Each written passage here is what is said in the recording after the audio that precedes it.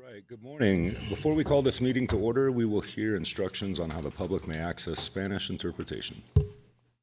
Thank you. The following will repeat in Spanish. We are offering live interpretation in Spanish via our Zoom platform. To access our Spanish channel, press the interpretation button at the bottom of your screen, where you will see a globe icon. Choose Spanish.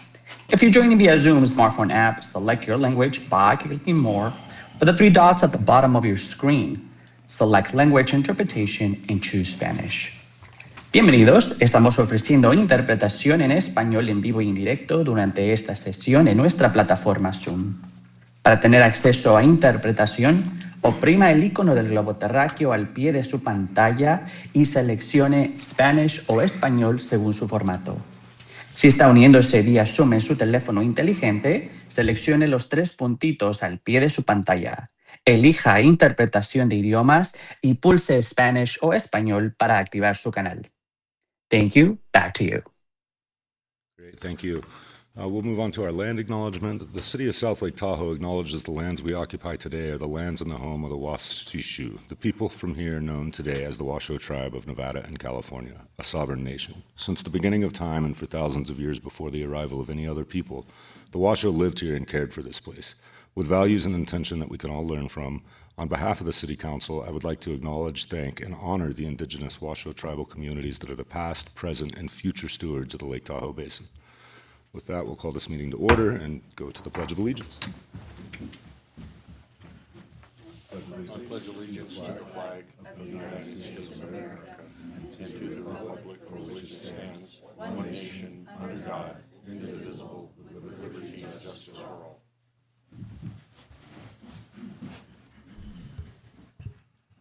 Ms. Blankenship, can we get a roll call? Of course. Councilmember Roberts. Present. Councilmember Robbins. Here. Councilmember Jenkins. Here. Mayor Bass. Here. All present. Great. And Ms. Stroud, any closed session reports? Thank you, Mr. Mayor. We did not have a closed session this morning, and I have nothing to report from prior closed sessions. All right.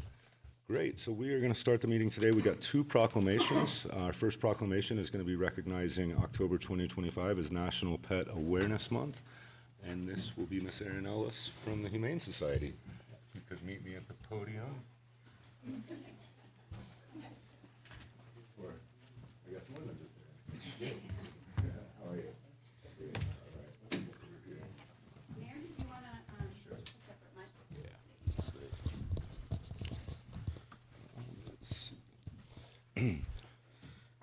Whereas October is annually recognized as National Domestic Violence Awareness Month.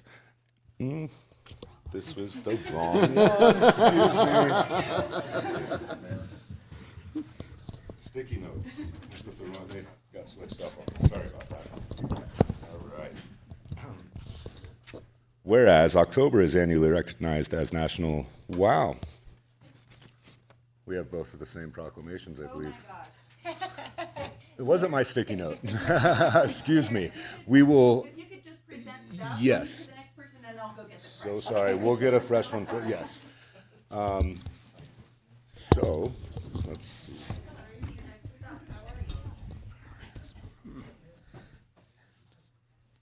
All right, Brianna, or is Brianna here? All right. Hi. Yeah, good morning. So this is going to be recognizing October 2025 as National Domestic Violence Awareness Month.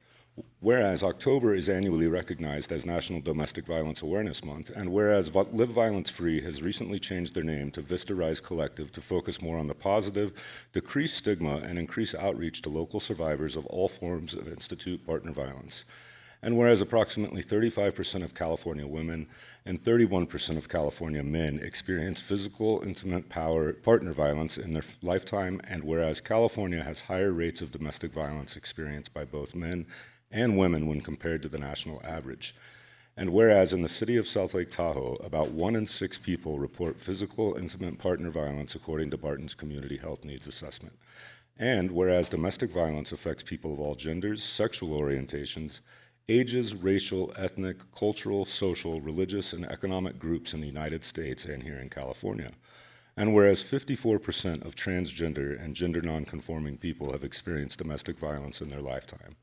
And whereas domestic violence is the third leading cause of homelessness among families in the United States, and whereas women 18 to 24 years of age are significantly more likely to be survivors of physical intimate partner violence than women in other age groups, and whereas children exposed to domestic violence can experience long-term consequences, including difficulty at school, substance abuse, behavioral problems in adolescence, and serious adult health problems. And whereas all survivors deserve access to culturally responsible programs and service to increase their safety and self-sufficiency. Now, therefore, the City Council of the City of South Lake Tahoe does hereby proclaim the month of October 2025 as National Domestic Violence Awareness Month and calls upon all citizens, community agencies, elected leaders, and businesses to increase their participation efforts to support families, thereby helping to prevent domestic violence and strengthening the community in which we live. Thank you. Thank There you. you go. And would you like to say a few words? Thank you so much. I just wanted to say a little bit more about our name change. And so with Vista Rise Collective, we wanted to focus on the positive. We wanted to focus on what we do want to see rather than naming the violence. So with Vista, it represents a clear place that's accessible where you can get a new perspective, some hope. And then with Rise and Collective, we really believe that the community needs to come together to address these issues, not just us as the experts, but really the entire community, creating a safer community for all. There's research that says when someone experiences intimate partner violence, they're likely to tell 2 to 3 friends or family members about what they experienced before they come to a formal support like us or like law enforcement. And so we need to make sure the entire community is equipped to handle these disclosures from friends or family, because statistically they're going to disclose to you before they come to us. And so with Vista Rise Collective, we really believe in bringing the community together to address these issues. So thank you so much for your continued support.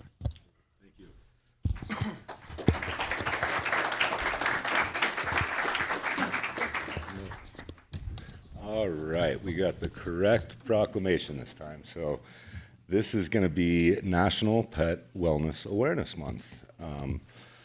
So whereas pets are beloved members of our families and communities, and their health and well-being are essential to a thriving human-animal bond. And whereas preventive care, including regular veterinary visits, vaccinations, spaying and neutering, proper nutrition, and parasite prevention plays a vital role in ensuring a long, healthy, and happy life for our pets. And whereas raising awareness about pet wellness helps reduce preventable illness, supports early detection of health issues, and encourages responsible pet ownership. And whereas the Humane Society of Truckee Tahoe, alongside veterinary professionals, are committed to providing education and access to resources that support the lifelong health of pets in our community. And whereas October is the National Month for Pet Wellness, is an ideal time to highlight the importance of comprehensive pet care and to empower pet guardians with the tools and education they need to keep their animals healthy. Now, therefore, the City Council of the City of South Lake Tahoe does hereby proclaim October 2025 as National Pet Awareness Month and encourages all residents to prioritize the physical and emotional well-being of their pets and to support local initiatives that promote lifelong health for animals in our community. Great, absolutely, thank you. Yeah. Say a few words, you okay? All right, thank you for being here, absolutely. Thank you, Mayor.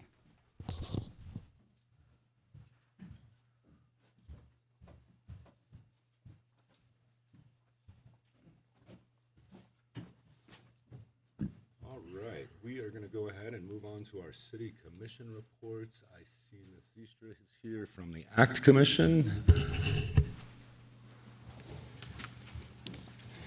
Hey, everybody. Good morning. Can you hear me? Am I on? Thank you so much for taking my commission report this morning. First, I would like to say I'm the chair of the Arts, Culture, and Tourism Commission this year. It's been about 3 years I've been on this commission, and we've done some great work over the past 3 years. I wanted to recognize and say a special thank you to John Stark and the team from the Recreation Department. They have really done a great job of guiding us and moving us forward in our pursuit of bringing more art, culture, and tourism to our city of South Lake Tahoe. We made an outline of all the amazing things that we did in 2025, and I wanted to share some of the highlights with you. First off, we adopted a 2025 work plan, which was a few years in the making, and we needed some guidance on that. We adopted a racial equity statement. That's very important in our city, across the country, and I think that we did a great job with that.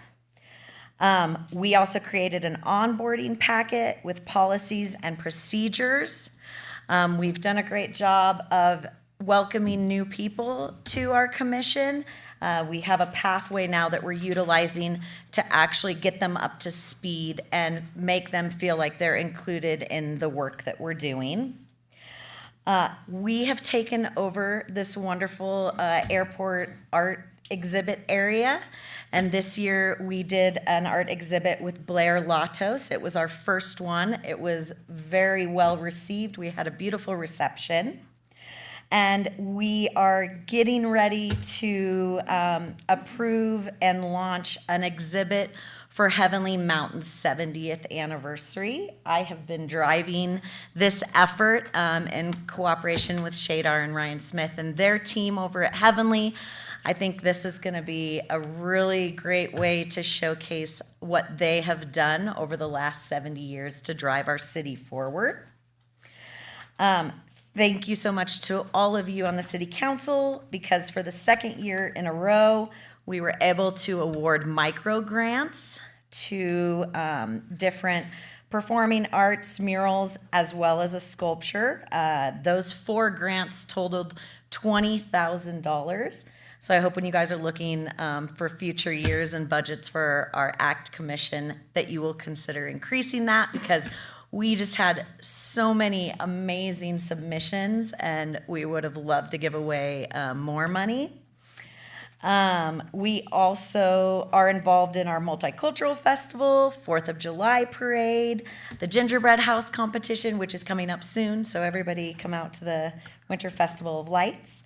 And something that we did this year that I really thought was necessary is we created a public art maintenance policy. We were seeing all these really cool things coming through, a lot of murals, and it triggered the need to make sure how we're going to take care of these for the future and what that looks like. So we've started a catalog of all of our murals and artwork throughout the city and how we're maintaining those for the future to keep them pristine for visitors. Right now, we are working on something really exciting, and we have our Arts, Culture, and Tourism Committee meeting tomorrow morning at 9 a.m. here in these chambers.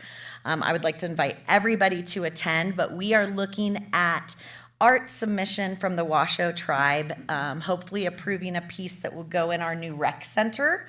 That will be a piece that will live in there for 20 to 30 years. So we would really like to get more people involved with feedback on that, that installation. And my gosh, I've got a list of art that we did this year. I won't go into every single one, but wind sculptures, we're expanding the wind sculpture garden down near the Heavenly Village. Matt Kaufman has done some beautiful and meaningful pieces over the last year. The Tahoe Art League and Rebecca and all of those people have been really involved, and we're getting ready to do a new piece over near Safeway on the back of the Omni building, which will be really cool. So as you guys can tell by everything that I've went over, we have been quite a busy commission this year, and I just wanted to take this opportunity to share all of these successes with you guys. Thank Yes, you. Thank you so much, Ms. Easter. Any council members questions or no? Great. Thank you so much for being here Hey, and thank your you work so on the much, you commission. guys, for your time. Have a great day. Absolutely. Great. Any other commissions? Yes. Nicole.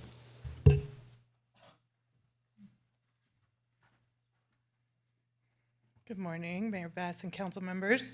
I'm happy to present to you again this Parks and Recreation Commissioner report and to reflect briefly on how far we've come since I joined the commission in 2023. When I began my term, the commission was focused on planning. We were reviewing concepts for the new skate park, discussing building programming and staffing for the new recreation and aquatic center, and engaging in the community, envisioning exercises for the future recreation of the South Lake Tahoe through the recreation survey. At that time, the skate park was still on paper and the rec center was a developing concept. Just 2 years later, both of those projects are tangible successes. The skate park, which is a state-of-the-art street-style skate park at Bijou Park, is open and thriving and it is a space the community helped design. The multi-generational recreation and aquatic center is under construction and remains on track for opening in spring 2026. A draft user fee study, which will be heard today by the council, ensures that programs at the new facility will be equitable and accessible to all residents. We've also seen tremendous growth in recreation programming and community engagement, and I would say that this is like one of the number one successes for the department. The aquatics program is fully staffed and once again offering year-round swim lessons with the return of the third grade swim program, which is in partnership with Lake Tahoe Unified School District, and the program serves nearly 200 students. The department now publishes SLT at Play, a biannual guide promoting programs and events, supported by expanded social media letters and an updated website. The lineup of activities continues to grow and includes yoga, dance, aikido, sports leagues, as well as creative programs like Craft Space. These activities serve residents of all ages and abilities. Community events have also flourished. Ms. Zistra mentioned that we've successfully had the 4th of July parade now. Live at Lakeview is very successful. The multicultural celebration, pumpkin patch splash, and then upcoming we have the Festival of Winter Lights. On the facilities side, the department maintained 180 acres of parkland and 14 miles of trail. They operated the Bijou Golf Course, the campground by the lake, and El Dorado boat ramp, and completed important landscaping and accessibility improvements at the city's facilities and beaches, including addition of new Moby mats at Conley Beach. The department's partnership and fundraising successes have also grown. The South Tahoe Parks Foundation raised nearly $95,000 for scholarships and facility enhancements, including the community tile fundraiser, scoreboard naming rights from the Kiwanis Club, and a donation from the American Century Golf Championship. The city also received a $500,000 grant with SB 630 to advance the Reagan Beach Improvement Project. And in recognition of their dedication, the department was honored as Boys and Girls Club's Community Partner of the Year. When I look back at the 2023 report I presented, it's clear how much has been accomplished in just a few years, from conceptual design and community surveys to completed facilities, robust programming, and strong community partnerships. As we move forward, 2026 and the opening of the new Recreation and Aquatic Center, our focus remains focused on equitable access, inclusion, and sustainability, ensuring every resident can enjoy the recreation and connection with our shared public spaces. So thank you very much, council members, for supporting the Parks and Recreation Department and the commission's objectives. So thank you. Great, thank Anything you, Ms. else? Thomas. Any questions from council? No? Great, thank you so much. Thank you. Yes. Any other commissioners? Yes. Good morning, council members. My name is Erica Gonzalez. I am the chair of the Police Advisory Commission, and I'm here to present on our end-of-year wrap-up report. And Chief Roberts will also be presenting Yeah. the end. Ms. Gonzalez, if I believe, so it's going to be, I guess I'll speak for Mr. Robbins. It's going to be pulled from consent, and so do you mind, when the item is pulled, it's coming up next, it's item 7, and then I think it'll just fit better with that than kind of us doing it twice. As you wish. Great, thank you. Let's see, any other commissioners? Yes, Mr. Bendel.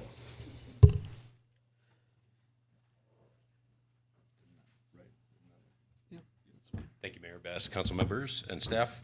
My name is Jerry Bendel. I'm the chair of the Measure P Citizens Oversight Committee. We meet twice a year, and our purpose is, I'm going to read it to you for the public. Measure P Citizens Oversight Committee reviews and reports on the use of South Lake Tahoe Measure P funds for design and construction of a new recreation complex. The committee, through its chair, shall provide an annual report and recommendations to council. The annual report is summarized for the staff herein.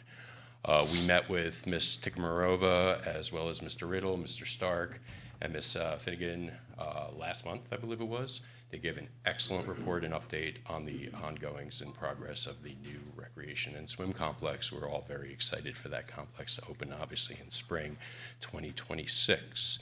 The bonding seems to be in order, going fine. Receipts from Measure P, which is 2% of the transient occupancy tax that is collected in the city limits, is funding properly the bond repayment as well as some degree of surplus. So we had obviously delays in construction prior to the start of construction, which allowed us to house additional funds prior to, and that is helping us get to the finish line in a positive fashion financially. Mr. Riddle gave a really impressive presentation too on some of the construction challenges which they have adeptly overcome. We made some changes to the actual design of the recreation center regarding, say, a climbing wall instead of a fireplace, which of course causes change orders to occur and some costs to occur, but Mr. Riddle and the team adeptly responded, and we are on track. So I'm here to report very positive outcomes from the Measure P Oversight Committee. Thank you. Great. Thank you so much, Mr. Bendel. Yes, Mr. Messina.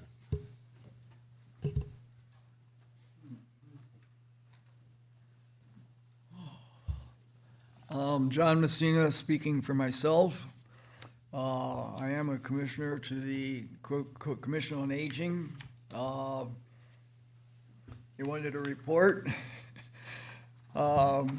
Actually, most of it is done by cooperation with other people, and I really appreciate Yasmin Hitchborn, Jordan Brucia, Jim Wasner, and Laurie Thunderbert for their support of our senior center from the county level.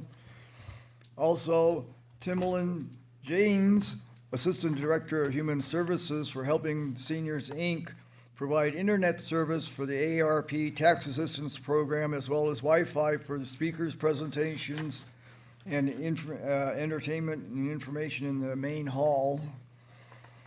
They provide many senior services, including the nutrition meals program 5 days a week at the senior center, activities, trips, adult services, employment services, family caregiving, health insurance, counseling, legal assistance, long-term care, counseling, and many other resources. I do have some brochures over here if somebody's interested, and they can pick them up.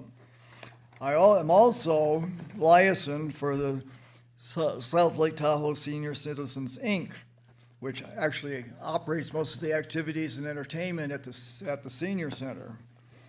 Some of the people that have helped me there are Trudy Morgan, Tiffany Freitas, and Karen Hill. The center is still recovering from the forced closure of the center by Governor Newsom and for the COVID-19 epidemic. We lost most of our leaders and people that have been running programs during that. And so we've been reestablishing the center. We've restored a lot of the programs, including we have a monthly senior newsletter, a Facebook site, email distribution system, and okay, we've done that. They have activities such as monthly potlucks. We're sponsoring the AARP Free Income Tax Assistance Program this year. They have Shanghai Rummy, Mexican Train Bridge, Social Bingo, and they've added line dancing and square dancing, and that's been doing well. They've had speakers on the history of South Lake Tahoe by David Borges, Tahoe Bears by Tahoe Toki, and many other speakers. They sponsor event or participate in events like the Journey of Hope program, the support programs, including the annual wagon train, winter festival of lights, etc. We participated in the fire forum, and Seniors Inc. is officially becoming a 501c3 organization again. It used to be, I don't know what happened. I wish to also thank City Council members David Jenkins and Keith Roberts for their loyal support of the seniors in this community, and many others who are helping make our senior center a success. I also have been working on the history of the senior center. The proper name for the senior center is actually the Tahoe Basin Senior Citizens Center. And I'd really like to see our sign restored to reflect that, because it was really started. I'd like to do a presentation eventually on the short history of that, the senior center and the senior center organization, which actually goes back all the way to 1939 when the Lake Valley Community Club was organized and provided dances, picnics, and other entertainment for our community. They're also the ones who donated most of the 56 acres to the county. But in 1970, Pauline Drake and some of her friends, the community, Lake Valley Community Club, disbanded after the passing of its donor, Emma Dunlap. And a few years later, some people led by Pauline Duke and some of her friends organized to get together for seniors. And the group met in schools and eventually decided they needed a building. And in 1984, I believe, they started the South Tahoe Basin Senior Citizens Building Fund and started looking for a new building. And in 1984, the state of California had a Senior Citizens Bond Act, and the Senior Citizens Inc. and Senior Citizens Building Fund promoted the adaptation of the building that they're in now and provided much of the funding. So I'll go into more detail on the history later. I think they're doing very well, and I appreciate your continued support. Thank you. Thank you so much, Mr. Messina. Yeah, sure, Mr. Jenkins. Mr. Messina? Mr. Messina, I just have a quick question. First of all, thank you for your service, and thanks for all those who were involved. But my question relates to legal services. If seniors have concerns and they'd like some advice, how do they access the legal services that are made available through the center? Get the proper information here for you. It's provided by the county area agency on aging, actually. Good morning. AAA. Thank you. The way that it's reached is there's a telephone number that you have to call down at El Dorado County. When they call into the center, our message, when we answer the phone, directs them to that telephone number. Thank you so much. Okay. Thank you. Thank you, sir. Thank you. Yes, thank you. All right. I don't believe we have any other commissioners here, so we are going to go ahead and move on. Mayor, I Yes. just want to note for the record that we did receive annual reports for our other two city council representatives from Mr. Manfredi, who sits on the El Dorado Community Action Council, and from Mr. Ehrlich, who sits on the TRPA Advisory Planning Commission. Great. Thank you, Ms. Blankenship. All right, with that, we're going to go ahead and move on to public communications. This is the public's opportunity to speak on any topic not listed on this agenda. Comments shall be limited to 4 minutes. In accordance with the Brown Act, the City Council cannot deliberate or vote on any matter raised under public communications, but may briefly respond to statements made or questions posed. Mr. Loberg. Yes, the city needs to address equity in regards to paving. My neighborhood has been redlined, and nothing's been done in the Highland Woods neighborhood. It continues to get done over in the Tahoe Keys, the Al Tahoe neighborhood, and other neighborhoods. There's no curbs, there's no drains. It's between two water sources, the Truckee River and Trout Creek, and it borders the Truckee Marsh. Why in the heck is that not the first priority? I don't understand. The money was set aside and it was planned to pave that neighborhood, and then it didn't happen. That money gets redirected to some conservancy project for drains up by the golf course or wherever they want. People spend time planning, going to meetings, deciding on what we're going to do, and it gets set aside to be done in the Highland Woods neighborhood, and then it just gets tossed aside because Conservancy drops a hat and says, oh, we'll give you a couple $100,000 if you do this other project instead. That's despicable. I've worked over 25 jobs in 40 years, and every single one of those jobs, one of the requirements up at the top is attention to detail. I can tell you if those proclamations had anything to do with cannabis, the mayor would have been paying attention and noticed that the Post-its were the same on both, and it would have turned the page and at least looked in those. Just lazy, just completely lazy. That's like what we're looking for. That's what we got coming with this mayor. And Scott Robbins, he's despicable. He divides the community with the vacation home rental ban. It didn't succeed here, yet he goes and gets an initiative and further divides the community and tried to get the city council to fight it in court when it got overturned. Just outrageous. Thank you. Thank you, Mr. Loberg. Yes, Ms. Becca. Hello, council members. I'm Rebecca Bryson with the Tahoe Art League. And what we do around town, we support a lot of the murals that you see around town. We do classes. We're currently working with Kylie from the Rec Center to start a senior class at the Rec Center. And we do classes for special needs, but we do a lot of work around town. I'm here to talk about the mural process.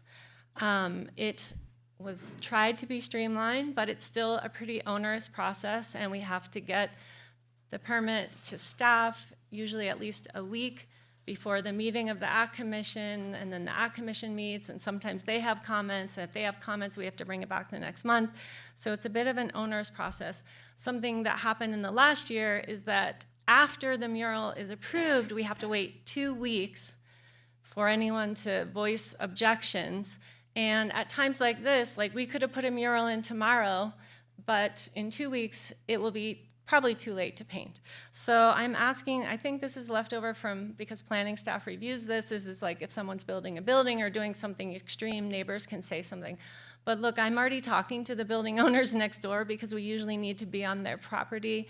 And I just don't think this is relevant for murals because, let's face it, no one goes to the Act Commission. No one knows they even looked at the mural. So no one in town knows what got approved. So nothing ever gets objected in the 2 weeks.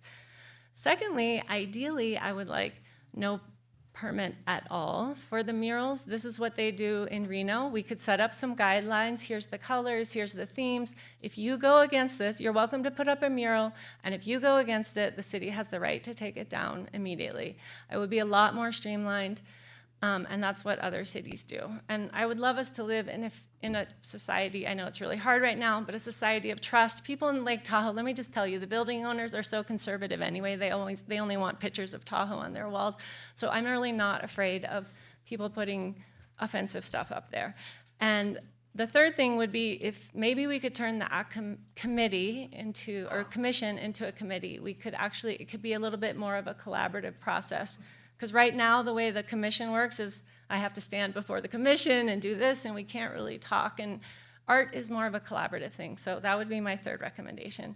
But mostly, I really do want to express my appreciation because we get a lot of our funding through the city and the cannabis funds. We get it through Lake Tahoe Women's Community Fund, El Dorado. So I really appreciate the money that's going out. I know later in the thing you're going to talk about the tax, and I'm not here to talk about that. But when that money goes away, we would love, or cut in half, we would love to talk about other ways that we could work with the city to get art out there and just support all of our nonprofits. We have a lot of great nonprofits doing work at very cheap cost. I know a lot of the people in these nonprofits, they put their heart and soul into it, and I think a lot gets done for not a lot of cost to the city. So hopefully we can continue to think of ways to work together, like we're working with Kylie right now on doing a class at the senior center.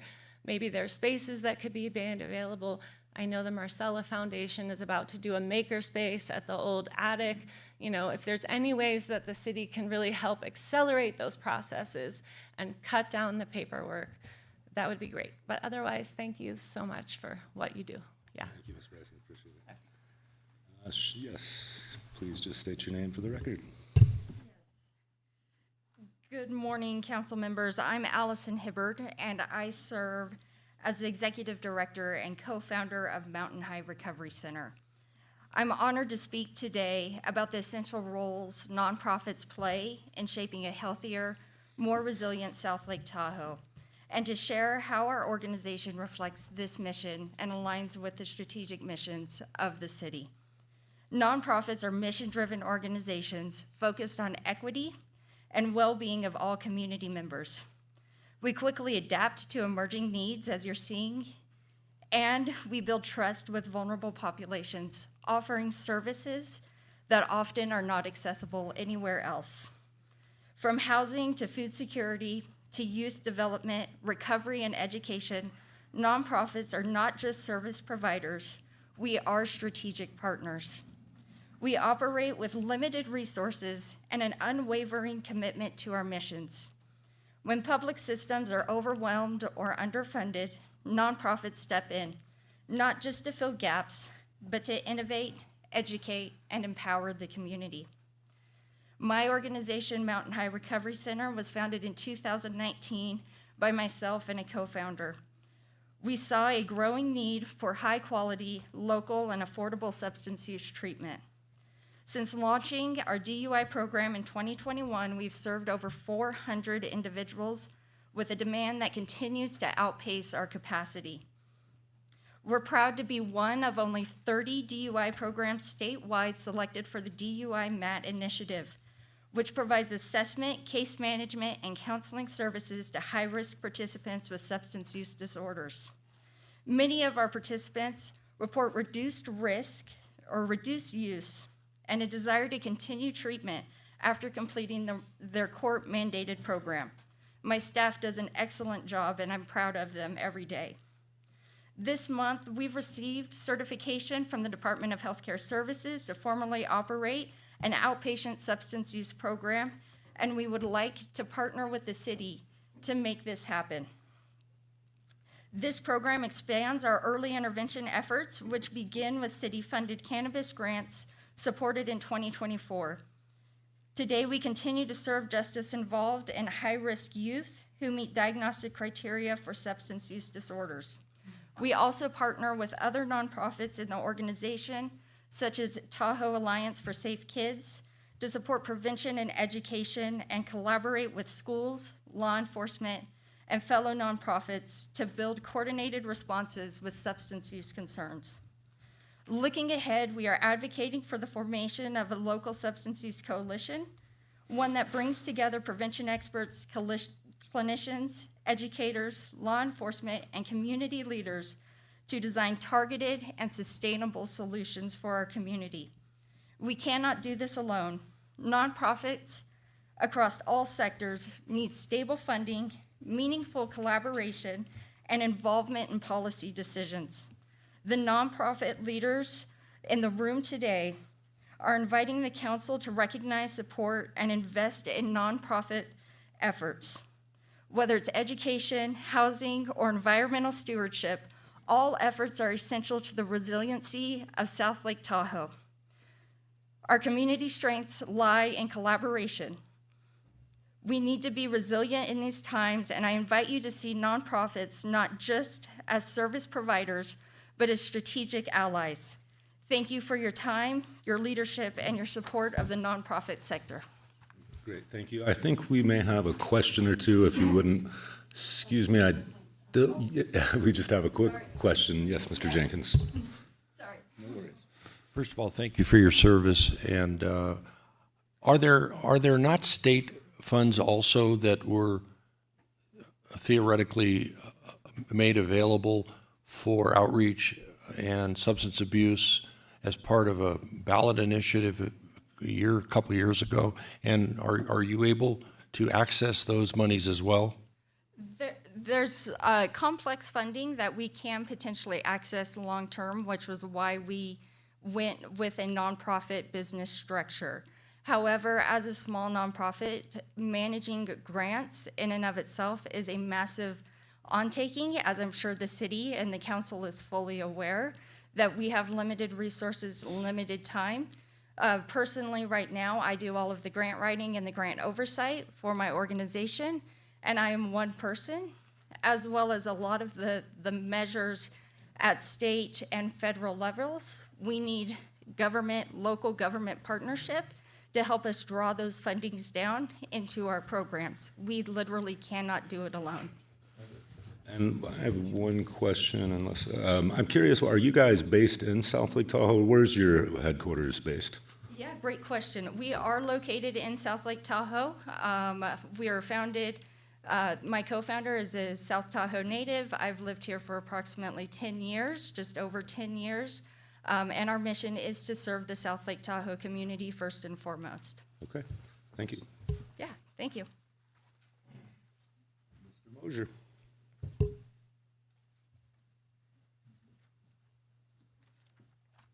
Good morning, Ed Moser, South Lake Tahoe. Yes, the Art Council Commission there, woman, gave the presentation. She mentioned the name Matt Kaufman, and I think, if I'm not mistaken, that's a teacher down at the school, down at the high school that has art students painting power boxes, et cetera, around. And, I've seen them in quite a few places over the last few years. And that's a great and tremendous program. I think that should be supported monetarily and every which way possible. Because it's really a great way to involve youth and to express their creativity. Everybody that has kids there, you put your kid's first drawing up on the refrigerator and sits there until their next one. To inspire, as I said, some years ago when I suggested about a mural program, where the one gentleman that was did murals in Southern California, in LA area, was hired by it was Google or one of the tech companies there or so, and was paid. He said, "Do you want to be paid or do you want stock?" And he took stock. Well, that ended up being worth $250 million. So, and I believe the one that worked at Apple ended up making about $125 million. So, there can be a future in it too. So. On another note, many people, as well as myself here, have questioned, some even wrote in and about the vetting process for council members concerning, Ms. Wallace's little episode, long-running episodes. And of course, it was stated that, they can't, the city attorney said that, you can't vet city council members. A lot of people wondering why, her previous $120,000 or so fraud claim issue there wasn't reported at the time, or at least even when she decided to run, and for the certain number of years, 6, 7 years that she sat up here. And a lot of this has to do with, what I've been, one of the reasons I come down here is the virtual lack of investigative reporting. Over the years. Years ago it was stated there, the Tribune editor down there says, well, we don't hang our dirty laundry out to dry. Well, excuse me, but then you end up with really dirty laundry hanging out to dry. And that's happened a number of times here, too many times to mention.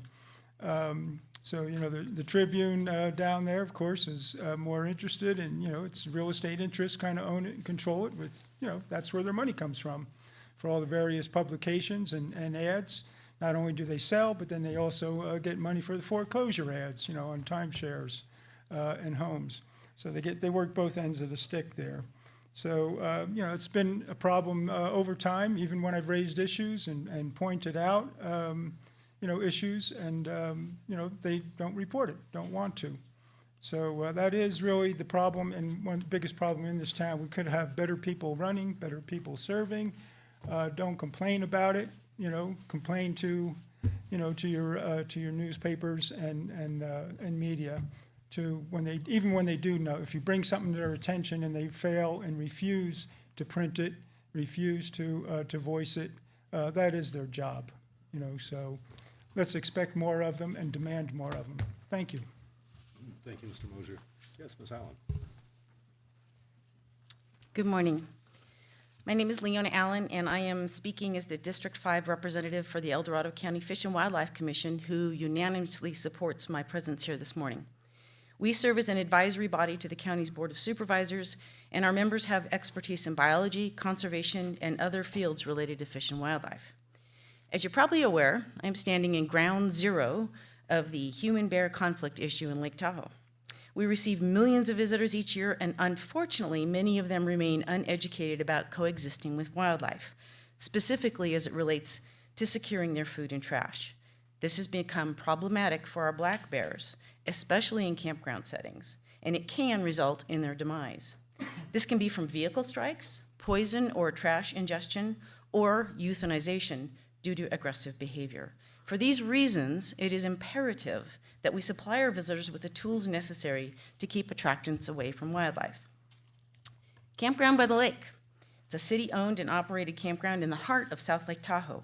It is one of the only 2 campgrounds in the entire Lake Tahoe Basin that does not have bear boxes in its campsites. The other one, while technically on county property, is Tahoe Valley Campground, which is surrounded by city property and residents. It is the Commission's hope that we can encourage you to install bear boxes in your campsites, and here are some of the reasons. We know that visitor safety is a priority for you, but bears can become aggressive if food is left out and available. Visitors often look for campgrounds with bear boxes in them when they're searching for places to vacation. When break-ins occur to tents, RVs, or vehicles by bears, and they occur because there's no bear box, guests are less likely to return. Your campground is in a residential neighborhood, and attracting bears to sites can be an imposition on neighbors who must work harder to prevent bear break-ins into their vehicles and homes. The city of South Lake Tahoe now requires bear boxes for visitors staying in vacation rentals, so not providing them for campground guests is inconsistent with the hard work being done locally to reduce human and bear conflicts. Tent campers are especially at risk, and if they are not giving a secure location for their food, as well as other items that have an odor, such as lotion, shampoo, sunscreen, etc., it becomes problematic. Bears who become habituated to human food and aggressive may have to be euthanized. It would look bad for the city of South Lake Tahoe to be the cause for any bear's demise. Lake Tahoe also has a higher than normal population of black bears, which puts your campground guests at significantly higher risk. And lastly, you have an amazing image of a bear family on your campground's website. Wouldn't it be nice if you wanted to protect them as well as advertise them? Purchase of bear boxes would not have to be an all-at-once situation. Implementation of a bear box system could begin with tent sites and then progress incrementally. So our commission hopes that you will take this issue to heart for the protection of our wildlife and our visitors. Thank you. Great, thank you, Ms. Allen. Quick question, if you don't mind. Sorry I have to make you come real quickly back. Curious we did move into new receptacles for all trash that have bear locks, and I'm wondering, are you seeing different bear behavior based on the fact that it's not as easy, I would say, for them to get to grizzly locked containers through the county and the city now? This is the first kind of season. Yes, but those have to be used by humans, and that's the problem, is if Right. humans forget, neglect, or just don't know that they need to be locked, then yeah, it still becomes a problem. So having a double set, a dumpster and a bear box would be most effective. Right, okay. And Mr. Jenkins, yeah. Thank you for your presentation, and thank you for your concern for how we handle bear-human interactions. I'm embarrassed to say that I don't know why we don't require bear boxes in camp facilities. I don't know if it's is that the responsibility of the city, or is it, and I guess more a rhetorical question, or is it responsibility of STR, who I'm sure would work with us on that? I don't know why we don't. So it wouldn't be South Tahoe Refuse, simply because all of the other campgrounds in the basin are not necessarily, under the auspices of South Tahoe Refuse. But with Campground by the Lake, it's owned by the city, so it's the city's responsibility. For Tahoe Valley Campground, it's owned by an LLC, so it's their responsibility. Thank you. Any questions? Thank you so much, Ms. Allen. Yes, just state your name, kid for the record. Good afternoon. Some know me as Sideshow, and my name is Bob Aaron. I know some of you as friends, Joe, Mr. Jenkins, and Cody. At one time, I thought we were kind of friends. I'm really embarrassed to be up here today. I feel most decisions are made from either ego, greed, ignorance, or stupidity. I think the evening Cody had was probably the stupidity. I go to the analogy of a bucket of apples. If you got one bad apple, some of the others are probably a little rotted too. I hope that not to be the case here. I want to state a few things I'm very, very proud of in this community. I was there at the very first mural put up on the county building of the iconic picture of the lady waving goodbye to the Tahoe steamer. Made me proud to be a part of that and see that going on, so I appreciate and applaud all the new murals. We also just removed approximately over 6.5 miles of lead cable out of the lake. News channels did not put that out there. I think AT&T tried to quiet it down.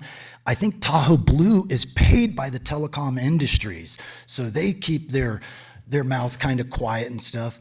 I would love to see Tahoe Blue weekly, daily, with 5 to 10 people walking up and down the streets with how much money gets made by them, cleaning up everything, the gutters, the this, that, the other.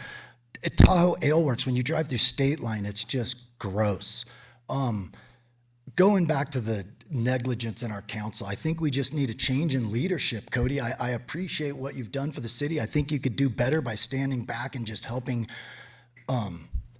the community in a different fashion. I don't think you're a good face. I'm embarrassed to even be standing up here just talking to these people, but you made national news everywhere. And I've had so many people from all over the place. I'm sorry. This is just a total bummer for me to even be up here and be stating any of this, but I think there needs to be a full transparency. There needs to be federal audits on all the money. All of this housing that's came into town here, all the people that are in it are not from this town. What about the people that I've seen walking these streets that are underprivileged and need help? Why aren't they put in these houses? All the cars that are there are nice cars. They're not people from here that needed this help. They were brought in. All of it needs to be audited. Everything Miss Wallace touched or Dwayne touched, you guys need federal audits. DOGE, the Department of Government, they're coming. They're watching. Everyone's watching, all of you. I hope you all know it. The police, thank you so much for protecting our community. And I think David Jenkins and Miss Amy Zikstra and Joe will attest. I do this for the children. I wouldn't come up here and embarrass myself or do this for any other reason. I moved here because of a great person named Glenn Plake. Inspired me to come up and go skiing and be a good human. I wish leadership and just the brilliance of that man could show in this city and shine. We need to turn this page. Let's build it up. Please, please help this community turn around, Cody. I don't know if it's going to take you stepping down, but I think if you have more interactions of what you've had recently, it's not a good face on our city. Thank you for changing this direction. Thank you, Mr. Aaron. Any other members would like to give? Yes, Mr. Messina.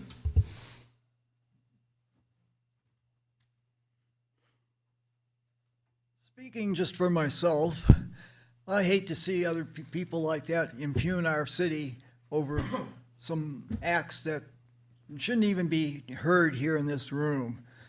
Our city is doing excellent, while, as I mentioned before, Placerville, Carson City, Sacramento are all struggling with financial issues. Our city is running well, and that's due to our great leadership we've had here. And I think Cody and Wallace were both good council people, regardless of what happened in their private lives. And that's where it belongs, in their private business. Anyway, I think we've got a great city here and a great city council, And I think they deserve more respect than that. Thank you. Thank you, Mr. Messina. Yes, sir. Please come state your name for the record. Mayor, just a quick point. Is it 3 minutes, 4 minutes, or 6 minutes? I was confused by Yeah, the. so it's 4 minutes for public comment. Next on consent is 3, unless you have 2 items on consent, you could go up to 6. But this is 4 minutes. So you have 4 minutes in this All to right. talk about whatever you want that's Well, not on the agenda. Yeah, because I was just, it said on that sheet that was 6 minutes, or 3 or 6 or something. So I was just kind of, so that's the point of, I just want to make sure we're, because I don't want to, get cut off, but yeah, it's going to happen, I guess. So anyway, I'm going to go. Larry Pettigo again, 50-year residence. These are my thoughts and some rebuttals about the October 21st meeting. First of all, glad to see Cody Bass as mayor. I hope you bring some fairness and concern back to the real residents of South Lake Tahoe, not the ghost residents from out of town.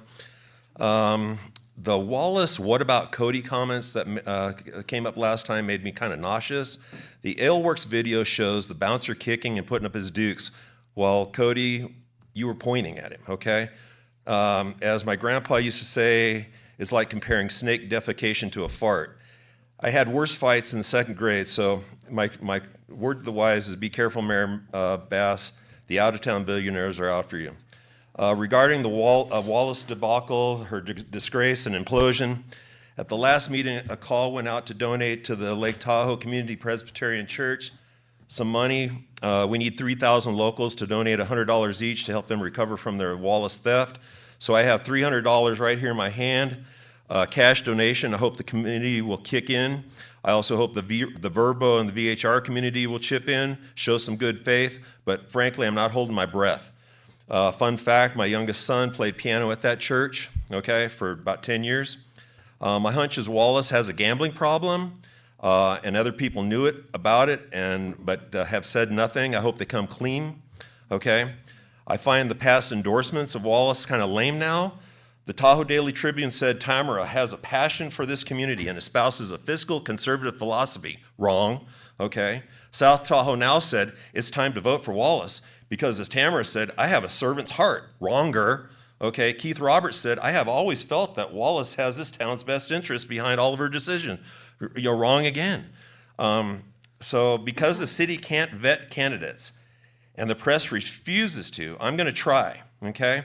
So I'm going to talk about the failed Tahoe project, AKA the $410 million Le Chateau project in our city's past that started in July of 2006 by Lake Tahoe Development Company. In 2007, LTDC broke ground and poured the foundation. Then by 2008, that same company went bankrupt, all while David Jenkins was city manager, okay?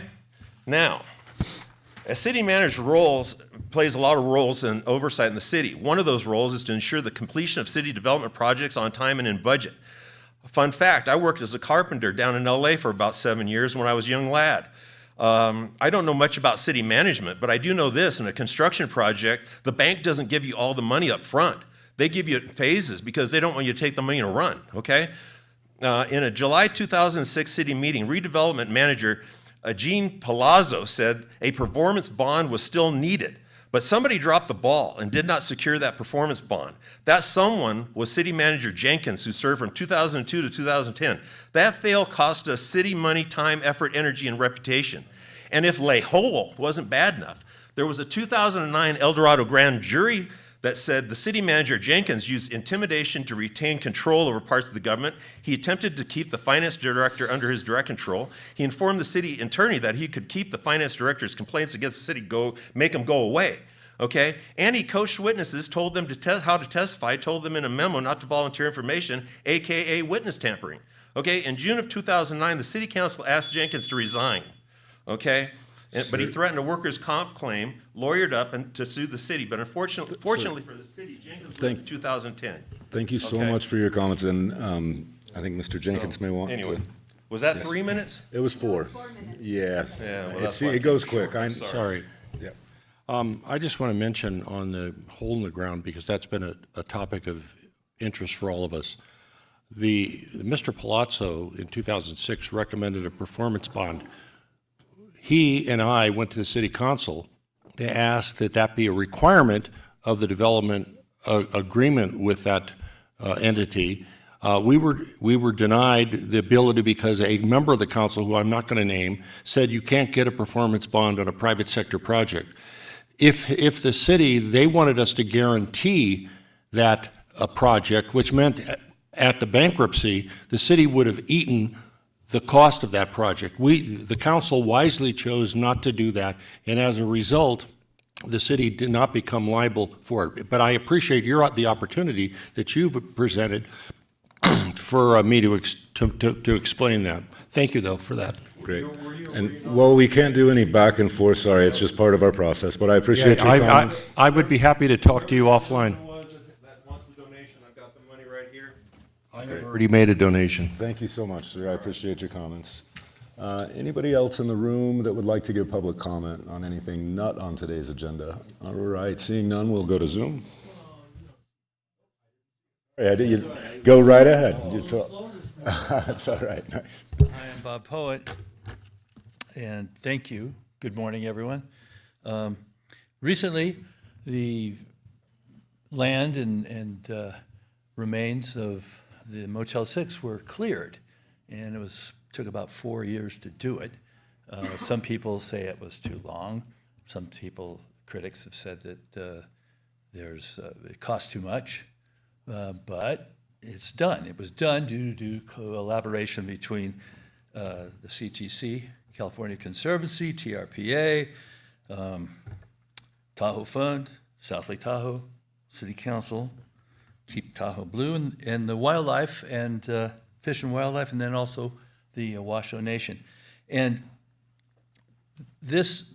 some people have also criticized the revision back to nature because there might have been a home housing alternative. Well, this is a case of conservation trumping development. But the real silver lining here is that these 7 groups collaborated and made this happen. It happened. And it shows that these types of things can happen if they want to. So we have other opportunities coming up. And one of the things that I'd like to push for is, I was going to say employee housing, but I guess the best term for it is workforce housing. That is the sweet spot in affordable housing. A member of the council here brought in at the last meeting a family that would fit perfectly into this prototype. A young family with a baby, husband working, and let's presume that he's working at Harrah's, so he'd be maybe in a place in South Lake Tahoe that may, say, have a big building, say 400 units, and that they want to convert that to condos or timeshares. And maybe that comes across your desk and you let them do it, but you have a provision that 20% of that goes to workforce housing. That way, you will have some payback for that. Having people live close to where they work has actual benefits, not only for the community, but for, of course, the people themselves and the employers as well. So let's say in this situation, Dad worked at Harrah's, but he's living in one of the workforce places in South Lake Tahoe. He's in California, going to Nevada, he's working. Okay, and let's say the wife, she goes back to work on the California side, say, south of North, as an example. And then, of course, Junior has to go somewhere, right? So maybe in addition to that 20% workforce housing, you have also a little room for a childcare center. Then you can have your cake and eat it too. So it's just a thought. It's something that may become relevant in the near future.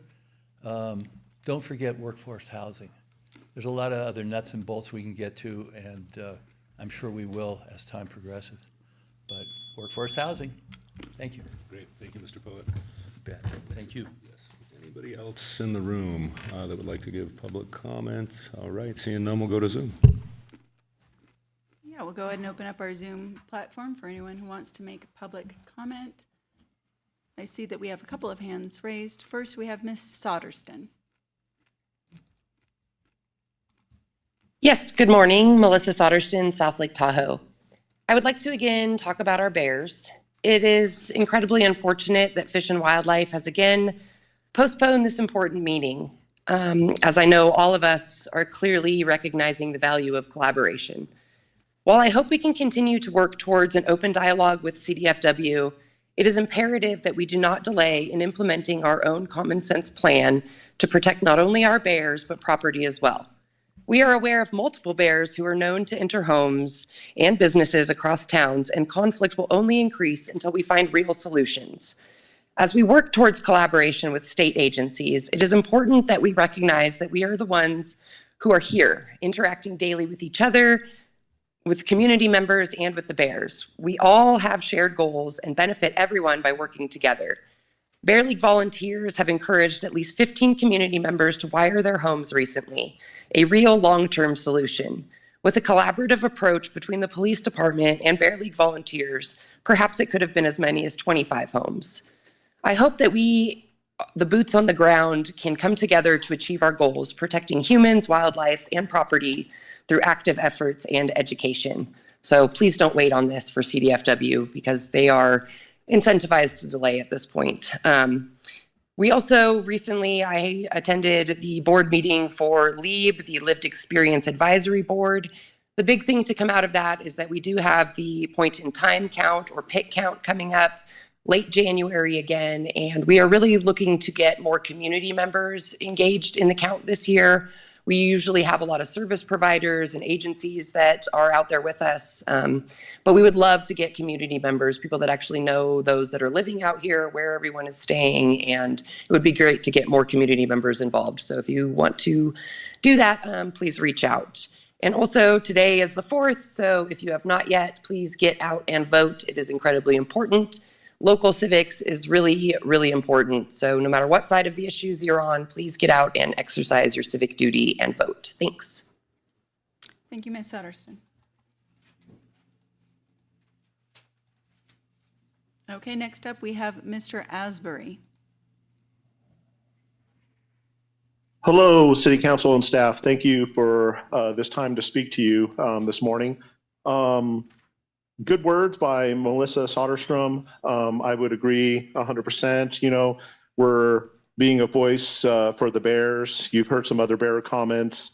I was wondering if there's any consideration, or if the City Council would take consideration in making this an agenda item. I know that the agenda going forth, because of the appointments and whatnot, is going to be pretty busy. So maybe not the next City Council meeting, but maybe consideration to making this bear topic consideration for the City Council after the next one. I've personally been doing research and have made good strides in reaching out to communities, city councils in the state of Alaska, as well as been in communication with Governor Newsom and their team, as well as Kevin Kiley. And so I think this is should be a nonpartisan issue, as far as people either value wildlife and their habitat or they don't, but that really doesn't have a left or right leaning. And I just would be prepared, the City Council meeting after next, to give a full report. And I think there's some really good findings where we can work with local, state, and federal government in the hopes that we can create the first ever bear sanctuary city in the world, in our community. I think it would be good for bear awareness, as well as tourists and responsible behavior. Pack it in, pack it out. Don't feed the bears. A fed bear is a dead bear, that kind of stuff. Good education for this generation and future generations. So please consider making this an agenda item for the meeting after next. And I would also reiterate, if you haven't voted, today's the last day to vote. All right. Thank you very much for your time. Appreciate it. Thank you, Mr. Asbury. I have a question, or I have a comment, Mr. Mayor. Thank you.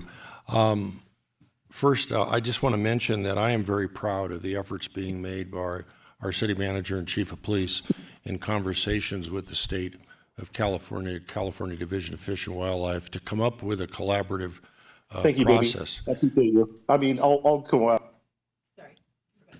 Oh, that's all right. No, but so work is underway, although it's not on the agenda. Work is underway by our fine staff to develop a way that we can work with state, work with our Bear League friends, to come up with a humane way of bear human interactions. And there's work to be done on that. I know that work is underway, and I too look forward to a presentation before the council. I should mention that our contact person in the California Division of Fish and Wildlife is on leave this month. So that's probably in part why that matter has not come forward.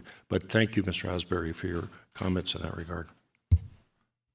Mr. Mayor, if I may, thank you, Mr. Jenkins, for those comments, but a couple things. Yes, it is listed on the APC, our agenda planning calendar, to come back on December 9th.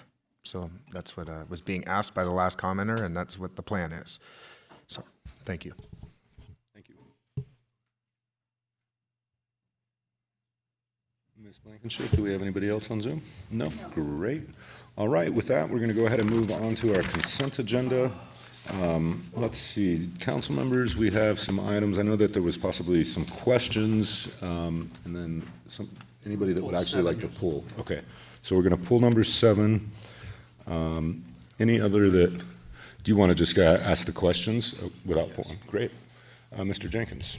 Mr. Mayor, members of the council, I don't object to these 2 items, but I think for the benefit of transparency with our public, it might be important, I think it's important, that there be a discussion of the need for item number 9, which is the armored vehicle purchase at a price of about $433,000, and also for the freight snow sander truck.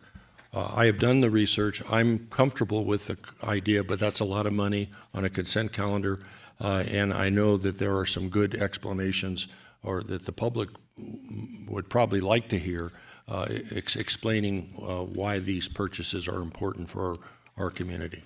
Thank you, Mr. Mayor. Well, why not just pull it then? Well, because if he can just ask the questions, he's not going to vote no. So, yeah, Mr. Mayor, for item 9, I'd like to ask the chief of police to give a brief overview of the purchase and the need. And I have Lieutenant Crivelli here that's going to do that on my behalf.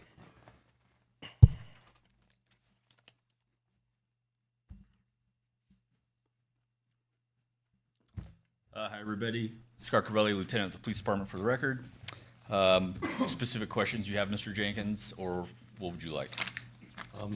My question would be just to explain the rationale for this expenditure to help inform the public about the need for the vehicle and the multi-purpose uses that it has in time of danger or time of need. Absolutely. That's all. Thank you. First and foremost, the biggest challenge that we have with the MRAP is its age. We've had it since 2013. We got it for free from the military, and the biggest challenge is service support, which is virtually nothing. The MRAP is made by a company called Navistar, and when we have reached out with issues, when something breaks or whatever, they tell us that the information is classified, so we have no service support. Same with parts. We can't get parts because the parts are classified. Because of that, our motor pool has spent just under 50 grand in basically labor costs for our mechanics to just figure it out on their own. There's no service manuals because they're classified. And even to the point to where one of our detectives was a mechanic, heavy equipment mechanic in the Army, and he worked on MRAPs when he was deployed, and basically said, he explained, hey, we kind of need to do something with this. MRAPs don't, it's not like a Honda Civic where over time it starts deteriorating and parts start breaking, and you get the clue like, hey, maybe it's time for a new car. He said literally one day it'll just be dead, and that's how they operate. And because we can't get parts or service support, we're looking for a solution before we come to that dead end. As far as the various uses for it, obviously there is a whole lot of things that can be used. Why we need one specifically, for one, we're isolated up here in Tahoe. We can't rely on other agencies to come up and assist us with their equipment. As we all know, snowstorm, fire, whatever it may be, there's times where we can't get in and out of the basin. So we can't rely on asking for Douglas County or EDSO to bring up theirs. Theirs could be committed to something they're using down there. They can't get here, or they could essentially just say, no, we're not bringing it up. Also, there would be a huge time delay for that. If something, God forbid, an active shooter were to happen and we need an armored vehicle for rescue or whatever, and we asked for EDSO, obviously it would be several hours before El Dorado's team could assemble and then come up from Placerville. So that's a big issue. For rescues, it's very popularly used across the nation for getting personnel in and out of hot zones, and hot zones are basically areas that are deemed unsafe. So in the event of an active shooter threat or any scenario where there's potential for somebody to be armed, we can use it to either A, get people in, firefighters, cops, or get people out, students, staff, teachers, whomever. It's an ingress and egress vehicle. We've also used it for other rescue type missions. For example, several years ago, there was a heavy snowstorm followed by heavy rain, and we had a lot of flooding in town. There were some neighborhoods that were extremely flooded. People couldn't get to their houses. And we used the MRAP to get multiple community members to their homes. They needed medication that were in their homes, but they couldn't get to their homes. Obviously, the MRAP did just fine wading the waters. So there is other instances that it gets used other than an armed person response. The main function is for our SWAT team when they deploy to a scene where there's a highly likelihood that somebody is armed. Having an armored vehicle basically allows cover for our staff to create time and distance between a situation, and obviously the ultimate goal is de-escalation for peaceful resolution, and that kind of allows that creates a medium for us to do so. We can put our crisis negotiators inside of it and be able to communicate with the person, trying to get them to surrender, and they're safely inside and don't have to worry about the safety of gunfire. With that, as the police department, we're tasked with, unfortunately, arresting and bringing peaceful resolutions to our community. And Chief and I both, we're not going to send our staff out into the field and say, hey, you need to go arrest this dangerous guy, and they don't have the equipment to keep themselves safe and keep the community safe. So us as administrators, we want them to be outfitted to accomplish the task safely. Also, public outreach. We do take the MRAP to multiple public events, National Night Out, Fire Fest, Homecoming, the 4th of July static display out here, and we've even transported students on senior prom night. And it's really important to us to build that relationship with the community and have that crossover, being able to have conversations with cops and break it down that we're just humans in uniforms. And it really gives an avenue for us to start those conversations, because anytime that thing's out in public or any armored vehicle, people love it. They want to go climb in it, talk about it, and it really creates an avenue for us to build that relationship. Cost, yes, that was an expensive thing you mentioned. We wanted one of these for several years, a long time, but again, it's expensive, and we haven't come to replace the MRAP because we are mindful our fiscal responsibility, and we definitely didn't want to come to council and ask for any new money out of the general fund. And because we have the money now that's already allocated, we figured now's the time to do it while we don't have to ask for extra money. And with that being said, it is a 12 to 18 month build time. So even if we say go today, it'll be 12 to 18 months before we see it. And when that day comes, we'll give the MRAP back to the military. That's an excellent presentation. Thank you very much. Yes, thank you. How many times has the MRAP been used in its role as a protective barrier for a high threat situation, not in the last year, not as a mechanism for traversing snow or pulling cars out of ditches and things like that, but actually, and not parade-type uses, but actually for violent threat response In what time frame? in the last year. Oh, I'd probably guess, what do you think, five? Five? Yeah, 5 to 7. Most recent was the operation in September where there was all the cartel guns and drug operations where we had up here. That big takedown, that was most recent. But yeah, I'd say half a dozen is a pretty accurate estimate. Thank you. Great, thank you so much, Mr. Thank you. Appreciate it. Let's see, number 11, purchase the fire, or the sander truck. Yeah, we have a fine snow operation and with that depends on equipment. And I thought because of again, the cost of a piece of equipment was $422,000 plus, that it might be important for the public to understand how that equipment is of value in ensuring that snow is removed in a safe manner and that our community is kept safe during snow conditions. And if somebody could just explain that, I think that might be helpful to and transparent to our community. Mr. Jenkins, currently we have 2 sander trucks right now, 2017 and a 2018, and we have a 91 that needs to be replaced due to noncompliance. And I would say they're sure that it doesn't fall apart on us, and that the low capacity on the 91 doesn't meet our city standards. That we need to ensure that these streets maintain openness. We have also had a lot of problems with some of our sander trucks and not having a backup. Only having one sander truck on the road is going to be not viable for the city. So in 2023, we had, I think it was the 2017 go down for the whole season, and we only had one sander truck at that present time. So having a backup is very crucial for the city to maintain the roads and keep the safety of the community. Great, thank you, Mr. Dickinson. All right, any other questions from? Pulling 7, but Okay, yeah. All right, so we're going to go ahead and open up public comment for the consent agenda minus item 7. That will come back. So anybody that would like to come give public comment, Mr. Mosier.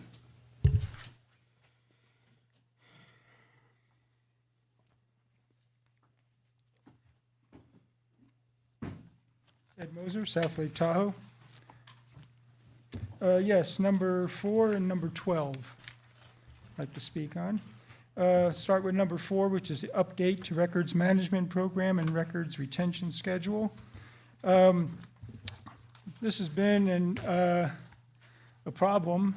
I've made requests, and when our city clerk here, Ms. Blankenship, came on, and even just prior to her taking the seat there was talk, and they wanted to redo and overlook and oversee retention and also destruction of records that weren't necessary to keep.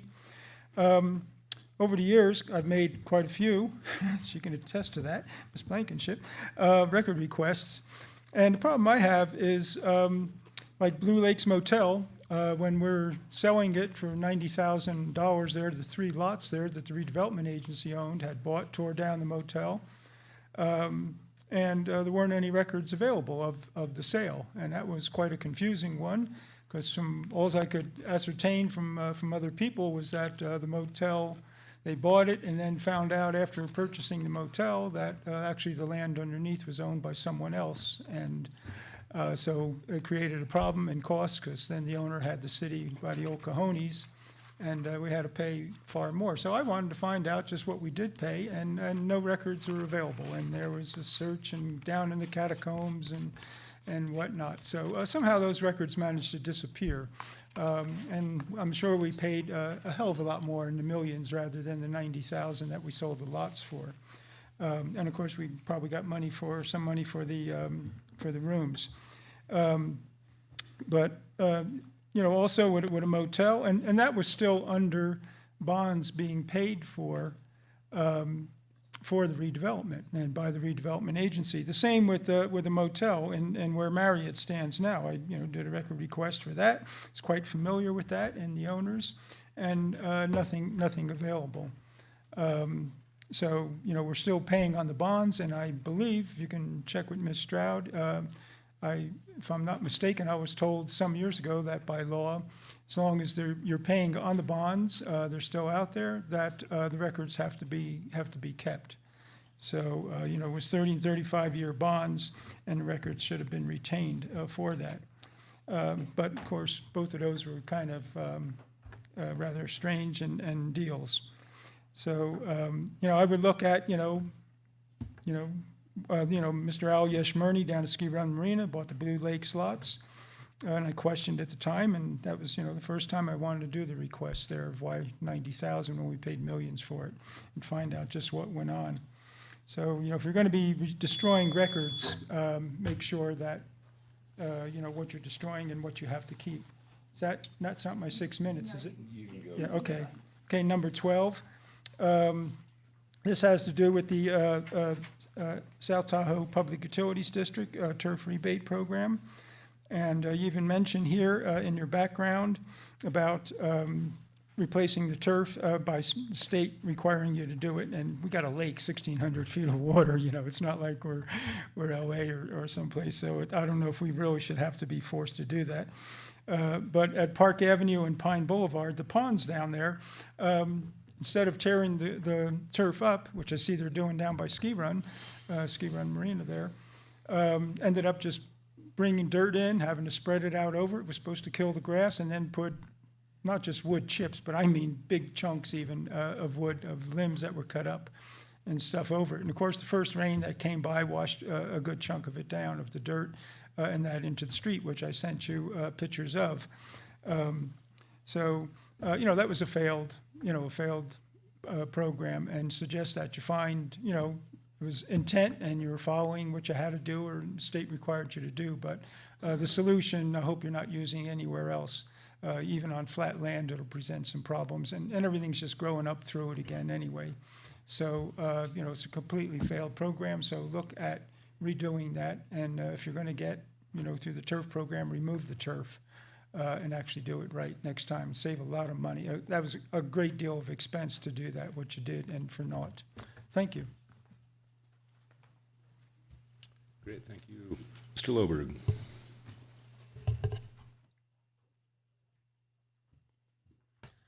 Scott Loberg, South Lake Tahoe taxpayer.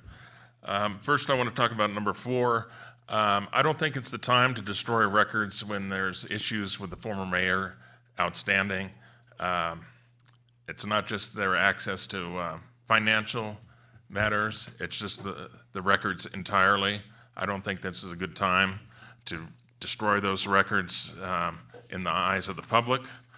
There's already distrust about that, and there's no reason we need to rush to destroy those records. The second thing is number 16 about the charging station. It's fine if you want to put a charging station in, but you might want to consider putting charging stations in for the scooters as well, so we don't have people driving around town, burning up gas, creating smog to charge those scooters. The scooters could be charged where they're located, and so they're not littered all over the city like they are around the a memorial for the athletes. It's disgusting. Thank you. Thank you, Mr. Loberg. Anybody else? Yes, Mr. Messina.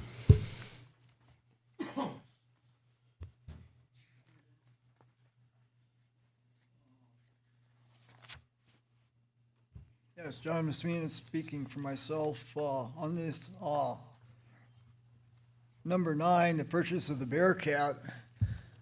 I strongly support the city getting it. Our police officers deserve the best protection they can get, and that's the least we can do, is to do what we can. But they've got the money, they should go ahead and get it. Every time I see an issue like this come up, I think about the Harvey's bombing, and our police department they weren't capable of handling it. They had to wait until outside resources came in to deal with it. And also, the city could be liable. Right now, there's several lawsuits over $600,000 against cities for failing to provide adequate protection for their officers. So it's in our best interest to get it. Thank you. Thank you, Mr. Messina. Anybody else that would like to give public comment on the consent agenda? Seeing none, we will go to Zoom. Yeah, we'll open Maybe- up our yeah, Zoom platform after Zoom. for anyone who wants to provide public comment. We do have one hand raised. Ms. Soderston. Yeah, Melissa Soderston, South Lake Tahoe.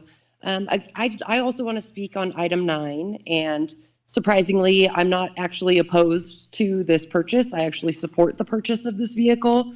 My daughter is a sheriff's deputy, and we do live in a very unique community where these vehicles are necessary. Definitely want our officers to be well protected. However, I would like to point out that while for some of us, these might be fun vehicles to see, we might enjoy seeing them in parades, for a significant portion of our community, including children, they are a sign and a source of trauma. So we really want to be intentional about where we're using them. I get that, we have great officers here, and I think they do a great job engaging with the community already. I don't think that they need to use their tools for anything than what they're meant to be used for. So appreciate the comments. Definitely need to purchase this vehicle while they have the money. But we want to be intentional and make sure that we're not increasing trauma on our community with the purchase of it. It's not a toy. It's not fun to show off. It really does harm people. So let's make sure we keep that in mind. Thanks. Thank you. There are no additional public comments at this time, Mayor. Great, thank you. Ms. Blankenship? Yes, Mr. Jenkins. Mr. Mayor, I just have some question and comment about item 15, which is the housing element that I have discussed with the city manager and the city attorney. I don't per se oppose it. May I address that? Of course. Thank you. California law, as I understand it, requires every 5 years updating of the housing element in conformance with state law to determine that, and part of that process is to determine what your fair share is in affordable housing. We, though, the one city in California, live in the Tahoe Basin, and it's unclear to me, it is not unclear to me, actually, it's pretty clear based on my conversations with our fine staff, that there are two standards being applied when we talk about what our fair share is. There's the standard that's applied in the region by TRPA in 2 states that says we're supposed, that participants are supposed to do something. And then there's the standard that the state requires. I don't know how we determine a fair share allocation of what our need is without having a standard in the basin for what the other agencies need. And with respect, reading my wife's note to me on something about that, just being calm, with respect, you can't have 2 standards without knowing what our share is and what the region's share is. And it's not that I oppose updating the housing element, but we have to know as a city what the rules apply to us because we're in the Tahoe Basin and we don't know what the rules are with certainty in relationship to the housing element, its requirements, the fair share allocation of affordable units. That has to be determined, and hopefully as part of this process that determination can be made, because otherwise we're living in a little bit of a well, I was going to say fantasy land, but I'm not going to use that term. I'll say uncertainty. And without knowing what the total need is, how do we know what our share is if there's 2 different standards applied in determining that? And that's what my comment. So I hope the report deals with this issue. It deals with it definitively, so that we know that we're being treated fairly in the basin in regard to affordable housing. Thank you. Great. Thank you, Mr. Jenkins. Any other comments? I actually will make a quick comment on item 12.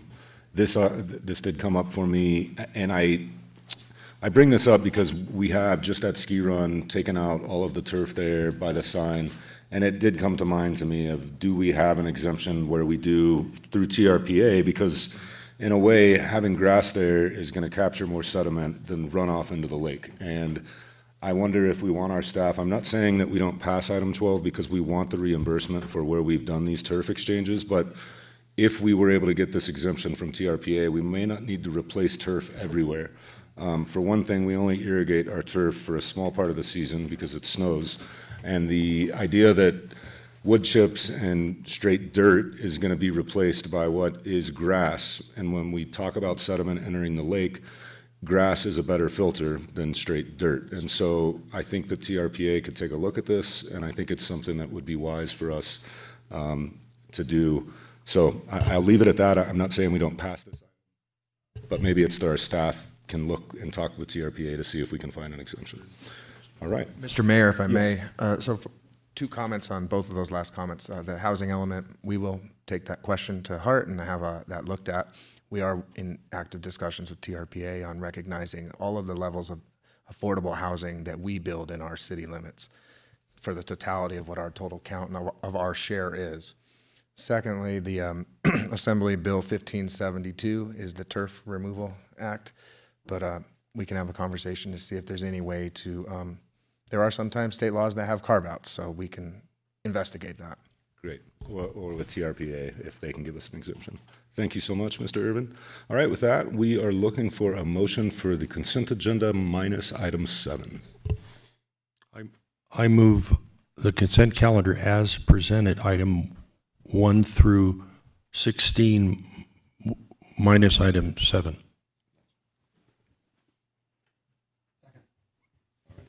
Got a motion and a second, and we can vote, actually.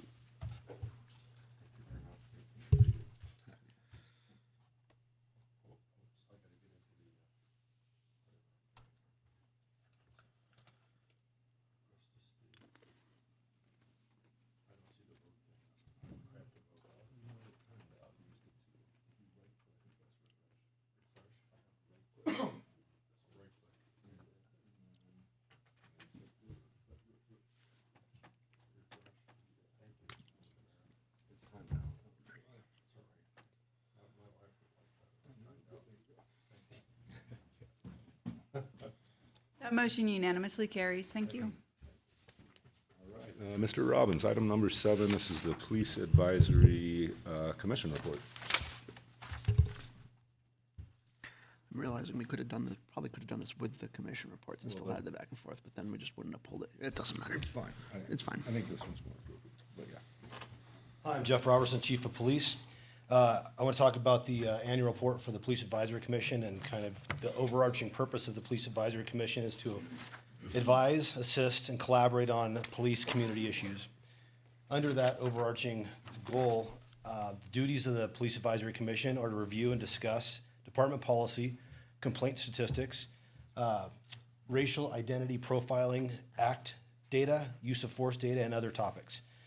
Advise and assist the police department on recruitment strategies for underserved communities, collaborate on community outreach, and collaborate on cultural competency for the police department, as well as discuss other related police and community issues. So this last year, we got 3 new commission members during the meeting, meeting in February. During that meeting, former Chief of Police Dave Stevenson had to push the annual report to the following meeting as the draft wasn't prepared for that review process. But he presented on the South Lake Tahoe Police Department Immigration Policy and Senate Bill 54, the California Values Act, both of which deal with immigration and cooperation with federal immigration authorities. On May 7th was the second meeting of the year. Sergeant Tracy Trapini presented the Police Department Wellness Program in its entirety and its 6 layers of wellness that we have. Sergeant Russell Lyles presented on use of force standards and departmental use of force statistics. Then former Chief Stevenson was able to present on the department annual report because it was ready to go. And then he confirmed, there was a discussion about adding meeting days and times and extending the times. And so he had a conversation with the Police Advisory Commission board members on that and settled on the dates that were calendared. That was Chief Stevenson's last meeting. I wasn't able to make that as I was on vacation. August 6th saw my first Police Advisory Commission meeting, and during that meeting, Officer Matt Hazlett presented on the STACS program, and he brought some guest speakers, which included Dr. Elizabeth McNamara from Barton Health and Chris Stearns from El Dorado Behavioral Health. And then at the close of that meeting, Chair Erica Gonzalez asked that I come back with and present my vision of the police department to the Police Advisory Commission.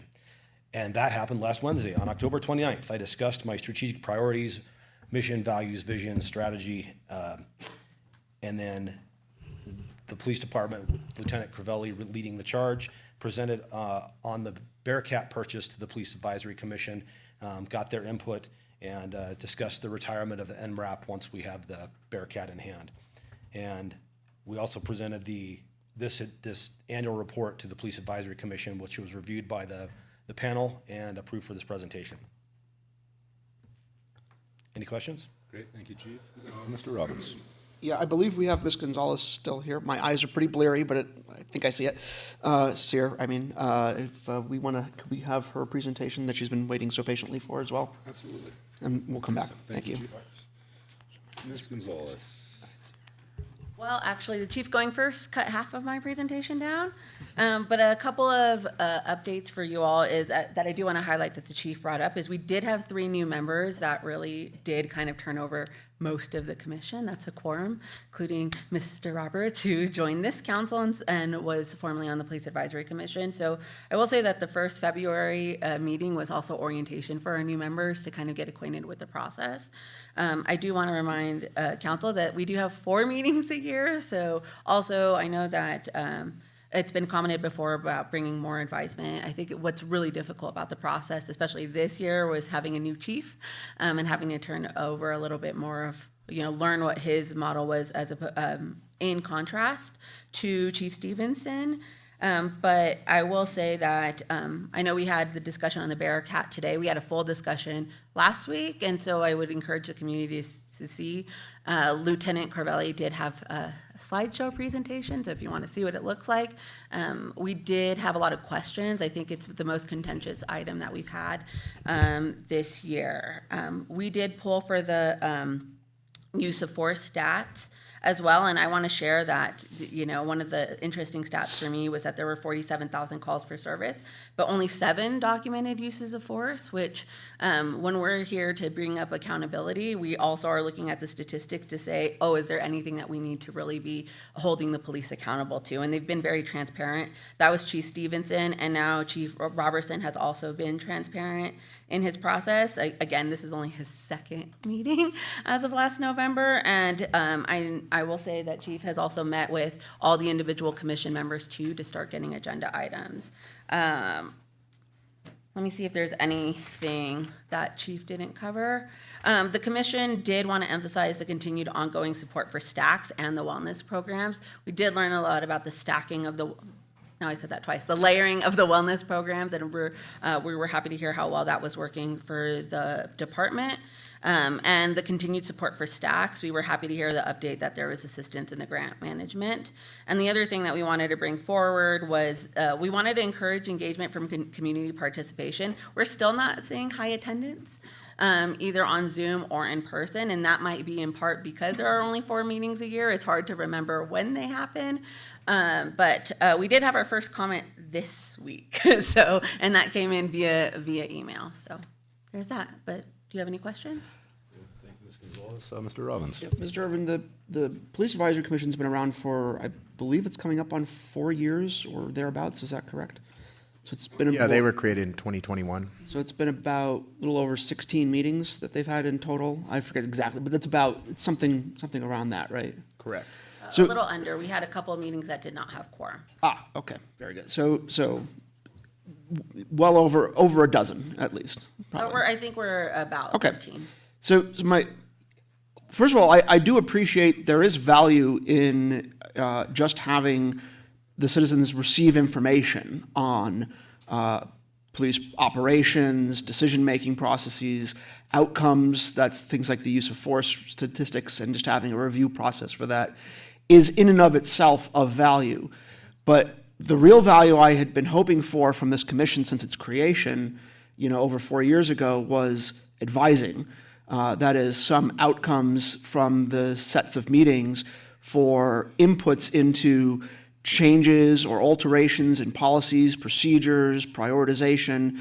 That is the advising part of the Police Advisory Committee. That at least in my read, that's not about the police advising the committee on what they're doing. It should be the committee advising the police and advising city council on public safety improvements that could be made based on the review that the Citizens Committee has taken in the dozen or so meetings that have been had so far. And I'm concerned, unless I'm mistaken, between having read the last several years worth of these annual reports, I have yet to see any examples of advice coming from the Police Advisory Committee. We talked about this 1 year ago, almost exactly, and I had asked you about when will the Police Advisory Committee be able to start producing advice on policies and operational changes or recommendations for prioritization of. I can imagine the things that I'd be interested in seeing that change, but the whole idea of having the committee is that it's a dedicated group that can spend that can spend the time on researching that, and it's not just my ideas alone.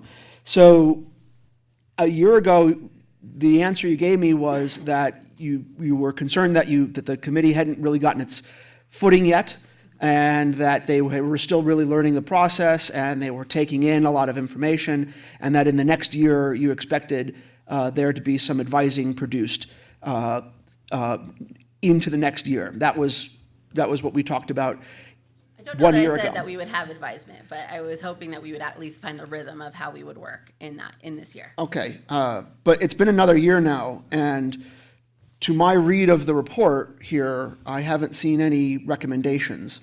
Recommendations on anything from property crime to the sexual assault response, or any of the number of things that have potentially come up or that have been identified through your analysis over the last dozen meetings. Is there a prospect at this point of the Police Advisory Committee producing actionable advice? Well, I mean, I think your question assumes a couple of things. It assumes that we identify a problem, and one are things to recommend and advise in, and why we ask for these presentations is to see and evaluate if there is a problem. When we do come up with those topics and we see and we evaluate as a commission whether there is a problem or not, I think that's when we would have some. I think what's a little bit difficult in your question also too is with 3 new members, also they don't even know what to ask or even how to put things on the agenda. And when no one comes forward to also ask and propose things, that's another issue. And I've to research policies and what that looks like. Outside of Commissioner Manfredi, I don't think we have anybody who has been a law enforcement officer themselves. I've worked very closely with law enforcement in my career. I have my own feelings about what I think is valuable and what I would like to see, and those. But when for example, one thing that I'm very passionate about is use of force. When you look at the stats of 47,000 and only 70 documented use of force, and they explain what the documented use of force is, you want to advise on a policy there, but if there's nothing, the data that we're being presented with assumes functionality of the police department. Yeah, I do have relatively good faith in our police department as operating well, and that we don't have the kind of systemic problems that have been plaguing other, mostly much larger departments in other places. The larger you get, the more the more perimeter there is for problems like that. But it is a little hard to fathom the idea that we're operating at some platonic ideal that is devoid of room for improvement. That doesn't seem likely, but sure. And that's not and in fairness, that's not a dig at the police department. That's a function of human nature in organizations. Like, that is never going to be the case, ever. So, has there not been anything that's been identified that has come for further investigation, for recommendations?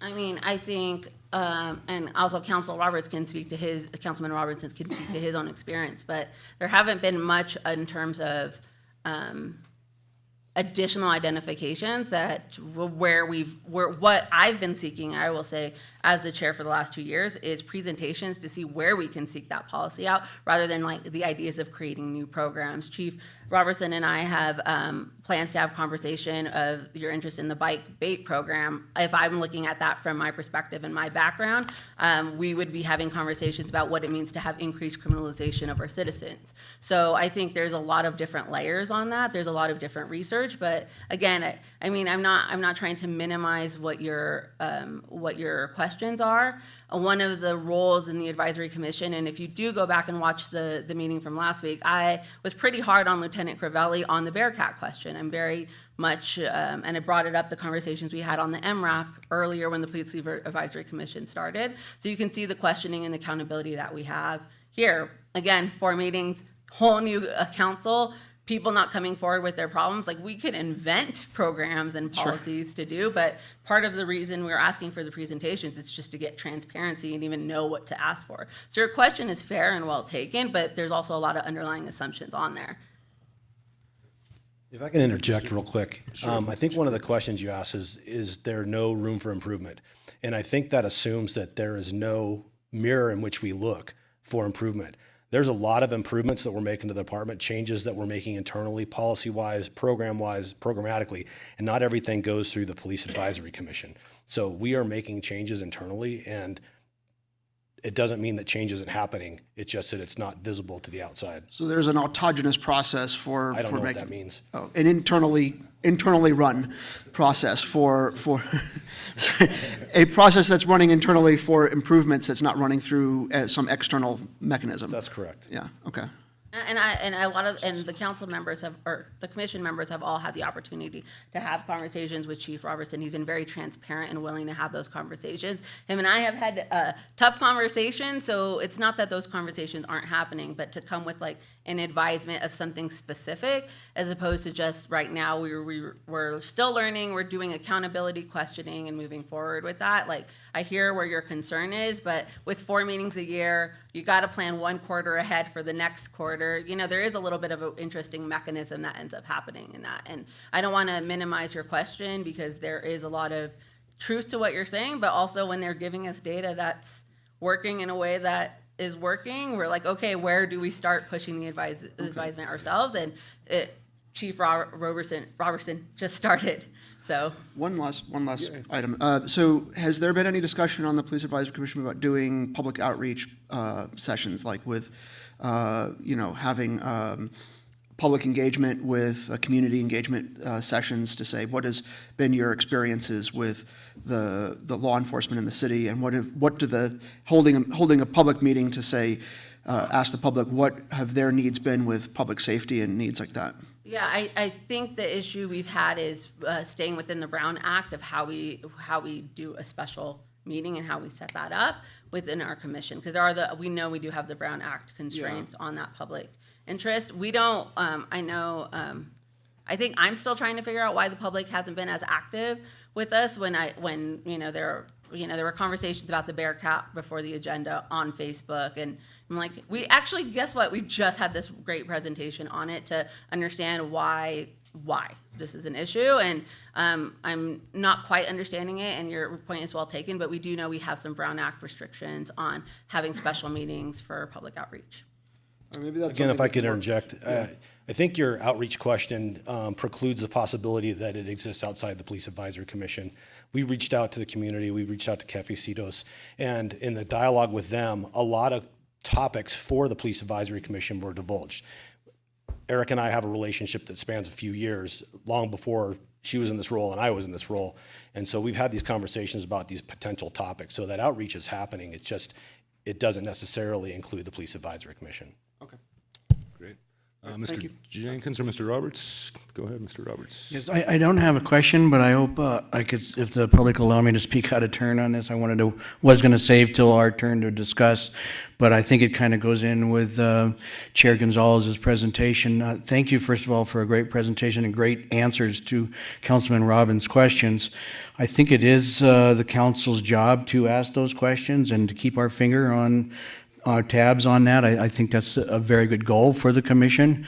But on my short time on the commission, I tried to come in all gung-ho and with all kinds of ideas, and that was literally blown away by what the police had already had in place and how well they were working and the great results that they're getting. And Chair Gonzalez runs a good meeting. She holds them to task. So I think things are in place, but you're absolutely right. There's always room for improvement, and I think it is our job to keep you guys on task. But I was impressed with the things that are being done. Great, thank you, Mr. Roberts. Mr. Jenkins. First, I want to thank the council for the questions. I think they're good questions, and I want to compliment the chair for she brings a wealth of experience to the advisory commission. I want to thank those commissioners for serving our community and making sure that we're in contact with our community on police relations. I want to compliment the police department for the outreach that it's making, that I'm aware of, that I hear from community members. You're all doing a great job, and I know if there are things that you think are of concern, I have no doubt that you will bring it to our attention. So thank you. Great, thank you, Mr. Jenkins. And I as well thank you for the great presentation and the commitment to the commission. One thing that I would say, and this is at no fault of the police department, but I think something that you could potentially focus a little bit on is TTD and our transit and some of the issues that we're having that revolve around the buses and some of the issues that we're hearing about sometimes at our transit centers.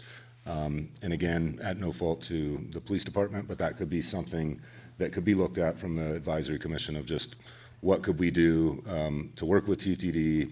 You know, a lot of transit agencies actually have their own police departments. Obviously, ours is not going to ever be to that point, so it's got to have to create this partnership. And yeah, I think working to develop that with TTD would be great. That's a great topic. I will say that for next meeting, we did ask to hear about VHR enforcement and what that looks like from the police department's perspective. So we are keeping an eye on what council is talking about, and that is a very helpful topic to bring in from one of the next meetings. So thank you. When is that next meeting that February? Sometime? Well, maybe it's okay for us to sit in on those meetings, Madam City Attorney. Yes. Thank you.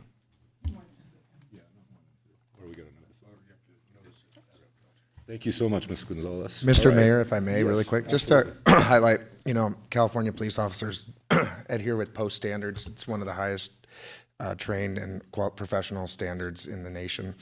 And additionally, in 2024, we did the National Community Survey, and the results showed that 70% of the respondents state that the public safety is of high importance. And of those respondents, 78% stated that we are exceeding their expectations in our community. So I just think that's important to tie around as part of this conversation.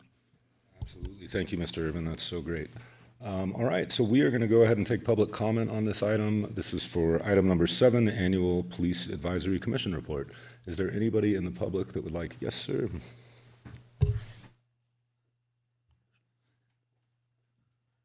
Just real quick, this is just something that I had on my list in rebuttal to a caller that called in at our last meeting. She seemed to try to infer that something happened in the town, that our town somehow or another let J.C. Lee Dugard get snatched or something. I don't know. I remember she just kind of, it sounded like it was semi-trash talk.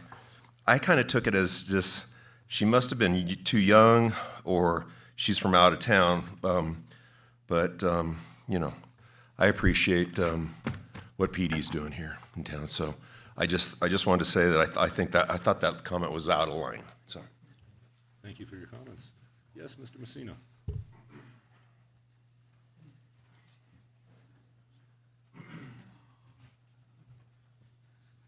Hi, John Messina again.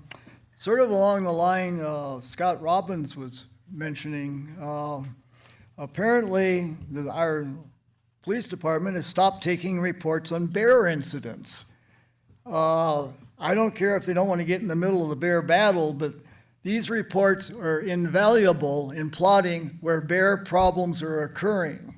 I have some old maps, and you can pinpoint just where the bear issues are. Fish and Wildlife won't share their information, so there's no way to plot out a map from them. This should probably be a discussion for the Police Advisory Commission to get that functioning again so that we can tell what's going on with the bear issues. It's also could be useful in monitoring their activities and maybe doing some preventive work. So I really like to see the police department continue to take these bear reports and their locations so we can track what's going on. Thank you. Thank you, Mr. Messina. Anybody else in the room that would like to give public comment? Seeing none, we'll go ahead and move to Zoom. There are no hands raised on Zoom, Mayor. Great. I'm bringing it back, looking for a motion to approve item 7. Mr. Mayor, I make a motion that we approve the item 7 as written, the annual Police Advisory Commission report. Second. All right, we can vote.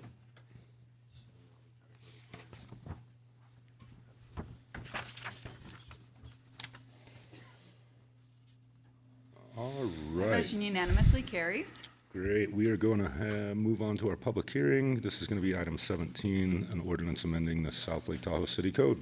And this will be Mr. Zach Thomas.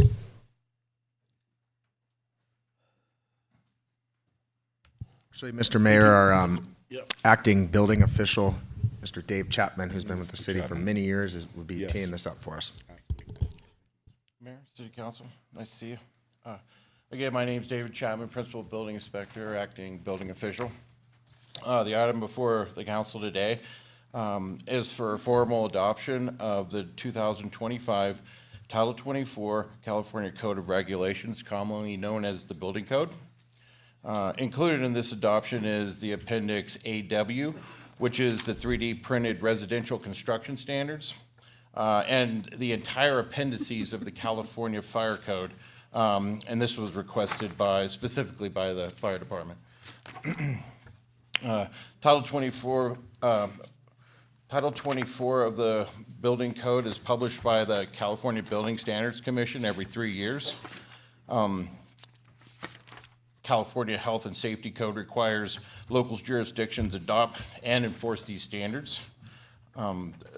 This item before the council is only for the adoption of the required 2025 updates and noted appendices, and no local modifications are proposed.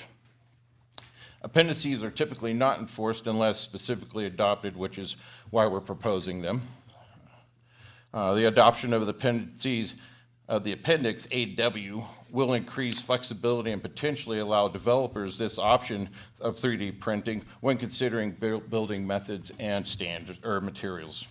Staff recommends that the City Council pass a motion to hold a first reading by title only of an ordinance amending South Lake Tahoe City Code, Title 6, Chapter 6.15, Building Regulations, Section 6.15.010 and 6.15.160 by adopting the 2025 Building Code standards, including the Green Building Code, the Building Code, the Fire Code, and related construction codes, and refer second reading adoption to November 18th, 2025 meeting.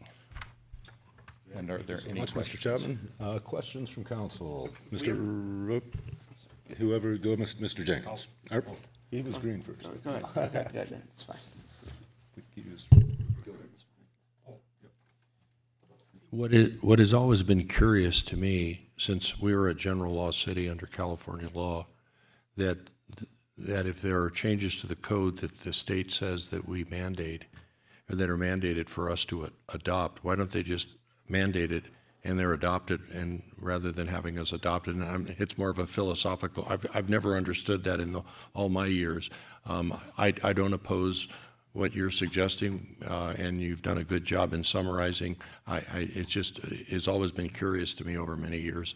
If it's a mandate, and we're supposed to do what they tell us most of the time, then it's just curious. But thank you. Anyway, that was my comment.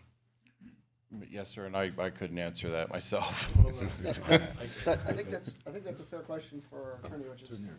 Oh, this was on a second ago. For our city attorney why is this on our desk? If this is a state mandated thing, why doesn't the state law just supersede city municipal code? Generally, up until recently at least, we had the ability to make local modifications based on geographical, climatological differences we have here to the rest of the state, which we have done in the past. So it's not necessarily a requirement to adopt it wholesale. We have the ability to make changes. That ability was more limited by a state law that became effective this year, but we can still make changes with respect to wildfire hardening. So in principle, if we wanted to, there are corners we could tweak in this, but I take it staff's not recommending any of that. Has there ever been a 3D printed building in the basin, to your knowledge? Not that I know of, no, sir. All right, well, if, it's in the materials. The code updates include new code elements for, it says here, for 3D printed structures.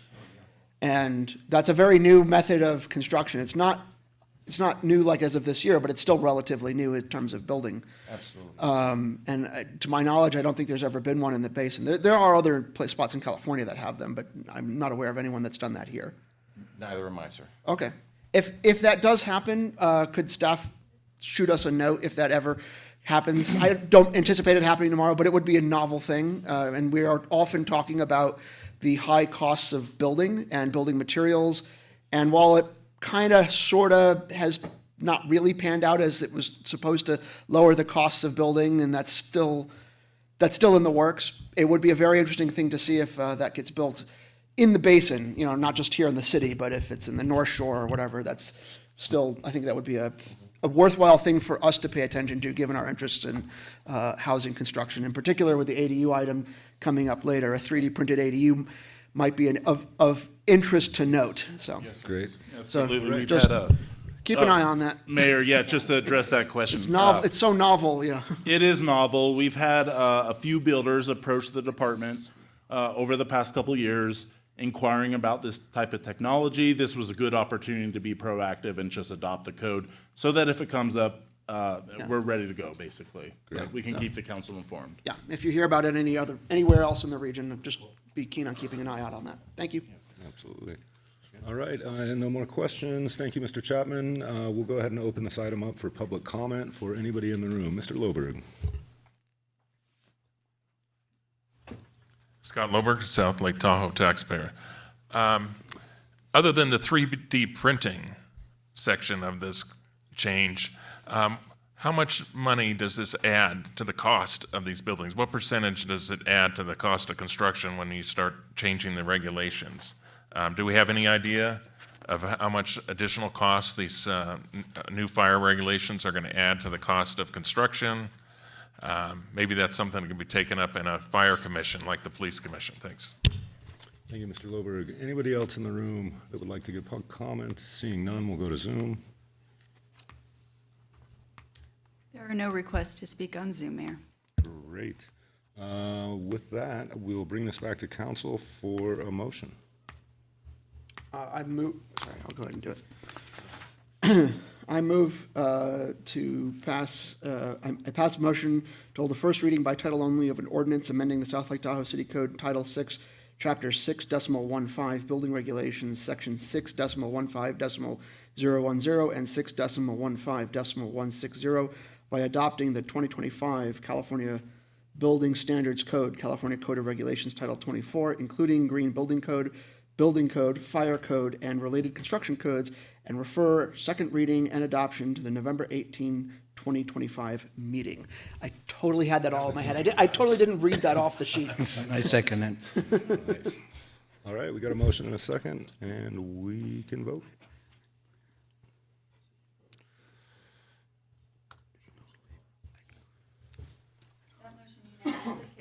All right, so that moves us into regular unfinished business. Yes, before we move on to, we're going to take a quick break, but before we do that, I will be recusing on item 18 because of financial interest in the cannabis business.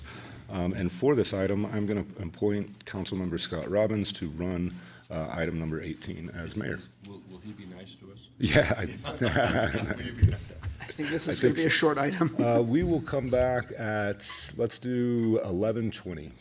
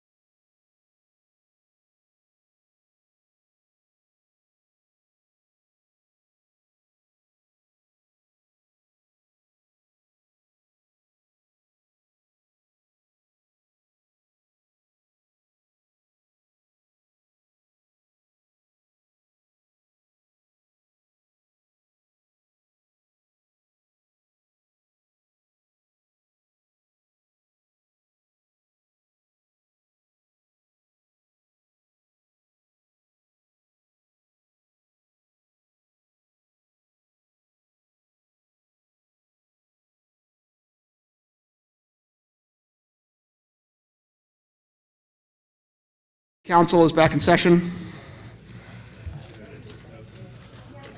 We'll be hearing item 18, agenda item 18, reducing city cannabis business and professions tax rate and eliminating public safety mitigation fee. Responsible staff member, Ms. Tikamarova.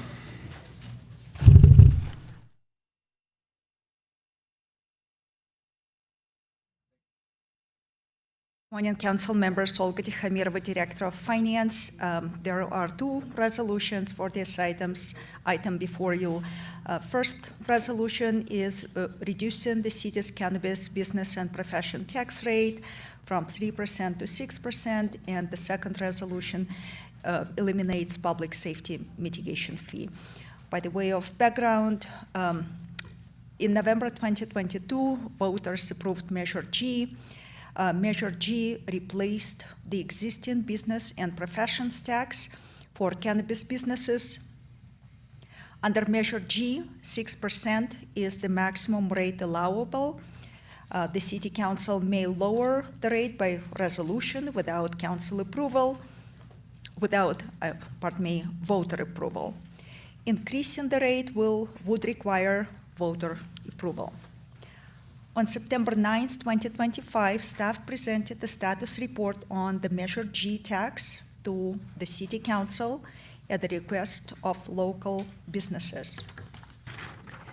City Council voted 4-1, with Mayor Pro Tem Bass recused, that staff pursue legislative changes to establish a new cannabis tax rate of 3% for commercial cannabis activity, explore the capacity of existing legislation to support a 0% tax for medical cannabis, engage with relevant lobbying and outreach organizations to advocate for lower the state tax rate, and eliminate the public safety mitigation fee. Staff has confirmed that the City Council may set different rates for different categories of cannabis businesses, for example, medical cannabis, as long as they do not exceed the maximums established in City Code. The first attached resolution exempts all business activity related to medicinal cannabis or medicinal cannabis product from the cannabis business and professions tax. It sets the tax rate for commercial cannabis activity at 3% of gross receipts and maintains the cultivation tax at 20% per square foot of canopy. The second attached resolution eliminates the public safety mitigation fee established by Resolution 2019-13. Regarding the medicinal cannabis, I just want to mention that staff will develop reporting procedure for these activities. However, the requirements for exemption for medical cannabis sales from city's cannabis tax will be similar to the state. State exempts medical cannabis from sales tax, but the exemption, however, require verification of identification by cannabis businesses, including one valid government ID and a valid medical marijuana identification card. Cannabis businesses will require to set their point of sale processing that would be configured to apply sales tax exemption from the city state tax. They would need to verify the 9-digit ID issued through the California Department of Public Health website. They will require some record keeping and will be allowed a tax return deduction. In the financial implications, reducing the cannabis tax rate from 6% to 3% will expect to result in estimated $450,000 revenue loss, and eliminating the public safety mitigation fee will result in additional $82,000 in revenue loss. These reductions will impact community grants, infrastructure, and public services funded by these revenues.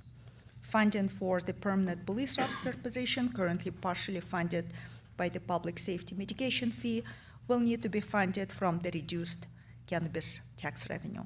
This concludes my presentation, and I can answer any questions. All right, any questions from council? Go ahead. My understanding that when, what I thought was a novel approach when cannabis was allowed in the community, the city chose to use a development agreement. I thought novel and creative. The safety tax was predicated, and please correct me if I'm wrong, it was predicated on the fact that the city wanted to be sure that it had resources to monitor, to make sure that those establishments were safe, and that so extra police surveillance, not surveillance, but monitoring, I guess. And I have understood from the last meeting where this was discussed that we have not had problems in regard to public safety issues at cannabis dealers. Is my understanding correct? There were additional items in Resolution 2019-13 that established public safety mitigation fee in the past that required some administrative reporting for police department regarding regarding cannabis businesses. However, I'll let Chief Robertson respond to the question. We do review the permits, and we do backgrounds on their employees. As far as your question, it's not a problemed industry. I think I've said that before, but there is some time that we have to commit to doing the things that are legislatively required. Thank you. Councilman Roberts. Just to follow up on a question that came up the first time around, the public safety mitigation fee was originally intended to, as I recall, mitigate the increase in public criminal activity that was expected as a result of the introduction of legal cannabis. Can the police department, just again for the record, discuss whether or not there's been a notable increase in criminal activity that is tied to the legal cannabis market? Let me first talk about historically. Historically, yes, there was. We had a lot of robberies going on after initially. That has died down. If anything's happening, it's not significantly coming up on our radar. Okay, thank you. Council members, I just would like to add a couple more statements. The first resolution, reducing the cannabis tax rate, will take effect on December 1st, 2025, and will remain in effect for 1 year until December 2026, after which it will expire unless extended by City Council. Annual renewals will allow for periodic review of the reduced rate. If necessary, Council may allow the resolution to lapse, reverting rates to the original levels. And public safety mitigation fee will be eliminated with the 2026 cycle. Following up on that, then, under this resolution, can we include a request for this item to return within the year before that item expires to review whether or not we wish to extend and or make permanent at that time? Yes. But we'll have another crack at it before it expires. So we're not running after something that's already happened. I'm fine with letting staff schedule that as appropriate, but so long as it's it's within sufficient time to extend it. Yes, staff would make sure of that. Okay. Mr. Jenkins? Forgive me on this. Typically, I thought when a tax is levied, that especially business license tax, that it's done, that the voters have to approve a tax, and it's been a little bit curious to me, not wrong, that this tax was imposed without any voter approval. I'm not saying it's not right. I'm just saying it's curious to me. I guess if we wanted to, and maybe it's because of the DA, the development agreement, that allowed us to do something that typically we would not do unless the voters approved a special tax. Is that Voters have approved Measure G. It was on the ballot in 2022. Thank you. Then I wasn't here. Thank you very much for your. All right, Councilmember Roberts, anything?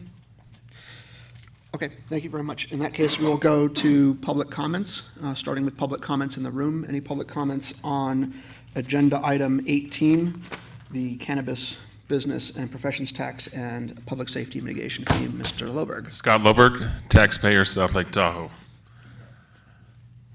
This is ridiculous. You know, we live in a free market economy here, and now you're picking winners and losers. The vast majority, upwards of 90% of small businesses fail, and yet you want to give certain businesses a favor and reduce their taxes and not do it to other businesses. How about reduce my property tax? Why don't we start there? Let's get a bill going through here, a resolution to reduce my property tax. That'd be great. I'd love that. Reduce my sales tax. You're picking winners and losers, and you have no right to upend what the voters decided just because there's a little latitude in there. The voters weren't expecting you to do that. They weren't expecting you to go back and reduce the taxes that they authorized. The other thing is, you know, we subsidize the housing in the community. We provide free transportation so they can go to these dispensaries. And then I go to the grocery store and I get 10% off on cannabis, 20% off, 10% off. These coupons, another 20% off. So you want me to subsidize these discounts? Is that what you're telling me? Because these businesses can afford to give 10, 20% off. And then you want to make us pay 3%. The citizens, you know, take off 3% so they're not paying that tax, yet they're giving out all these discounts. Obviously, they can afford it. And if these businesses can't survive, well, maybe the demand is not there, and maybe let the market speak and let them wither away and die on the vine. It's ridiculous. Are you really spinning your pen around? I saw you rubbing it all over your head today. It's a good thing the camera's not on you. Just immature. Disrespectful. There's no reason to reduce this tax. You're going to hurt these mitigating factor organizations. It's unnecessary to reduce it. If they can't survive on that, then maybe the businesses need to close. And then we come up with a different solution for these organizations, these charitable organizations. But there's no reason to reduce this tax. None whatsoever. It's just greed. I mean, Cody Bass himself is greedy enough to postpone these and get an initiative going and get the citizens to vote it down so that he could keep his business going as a medical use and stave off the recreational use and use the council to do that to his ends. And every time you turn around, it's wasting time having to spend this time on an issue that's self-centered. Thank you very much. Self-serving. Thank you. Anyone else in the room? Thank you. I wanted to clarify before I started if I could possibly have 5 minutes because I'm speaking from a cannabis operator, or otherwise I can try to speak a little quickly. It really shouldn't take 5 minutes or so. Since you are representing, I think, the affected entities, you're allowed to speak a little longer, but please keep it tight. Perfect. That way I don't have to rush. Thank you so much. My name is Jess, and I'm the CEO of CannaBlue here in South Lake Tahoe. First, thank you for taking steps to lower the local cannabis tax. Reducing it from 6% to 3% is a meaningful improvement. It shows you're listening to local operators and that you care about supporting residents while keeping this industry sustainable here in Tahoe. I also want to acknowledge our local nonprofit organizations that benefit from community grant funding. Their work is invaluable, and we all want to see those programs continue. But this revenue was originally intended for organizations directly tied to mitigating the negative effects of cannabis. And while many of the causes that receive funding are amazing, most are not connected to that purpose.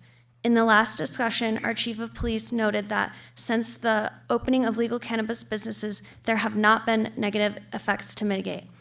As this council has discussed before, those grants shouldn't be funded out of the pockets of local cannabis consumers and small businesses. When taxes are too high, everyone loses. Sales decline, tax revenue shrinks, and ultimately there's less money available for community programs. Lowering the local rate would help stabilize the legal market and create a more reliable, long-term source of funding for community initiatives. It's also important to remember that many customers use cannabis medicinally for pain, anxiety, sleep, and other health conditions. Many are seniors, veterans, or patients seeking a natural alternative to pharmaceuticals. Yet our system doesn't treat them any differently. While the state offers a small tax exemption for people who obtain a medical cannabis card through the Department of Public Health, most no longer do so because cannabis is already legal for adults 21 and over. The process is costly, removes only the sales tax portion, and leaves patients paying the full excise, the same as recreational users. High local taxes directly affect their access to safe, regulated medicine. Keeping cannabis affordable for those who rely on it is part of supporting public health, not opposing it. When this conversation first happened, several council members supported a reduction to 1%. But at the time, our former mayor steered the discussion toward 3%, and members compromised to ensure something would pass. Now, with Acting Mayor Scott Robbins leading this discussion today and Council Member David Jenkins already on record supporting 1%, this is a chance to do just that. Adopt a fair, sustainable rate that supports local businesses, protects jobs, and strengthens the regulated market by lowering it to 1%. Thank you for your time and your willingness to revisit this with fresh eyes and renewed integrity. Your leadership today can make South Lake Tahoe a model for smart, fair cannabis policy statewide, one that protects jobs, supports public health, and strengthens our community. Thank you. Inside of 3 minutes. Brilliant. Next. Yes, her comments were within 3 minutes, so you didn't need the extra 2. Very well. I'll try to make it brief. You have this 3 minutes. This is new to me. It was brought up that the PD had said that they saw a reduction in the incidents of some kind related to cannabis and that kind of thing. I'm just curious, I don't know how to compare pot to booze, but I just did a quick search, and it looks like in California the state taxes booze, liquor, at $3.20 a gallon. And then, so I just don't know how that would work. A gallon of pot, I don't know. But it's a lot of weed. Is it a lot? Okay, all right. I mean, I'm not so sure. Okay, so basically, I'm just asking questions. Okay, trying to get to some semblance of okay. So if the state charges $3.20 a gallon on booze, then that means it's like $1.20 for a fifth or a quart or something like that. So it seems pretty minimal for booze. So I'm just kind of going back to the police department here. Are they seeing more incidents of problems with booze or pot kind of a thing? And I don't know. I'm just trying to kind of find a level playing field here. That's all. So it's just basic questions. So if the tax is 3% reduction or 1%, I don't know how that relates to like versus like booze and beer and wine and stuff. So anyway, thank you. Oh, sorry. Somebody dropped their pen again. Larry Pettigo. Thank you. Next up, please. All at once or one at a time? Oh, you're getting a little possum. Oh, okay, very good. Okay. Well, we wanted to show a united front. Good morning, Mayor Robbins and council members. My name is Jude Wood, and I'm the CEO of the Boys and Girls Club of Lake Tahoe. Firstly, I would like to thank our local cannabis retailers. Outside of the tax dollars collected by the city, they have been generous and supportive donors to our nonprofit community. We appreciate their partnership, their collaboration, and most importantly, their dedication to preventing underage use. As I'm sure you're aware, our nonprofit community is under threat.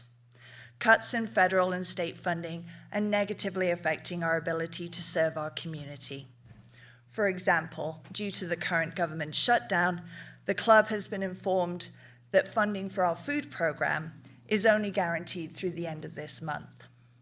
Thanks to the generosity of our community, we have raised enough funding recently for the whole school year. but that approach is not sustainable in the long term.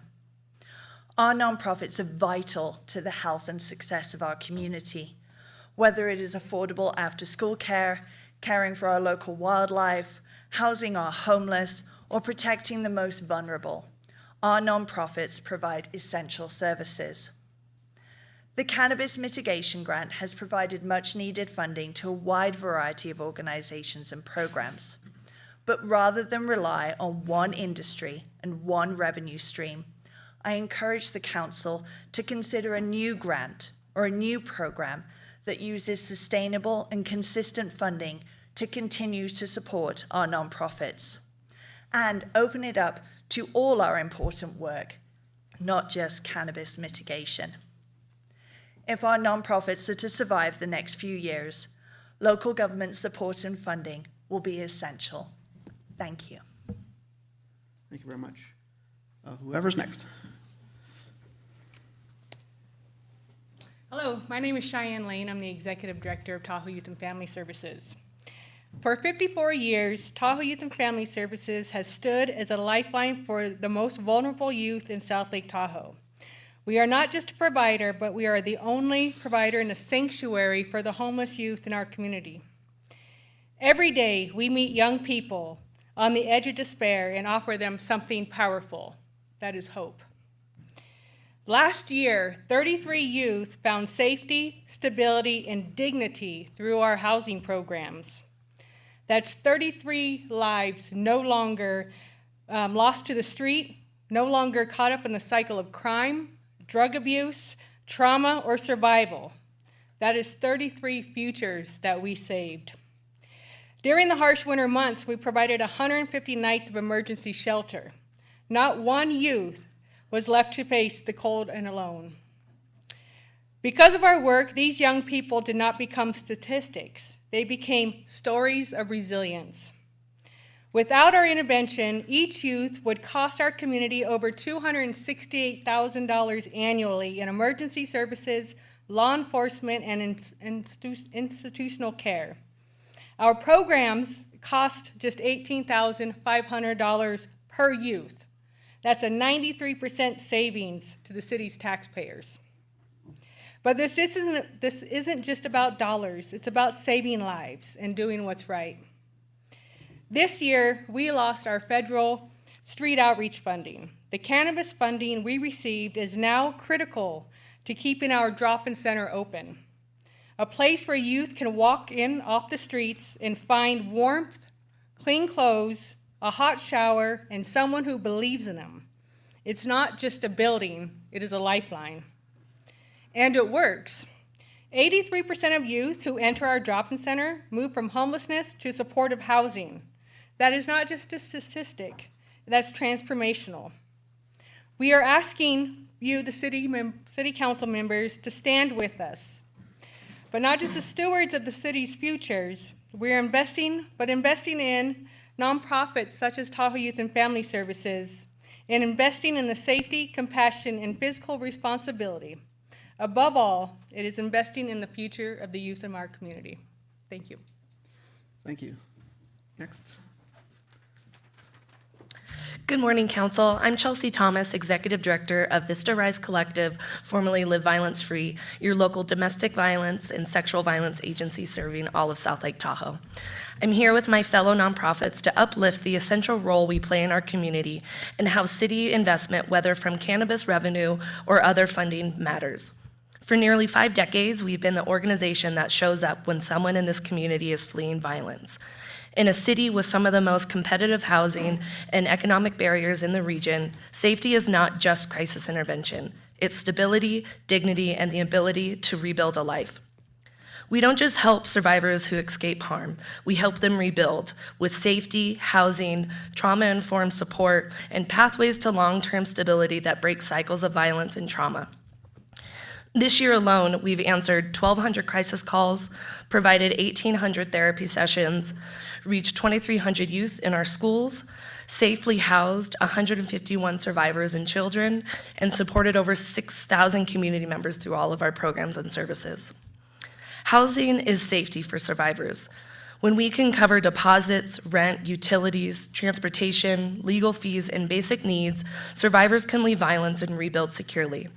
The cannabis revenue funding has made that possible, preventing violence, reducing emergency calls, avoiding homelessness, and strengthening our partnership with the city. Demand for services is rising while funding becomes more volatile. We are deeply grateful for the city's investment in community safety through these funds. As revenue shifts, we ask that you continue prioritizing survivor safety, whether through cannabis revenue or alternative support. When survivors leave abuse, violence declines, homelessness declines, kids stay safe, families stabilize, and our entire community becomes stronger. Investing in our organizations is not just compassion, it's a public safety strategy, fiscal responsibility, and commitment to the well-being of South Lake Tahoe. Thank you for your partnership and continued support.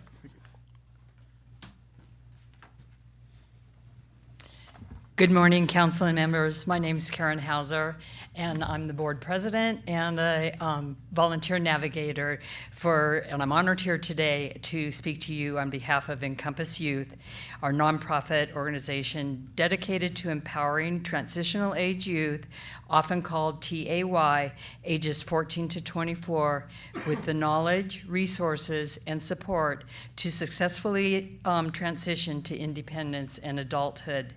We were founded in 2021 in the midst of the pandemic to respond to the urgent needs of this population of vulnerable young people who often face significant barriers. Our mission is to ensure that they don't do this alone. Many are currently system impacted with involvement with both the juvenile justice system and/or child welfare systems, including foster care. Encompass Youth is currently an all-volunteer organization powered by a team of volunteer navigators. These mentors provide individualized support across 3 key pillars of development: academic and job readiness, health and well-being, and independent living skills. We collaborate with a wide network of nonprofits, schools, employers, public agencies, and service providers. In 2024, we were able to serve 128 young people with 450 targeted services. These included rental assistance, clothing, food, and transportation, employment support to strengthen our local workforce, developing independent living skills and capacity, support for furthering their education and career paths, gym memberships to promote physical and mental health, counseling, dental, and other health needs, and help obtaining vital documents like their birth certificates, social security card, and a California ID, which many of them have either lost or have never had. Your leadership and support send a powerful message to everyone that every young person in our community matters. Together, we can ensure South Lake Tahoe remains a healthy, vibrant place where all youth have the opportunity to succeed. Thank you for your time and continued support of our community. Thank you.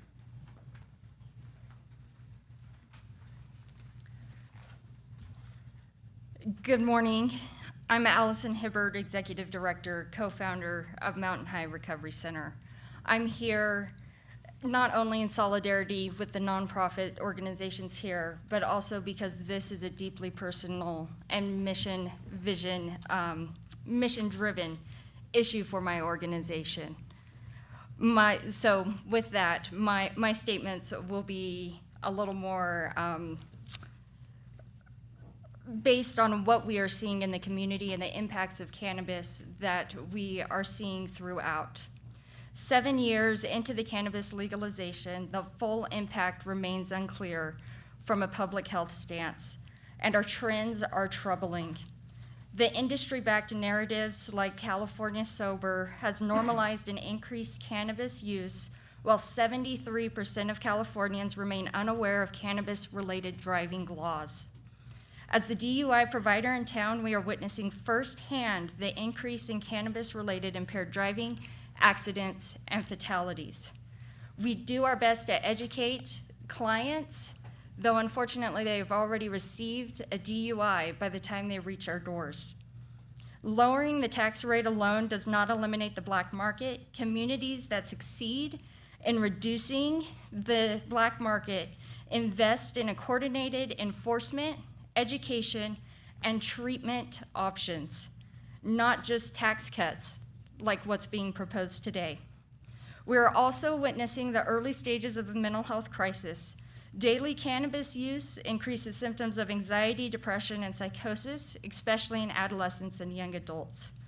Cannabis use disorder is more difficult to engage in treatment and has poorer outcomes. Approximately 1/3 of adolescents my organization serves meets criteria for cannabis use disorder. As one adolescent client puts it, marijuana has ruined my life. If this resolution passes, the city stands to lose approximately $500,000 annually. This will result in a loss of dedicated police officer for cannabis oversight and slashing the cannabis grant program that we all use to support our community. California has signed legislation to continue the state's 15% cannabis tax through 2019 or 2029. There is no urgency for the council to pass a resolution today. We are asking for more time. A no vote allows for us to have time as a community to come together to discuss the options on the table and make decisions based on what is best for the community as a whole, including the cannabis industry and our vital nonprofits. Thank you. Thank you. Any other speakers in the room?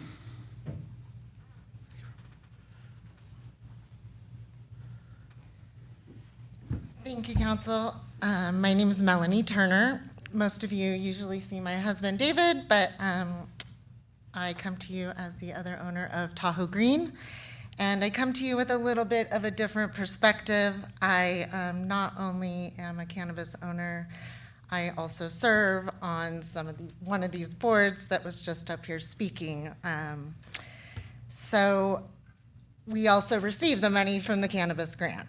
However, as much as I think it is amazing that we have been able to give back to the community over the past 5 years through the cannabis tax, like it's been said before, and it was said at the last meeting regarding this, that the purpose of the grants was to mitigate the effects of the cannabis in our community, and it was made clear by the police chief that there has been really no issues with the dispensary since we have opened.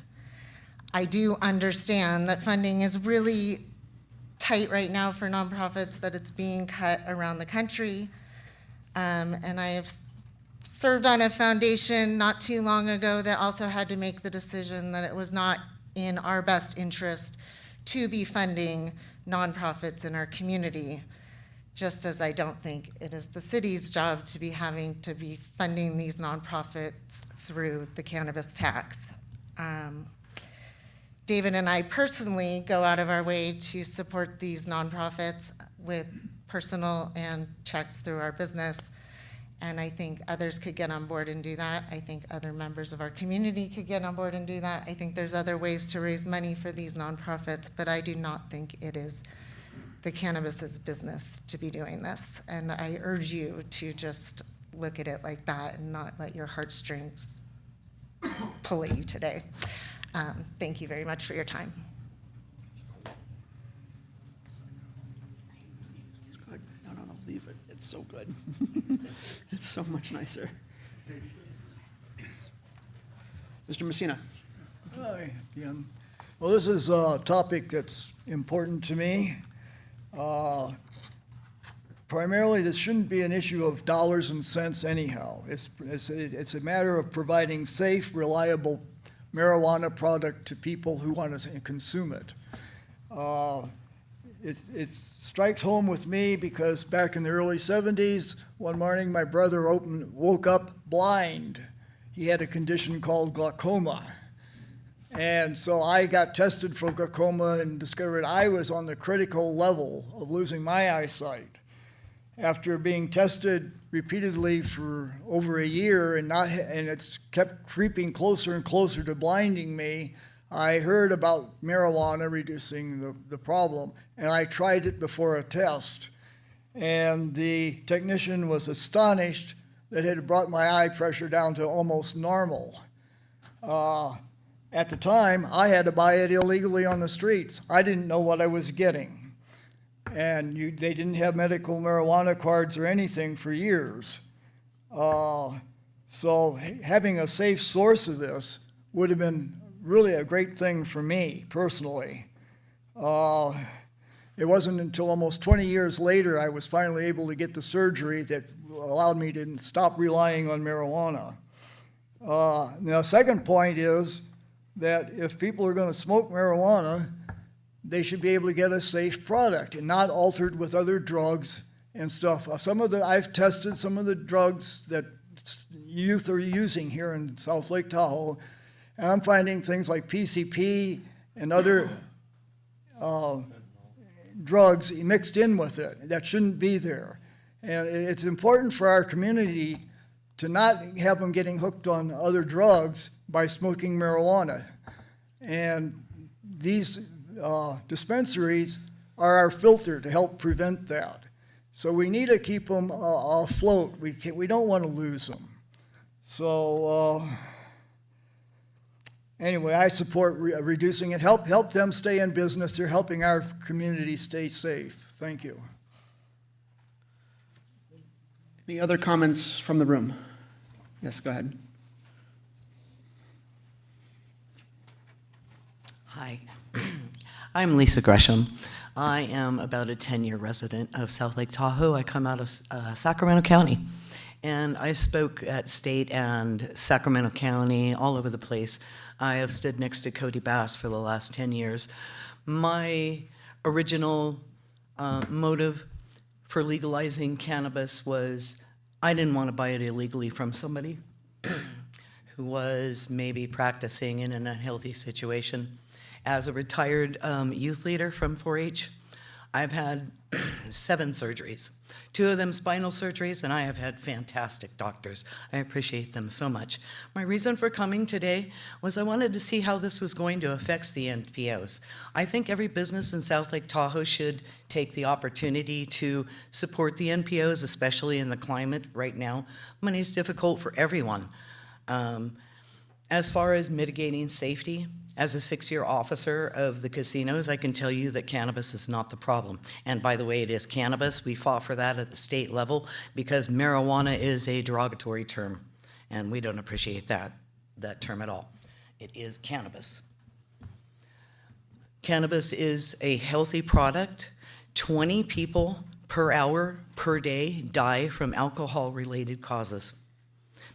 I was lucky enough as a mom and a 4-H leader to have my brother die down in Sacramento on Alta Arden so that I could continue to support my kids at Cal Expo. I could explain the dangers of alcohol to his 3 adult children and my 4 teenagers at the time. So I can promise you, cannabis is not the problem. I am in support of lowering the taxes and keeping these businesses in effect. Thank you for your time. All right.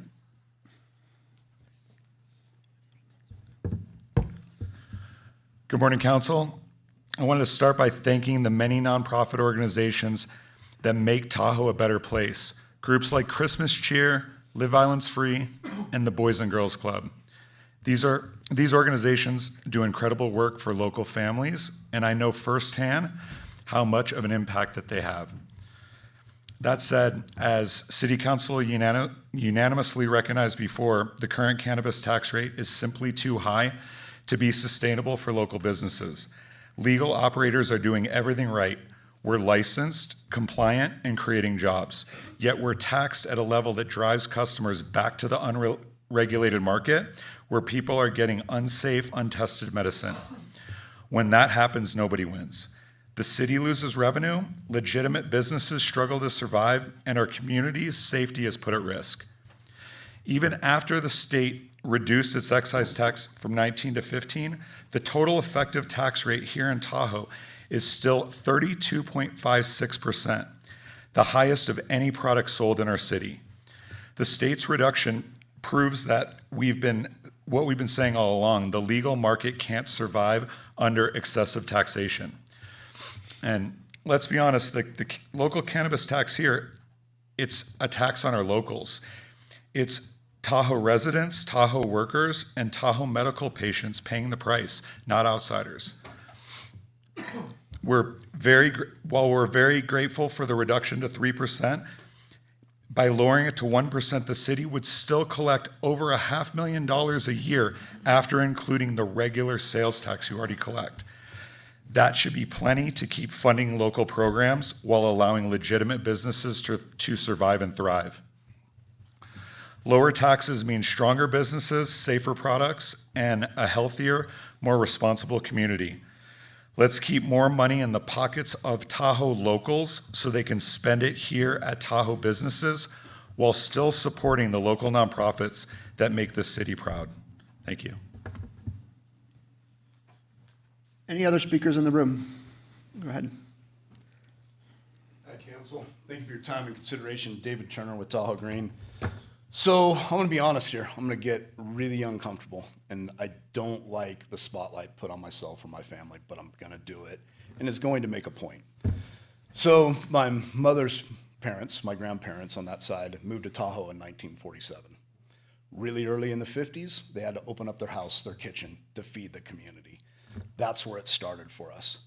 At the same exact time, my dad's mother was a caretaker, volunteered for the last year of Miss Richardson's life.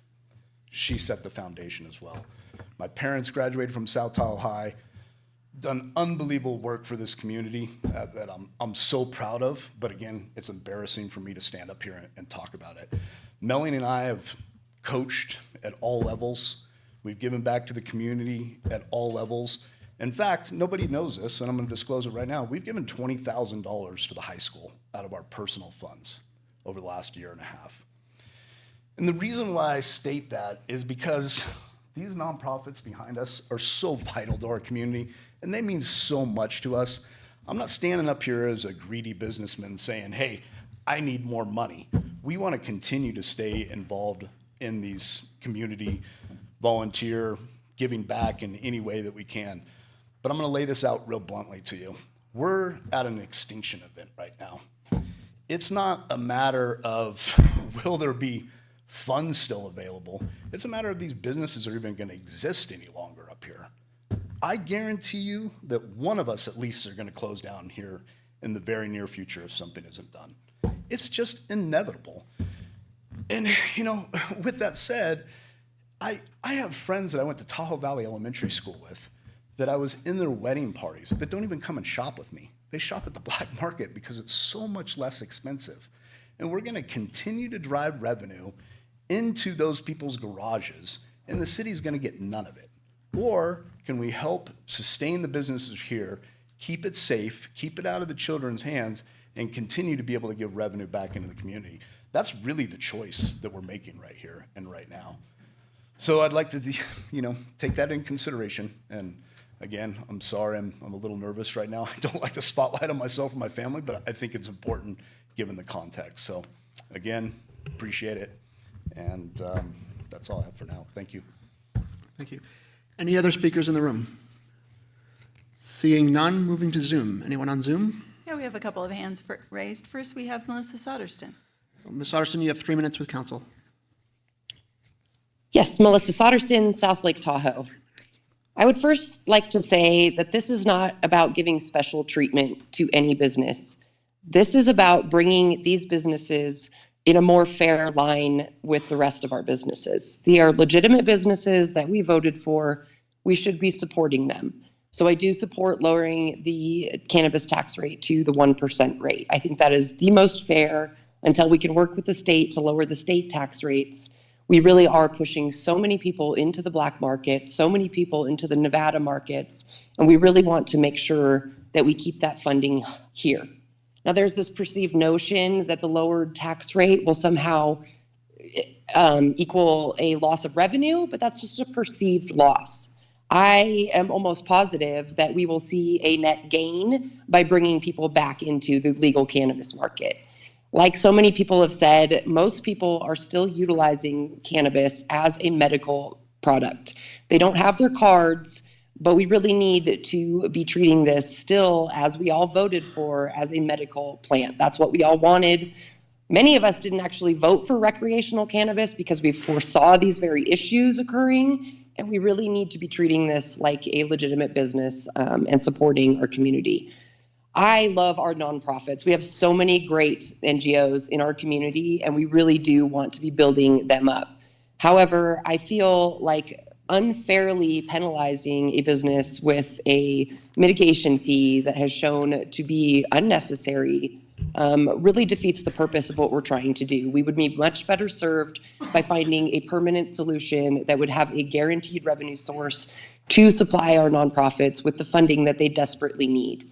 Relying on one particular industry that is already struggling, that is not producing the revenue that they should be producing thanks to these high tax rates, is not giving the amount of money that we could. If we had a dedicated fee, stopped giving money to some of these outside state agencies, and really focused on local community building efforts, we could make a huge difference. And that doesn't come through penalizing one particular industry who happens to be some of the most stable, well-paying jobs in our community. We need to be building them up. We need to be, increasing this industry, turning it into a tourism-based thing, because like we keep talking about economic development, we need to find new sources of revenue. We cannot continue relying on human-made snow, depleting our water sources to continue this economy. So we really need to be building up these other businesses in any way we can. So please consider eliminating the mitigation fee as well, and instead consider a true dedicated revenue source for these desperate nonprofits. Thank you. Next caller on Zoom. Next up, we have Angie Regan. You have 3 minutes with council. Thank you. Hi, everyone. It's Angie Regan from South Lake Tahoe. Ironically, I came across this cannabis tax article while looking for an article to share about local food resources, both from South Tahoe Now, both good reads. Before you vote, I just want to ask this council one simple question. Is cutting an estimated $532,500 from community services, public safety, local grants, and nonprofits really more important than giving 4 cannabis businesses 3% tax break? I've heard multiple items today that aren't budgeted for, as well as with previous meetings and asks, including vital needs for our most marginalized neighbors, as well as for arts, culture, and safety of this community. So I have to ask, as people in South Lake Tahoe are literally struggling to find food and basic support, are we really voting to give $500,000 back to 4 cannabis businesses? Thank you. Thank you. No additional hands raised. All right, bringing it back to council for discussion. I didn't see anybody on the computer here, so Councilmember Roberts, I think you said you had something. Thank you, Mayor Robbins. First, let me start off with the positive. Start off with the negative. I'm really disappointed with how convoluted this entire conversation has gotten. We've gotten off onto a lot of tangents that really don't break down what's at issue here. I do understand that bringing it down to 3 or maybe even 4 would bring it in line with the other areas around us, would make it fair. I do believe that, it is much larger than what the business license that other businesses pay. So on that level, I can consider it. I'm going to bring these points to the council here to consider and convince me otherwise. But it is a pass-through tax. It doesn't break into their profit margin at all. My phone has been texting off the hook over here during this whole meeting with my businesses that I cooperate with. They're all suffering with very low business. We've had another Mexican restaurant close in the village. We had a cinema close in the village. Everybody is having a struggle. I have one of the largest restaurants in town under my portfolio, and they're struggling to make the kind of profits. If you do the numbers for if $450,000 is 3%, then we would have to replace that $450,000. We'd have to see an increase of 15 million in cannabis business to replace that, to get that 3% back. When you break that down, that kind of revenue is averaging out to the different cannabis places. They're making the same kind of money that my restaurant does, and I don't think my restaurant is making the same profit as they're making. And we employ 90 employees, 90 to 110 employees. So yeah, there's a lot of community support there as well. The NGOs, I mean, are how everybody agrees that they're important and all that, but now we're talking about taking money away from them. I don't really understand. Are we gonna take care of all the other businesses in town, or are we just gonna take care of 4 of them? Are we gonna help them out? This was when they opened these businesses, they knew what they were up against. This was all agreed upon. The food costs have gone up. Just beef costs went up 30% this year, in the last year. And so what am I gonna do with my restaurants? We find a way. We work it out. We strategize. We change things. But I don't know, as a council, can I recuse myself and the council's going to give me some money for my business? I really don't understand why we're helping select few businesses. On our councils, yes, I'm a business-minded councilman. I think that's why I was put here. But that means supporting the vibrant community and helping development and encouraging growth. It's not meant to be helping out individual businesses. And we're picking winners and losers, and I'm not real comfortable with it. Councilmember Jenkins? My understanding is that the NGOs, who many of us do contribute to also, that with the city council did fund through October of 26, as I recall. As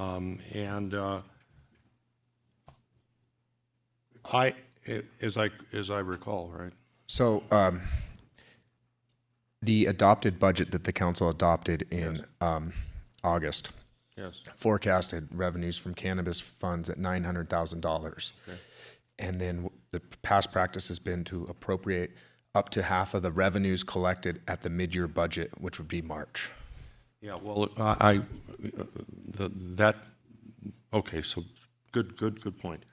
The city council has a finite amount of money. And what I've been saying for years, since I left city service, is it has to set priorities. It has to determine what is important in the community. And certainly NGOs are important. Whether or not we have a cannabis tax or no tax, what is important? And we can't fund everything because there's only a limited amount of money, and people generally don't want to pay more taxes of any kind, our community members. Though if people did, they could pass a special tax that would be dedicated, unlike the other taxes that have been adopted, where it says it's sort of for one thing, but it's really for other things, and it becomes a general tax. And then people say, well, I thought you budget that for streets. Well, no, it was for A, B, and C, which makes it so. But if people wanted to, we could support a special tax, or there could be a special tax.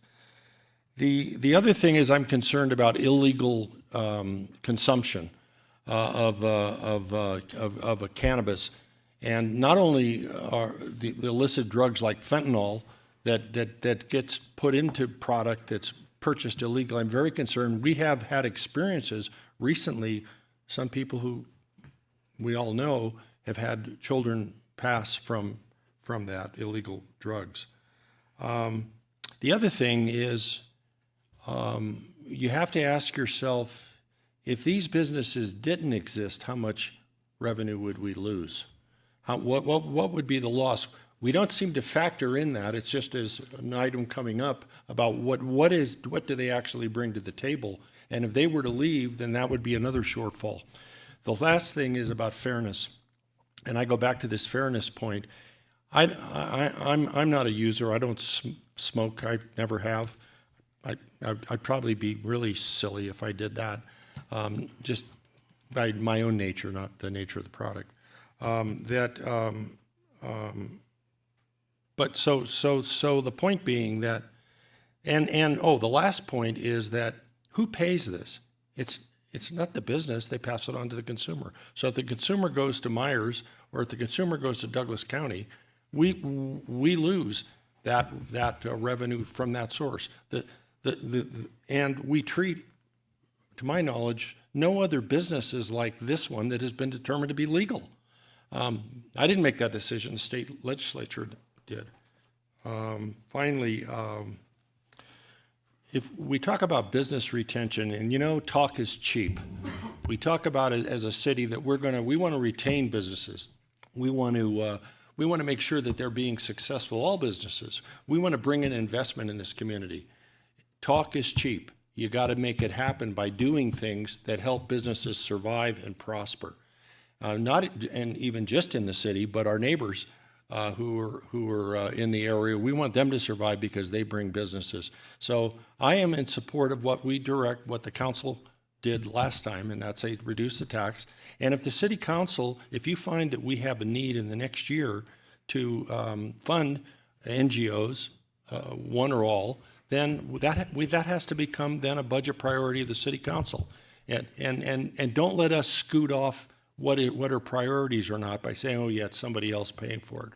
So that's my comment. I'm going to stick with what we were directed in the past. Okay. I have a follow-up question for, I think, Ms. Tikumarova. What is the current tax rate that the city of South Lake Tahoe, not the state level, but the city of South Lake Tahoe levies for sales on alcohol? The city, not the state. City does not levy. So it just counts as regular sales tax then? The city receives a portion of the sales tax from all sales within the city limit. But we have a city 1% additional sales tax, right, that covers alcohol? It covers all sales, All not sales, just including alcohol. Yeah, yes. it's not specific, but alcohol, the city taxes, city-specific taxes for alcohol are 1%. And what about tobacco? Whatever subject is to sales tax. So The sales there's the city's sales taxes on alcohol is 1%. The city's sales taxes on tobacco is 1%. And the city's effective sales tax on cannabis is 6%. Councilmember Robbins, if you refer to Measure S, it is 1%, but there is also Measure Q, that is 0.5%. Those called transaction tax, and they're only assessed within the city limits. Correct. Okay, so it's 1.5% for alcohol and 1.5% for tobacco, correct. and 6% for cannabis. I agree with Councilmember Roberts. I don't like it when governments pick winners, but I like it even less when governments pick losers.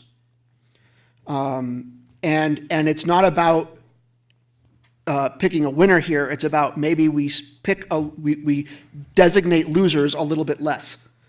Is what we're talking about here today. And so, are we helping out a business? That's one way to look at it. But I think a more appropriate way to look at it is this is undoing the picking of a loser. So.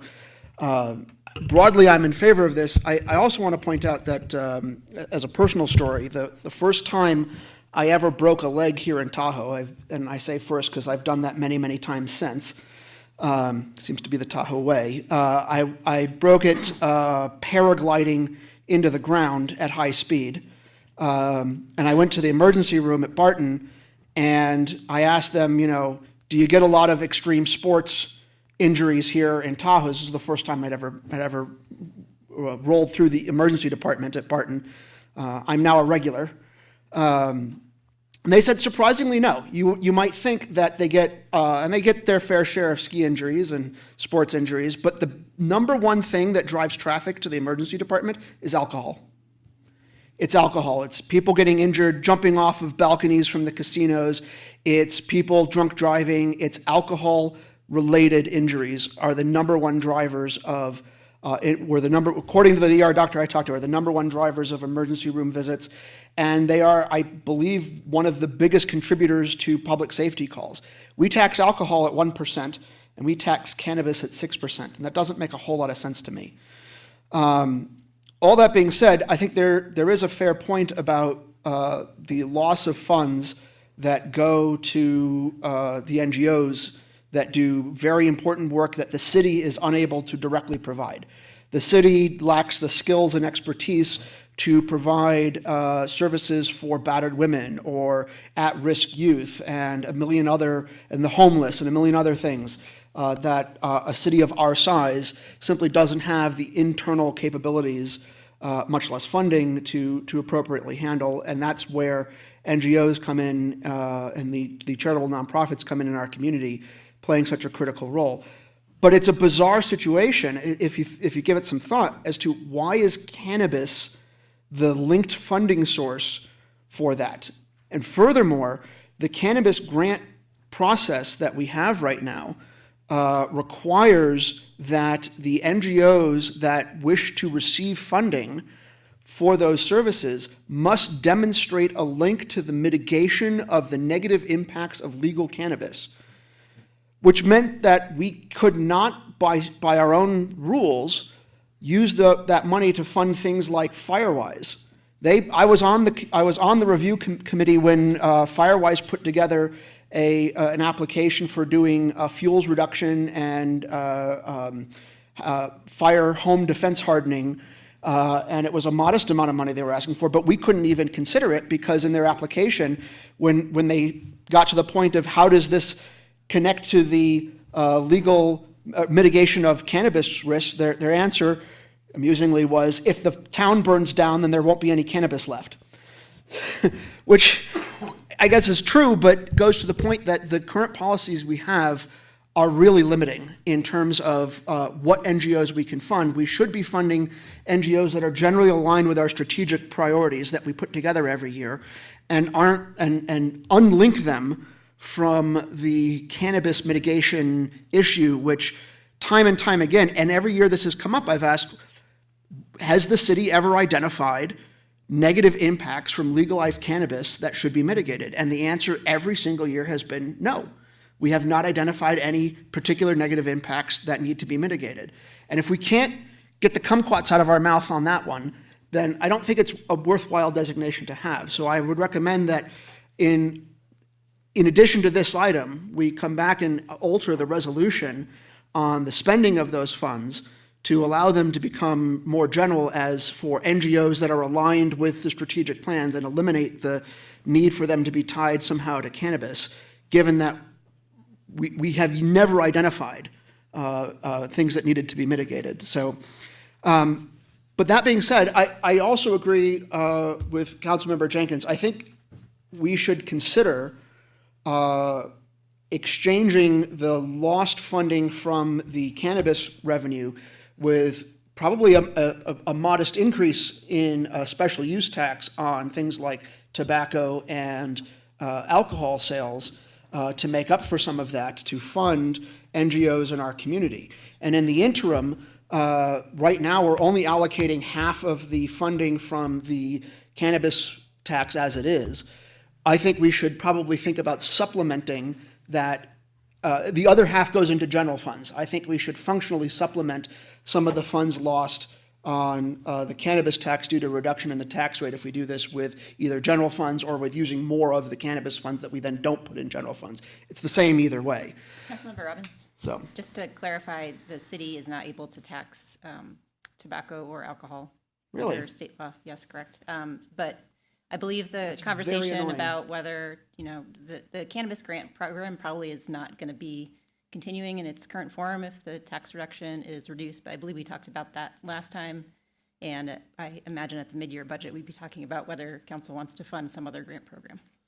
well, I would suggest then that we include in this, that if there's consensus, that we include in the motion a request to include alteration to the cannabis grant program parameters to expand it beyond, to eliminate the cannabis necessity. Yeah, I'm saying that's probably not necessary because there probably won't be a cannabis grant program, but there would be potentially some other grant program that we could talk about. Sure, it's later. replacement then, if we want to refer to it that way.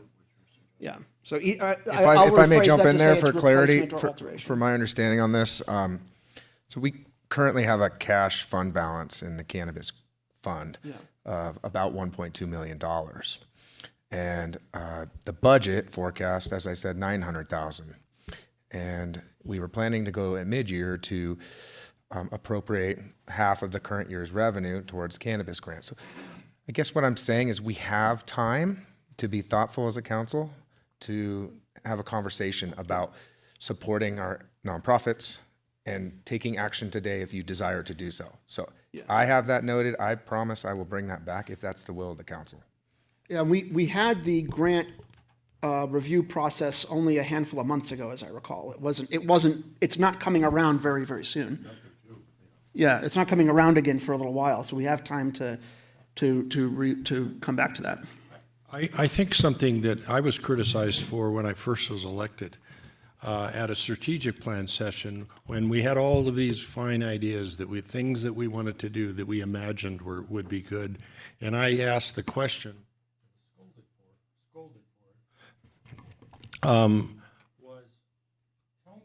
tell me the idea and tell me what the cost is. Because we can't set priorities without knowing what the cost is for that.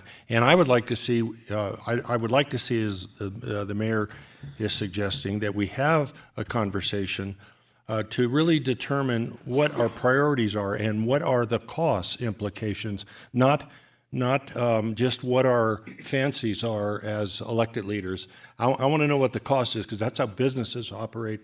You have to know costs if you're going to do things. And I think as a city, we need to operate the same way and not come up with wish lists without data. And we'll be talking about this later. When we're talking about policies, we have to have good financial information about what the impact of what we're doing on businesses in the community and those that benefit the community. But I support what the mayor's suggesting when we have that conversation. I want to get into the weeds on this stuff in our next mid-year and not just have a more perfunctory discussion of wishes. And that's not a criticism of the staff. It's just forgive the new member or members who have maybe more questions than those who've been around a while. All right, any other comments? Councilmember Roberts. Manager Irvin, would you be able to briefly explain why the tax even originated? Because we're not the only ones that are implementing that tax. We are a little bit higher than the areas, which I will consider bringing it down to make it more fair to the surrounding areas. But I know it seems unfair compared to the liquor. But there were some specific reasons, and I don't recall what they were. Why was it when put in place? I'll kick it off and then turn it to the city attorney. But essentially, once cannabis became legal in the state of California, the city went through a competitive review process to determine what businesses would be allocated permits. And through that process, there was then development agreements formed. And in those development agreements, it highlighted the 6% amount. Anything to add there, Heather? Yeah, just more background on that. When Proposition 64 passed statewide in 2016, it did preserve the ability of local jurisdictions to tax cannabis specifically. That was an important part of the negotiations that led up to that statewide ballot measure. And so I believe pretty much every local jurisdiction that allows cannabis does tax it to some extent, to varying levels. But I guess a little more specifically and this is going back to the legislative record on that, what was the reasoning for the taxes at that rate? What was the anticipated need for the revenue? Was it just general funds, or was there specific costs that were anticipated that was supposed to cover? I guess that's, yeah. Are you asking statewide? For here in the city, for the city. The city community benefit fee, as it was originally done through development agreements, was just a general revenue. Okay. And I think it was a novel use for something that the state has declared as legal. The city had an option to say, no, we are not going to do it, as I recall. And the city chose not to place the matter on the ballot to let the voters decide on whether or not they wanted it legal or not, interestingly. But the city used a development agreement again, extremely creative, and I hope we can do that in other venues, to adopt what we now have. So I've never seen DAs used like this, but that doesn't mean I haven't seen a lot of things probably in my life or career. So if we, but to go back to something, if we lose the businesses, how much do we lose really in total? If one, two, three, four businesses go out of business, what is the revenue loss to us then? We don't know that number, and I don't know how you talk about that without quantifying it. I don't know how you talk about policy without having economic analysis of the impact of the policy. I don't know how you do that and be a responsible governmental person. So now I'll calm down and just be quiet and listen to the Well, rest Councilmember of it. Jenkins, that might be an answer we have here today, Ms. Tikhomarova. Can you estimate what the revenue amount of, for argument's sake, say for like the top producer of cannabis tax revenue was in the last year? How much funding was that? Right now, we have 4 businesses, Yep. and we collect approximately $900,000 in revenue. So I would say on average, it's between $200,000 and $250,000. So that's probably that's a reasonable first order approximate estimation of how much we might lose if one of those businesses goes under.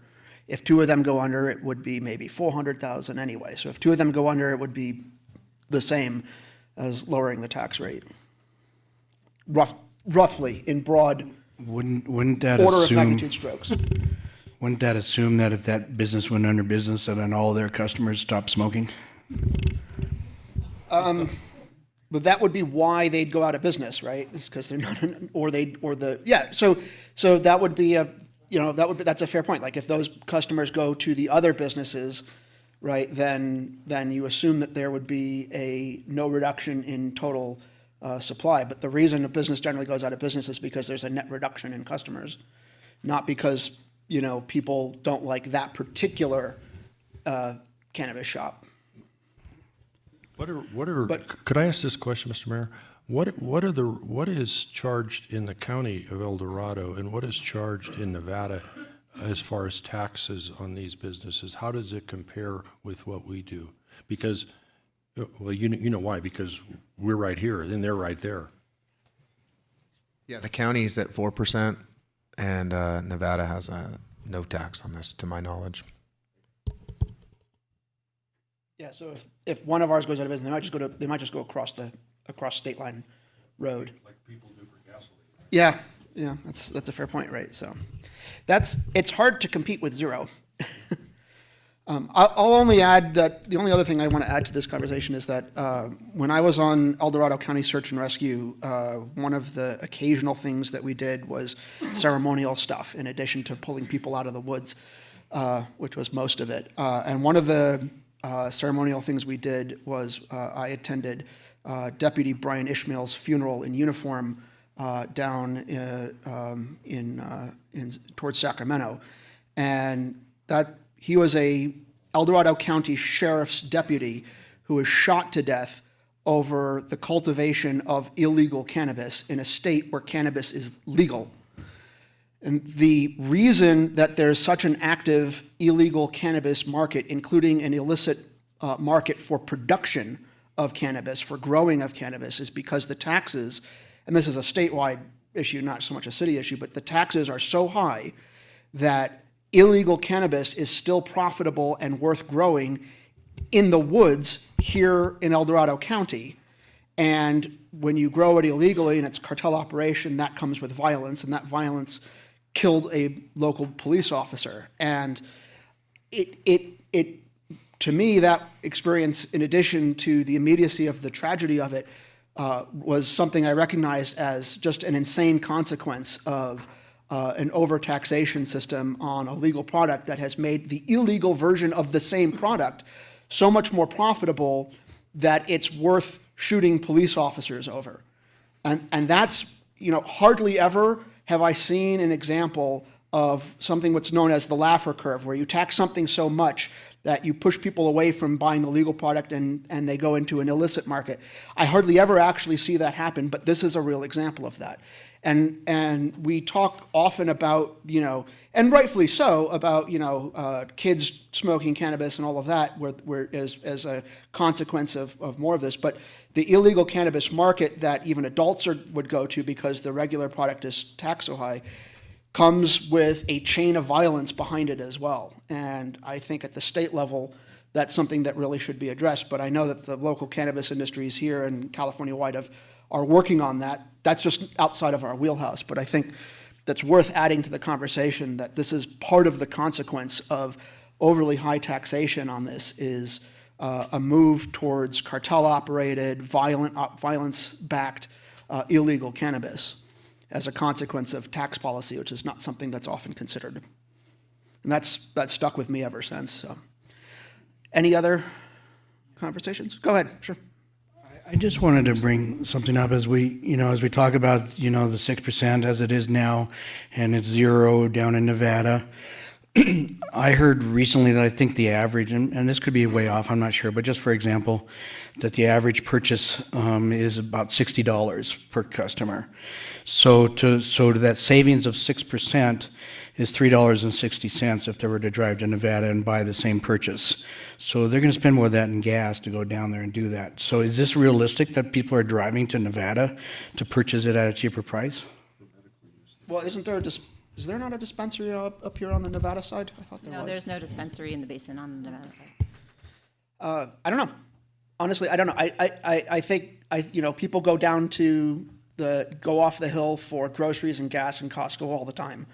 And I think people people drive down to Costco to buy gas there because it's cheaper. Maybe they buy their weed at the same time. And maybe they buy the weed at the same time. Although I will also note that I've run the math on my Jeep, and if I drive from here down to Costco to buy gas and drive back, I spend within pennies as much to drive there and back as I save in gas. So that's probably the same for weed on its own.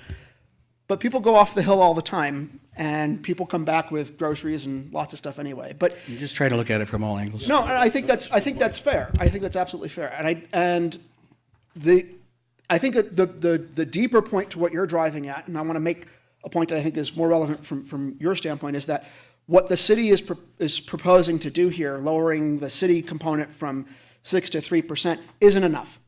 And it's not the city taxes that are the killer thing here. It's the state taxes.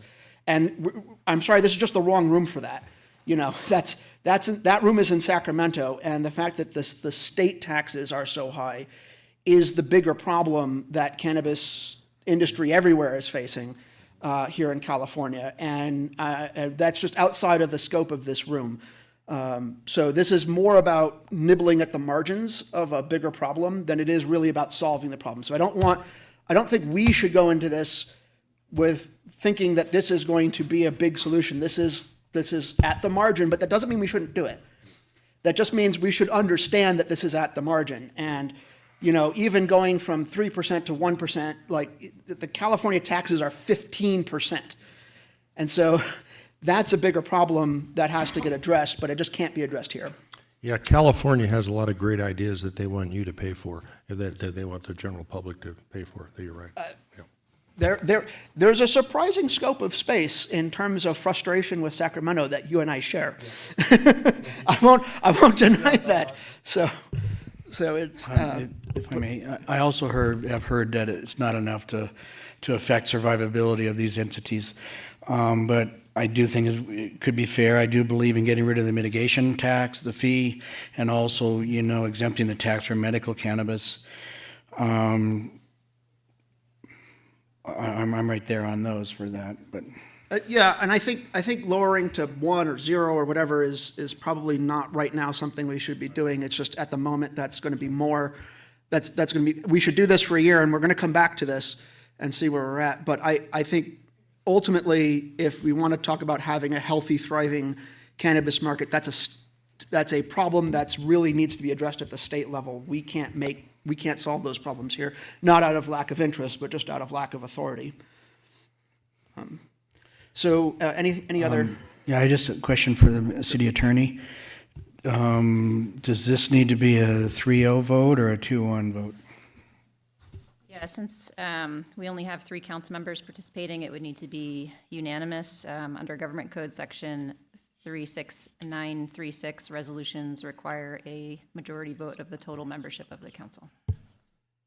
Yeah, it's a little wonky. I had the same question because, there's 3 of us, a majority is 2, but Cody counts as being here for the requirement of the vote counting, of the vote total requirement, even though he's recused. It's weird.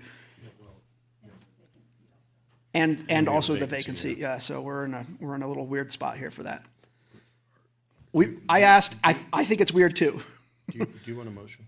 Yeah, so I'm prepared to make a motion I just want to make sure everybody's asked their questions and gotten their answers. You've been very kind, sir. Okay, in that case, I will make a motion. I move to pass a resolution reducing cannabis tax rate from 6% to 3% of gross receipts and exempting tax for medical cannabis. And as well as 2, resolution eliminating public safety mitigation 3. And 3, pass a motion authorizing a council member, I guess that's going to be me, to execute said resolution. I second. We have a motion and a second? Speak before we Go, vote. by all means.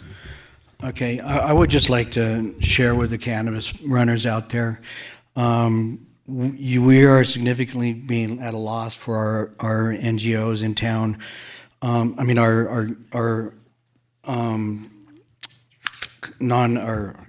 Just escaping me, our nonprofit operations in town. I hope you will consider increasing your participation in our nonprofits. I also hope you'll consider running your businesses more efficiently. I also hope you'll start and include more advocacy and financial support in the state's effort in eliminating some of the cartels' efforts in growing, because I know those are their biggest problems, and we're just a Band-Aid to what your challenges are. We have a motion and a second. See if I can get my cursor to work. And I also want to just clarify with staff, you have clear direction on bringing back the cannabis grant item for modification or wholesale retooling as well. Yeah, I supported that. Good, Yep, I understand. We will work on bringing that back. thank you. Mr. Mayor, can we have a 5-minute? We you wanna- have lunch ready? Oh, well, in that case, what's our normal time that we take for lunch? Usually? Usually like 30 minutes, no Then more than. I'll declare a 30-minute recess. We will reconvene at 1:15.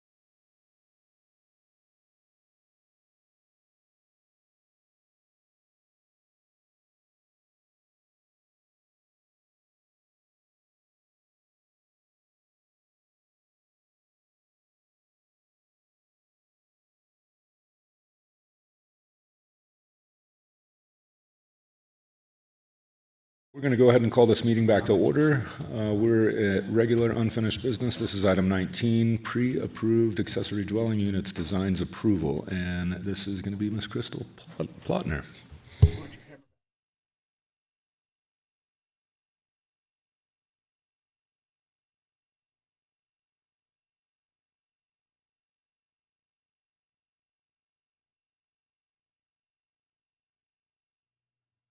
Good afternoon, Mayor and Council members. My name is Crystal Plotner, Assistant Housing Planner for the City of South Lake Tahoe. Today, staff will present on the pre-approved accessory dwelling unit design project. To address housing costs and lack of affordability, the state and city have passed new laws and ordinances to encourage the construction of accessory dwelling units, also known as ADUs. ADUs are a crucial element in the city's plan to provide a diverse housing supply. Pre-approved ADU designs provide code-compliant ADU construction plans that can be obtained quickly by a property owner and would not have to go through the plan check process, which reduces both cost and development timeframes. On March 12, 2024, the City Council directed staff to develop a request for proposal, or an RFP, to procure a consultant to develop pre-approved ADU plans that will be provided to the public for free in the city. The development of the pre-approved ADU plans are state grant funded through the Permanent Local Housing Allocation Program. After review of all submitted proposals, the design firm Workbench was selected. On December 10th, 2024, the City Council approved a professional service agreement, or a PSA, with Workbench. The plan check ready construction plans will include 4 design types that were selected by Council: a studio ADU, a 1-bedroom ADU, 2-bedroom ADU, and a garage design with an upstairs ADU. At the June 3rd City Council meeting, staff presented the completed parcel analysis of developable city lots to better understand development constraints such as average home size, vacant lots, coverage, and setbacks that would determine the size of an ADU. The analysis showed that approximately 38% of developed lots in the city have less than 800 square feet of coverage available for an ADU, and the majority of vacant lots could also only accommodate an ADU of 800 square feet or less. The analysis estimates that 9,313 developed parcels and 835 vacant parcels, which is a total of 10,148 parcels, in areas zoned for residential use may have the potential to accommodate an ADU, either through new construction or the conversion of existing structures such as garages and sheds, or relocating coverage such as removing decks or patios. However, under current TRPA development rights policies, there are currently only 1,758 residential allocations available basin-wide, and this is not including TAUs and CFA that could be converted into residential allocations. The TRPA is currently considering various policy changes that would impact how many ADUs could be developed. Staff roughly estimate 30% more ADUs could be developed with TRPA policy changes. However, there are no specifics on the TRPA policy changes at this time, so pending those specific changes, this estimate could increase or decrease. On June 3rd, City Council directed staff to continue working with Workbench on the pre-approved ADU designs and prefabricated products list with a focus on designs that are 800 square feet or smaller. With this direction, Workbench provided a total of 9 initial designs. At the August 21st, 2025 Planning Commission meeting, staff presented the 9 ADU designs and recommended 4 of them. The Planning Commission accepted the 4 staff recommended designs with the following additional recommendations. Number 1, on the garage and upstairs ADU design, replace the double garage doors with a single overhead door. And number 2, develop a 5th design for an alternative garage with an upstairs ADU featuring a tandem garage to reduce driveway coverage and better fit many of the city's rectangular shaped parcels. Tandem garages are longer, narrower garages with single-file parking. The development of a 5th design for a tandem garage is outside the scope of the existing PSA and budget, which covers only 4 ADU designs. If City Council would like Workbench to develop a tandem garage ADU design, an amendment to the PSA and additional budget would be required. Joining us today on Zoom to present and discuss the 4 recommended ADU designs are Workbench consultants Manasi Bapat and Jamili Cannon. I'll now hand it over to Manasi on Zoom. I'm sorry, do you have a ROM on how much more it would cost in PSA funding to do the 5th design? You said it would cost extra. Do you have a ROM as to how much? We would have to get an estimate from Workbench on that. Okay. And if City Council directs us to do that, we could request that from Workbench. My question is, if a person has an existing residential unit, existing housing unit, let's say it's a 2-story, and they wanted to convert a portion of that to an ADU, is that possible under the current issue, or under the current standards? It would be. Oh, okay. Yeah, it wouldn't be included in what we're looking at today with these pre-approved plan sets, but in theory, you could do some modification like that. Councilmember Jenkins, if you recall from the TRPA meeting we had, how long ago was that? A month ago? Hey, you guys, if you don't mind, just let's keep it to questions, just because we still have more of a presentation. Just if you don't mind. Just Let don't me get let too me far ask into it as a question discussion, then. if you don't mind. Mr. Thomas, could you clarify that if a existing housing unit is subdivided into, an ADU is built internally, does that require an additional RUU in addition to the primary house? Yes. Okay, and as I recall from the conversations when the TRPA representative was here yesterday, that was one of the changes that they were suggesting eliminating in their updated proposal so that it no longer requires as such. Is that correct? Yes. There you go. that I and phrased some it as a other question. options. I did it Jeopardy style. So, Manasi, if you are on Zoom, we can start the slideshow presentation. Hi, Crystal. Yes, I'm on Zoom. If you can share the presentation.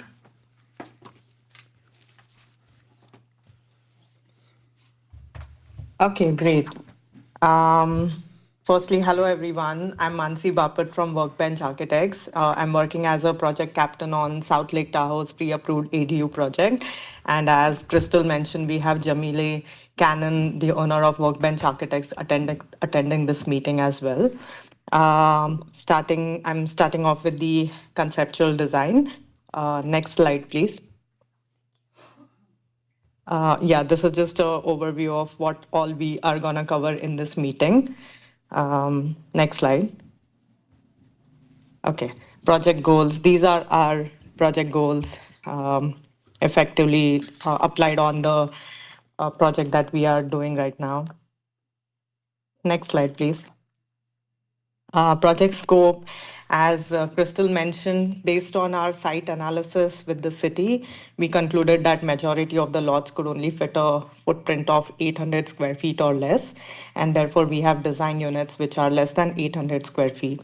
As she mentioned, we have design studios, 1 bedrooms, 2 bedrooms, and ADU over garages, and we will look into the next slides, which will discuss a bit more about these units. This is the project timeline. Here we are on 11/4. After this meeting, we will move to design development and construction documentation.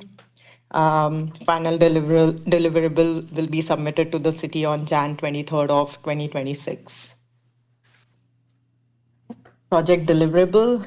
These are the images from a different jurisdiction, but here's a list of the items which will be included in the drawing set, and the images are just examples of what you will receive as a submission. Okay, great. Starting with the concept design. As I mentioned earlier, the smaller footprints are preferred in order to allow residents to utilize these plans. The smaller footprints are the ones that will work better with the jurisdiction, and we also allow the opportunity to rotate the unit's orientation depending on the site constraints. So this is just an image of what we have on the South Lake Tahoe's plans. Next slide, please. Proposed ADU sizes. These are the studio unit sizes and 1 bedroom sizes that we have developed, 345 square feet and 650 square feet respectively. And the 2 bedroom unit sizes and ADU plus garage unit sizes. of the areas that are mentioned. Great. So, proposed planned studio unit. The unit area is 322 square feet and the site coverage is 345 square feet. The overall footprint. Yes. Thank you, Crystal. So, studio unit. We enter in the middle of the space and we have got a single room with full kitchen and closet and full bathroom and utility closet. We also have a nice height to the roof at 13 feet 6 inches, which allows for storage loft that is above utility space and bathroom. It's actually shown in a dashed line over the bathroom and the utility closet. And the ceiling height is a and the ceiling height in such a smaller space will give a nice airy feeling to that entire room. At all units entry, we have provided enough overhangs to protect from the snow and rain, as you can see in the 3D picture over there. Great. Next slide, please. One bedroom unit area is 628 square feet and site coverage is 650 square feet. Yes. So as you can see, we have an overhang over the entryway and there's a storage which is provided for bikes or for exterior exterior equipments. And as we enter into the room, we have a great room and the kitchen is at the back with utility storage in there.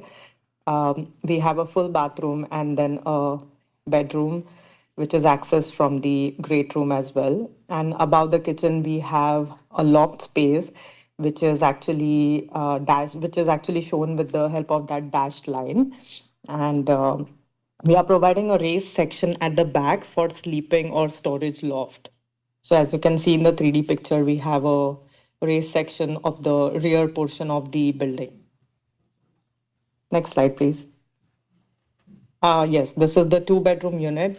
Unit area is 745 square feet and site coverage is 799 square feet. So as we enter into the living room, we have a great room, and from there we can access 2 bedrooms over here. We have a full bathroom and there's space for utility and also for laundry. Those spaces can be interchangeable. We are flexible to provide the interchangeable factor for that. And at the entrance, as you can see, we have provided a large storage with hot water heater inside it. And yeah, we are actually utilizing a double shed with clear story along the vertical plane to bring in additional light into the unit. As you can see in the 3D picture, half portion of the building is raised to provide a clear story. Next slide, please. Yes, this is a 2-car garage plus ADU unit. The garage area is 485 square feet. Unit area is 602 square feet and site coverage is 602 square feet again. So as you can see on the left-hand side, we have a 2-car garage with an internal stair that brings up to the unit. The unit is 1 bedroom with full bath and full kitchen and plenty of storage space within the unit. The deck is optional per preferences, and if someone doesn't want a deck, we will provide 2 fixed windows instead of a sliding windows at the exterior facade. And yeah, next slide, please. Quick question, is that deck cantilevered? Yes. Oh, cool.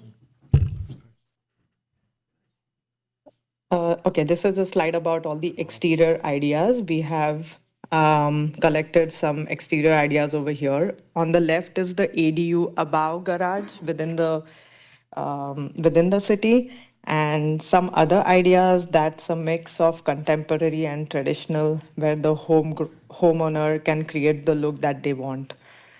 So just an assembly of all the images for the exterior ideas that we have scattered. Okay, great. This is the end of the presentation. Thank you, and please let us know if you have any questions. Great, thank you so much. And So I do have more to go over, but Great. I don't know if you wanted to ask Manasi any specific questions. I need to ask a very stupid question. But this is because it came up when this first came up to me through El Dorado County Housing Development Subcommittee.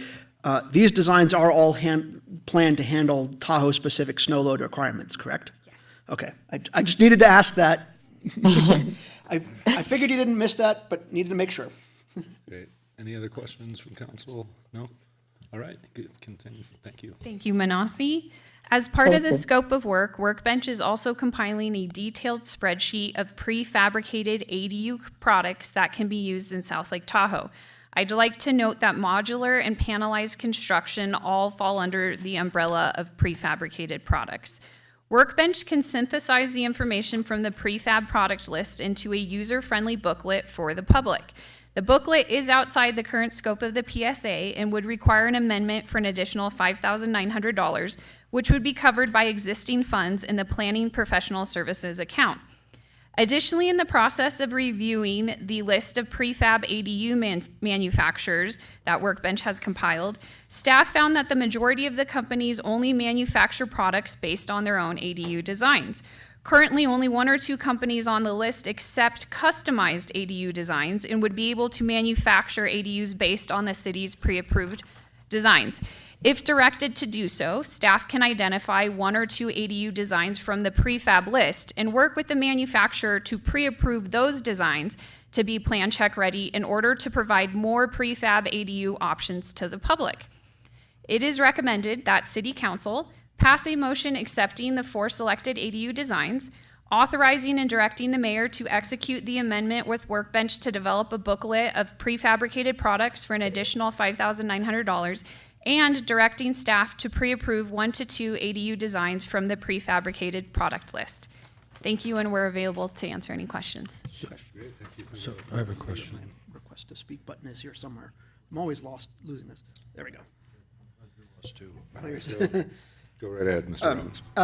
Is there, within the current scope of the tasking for this, is there a plan for the city towards the end of this to put together, you mentioned a booklet, but to put together a custom or a resident-facing pamphlet or booklet saying, so you're interested in building an ADU, that is meant for the property owner, who's not a building expert, and say, like, this is what the city has, these are pre-approved plans, these are pre-approved products, and packaging all of this work here into a nice glossy brochure kind of thing, or whatever the right way to do it is, for the public, and then to advertise that so that the public can find out, which is a public relations component.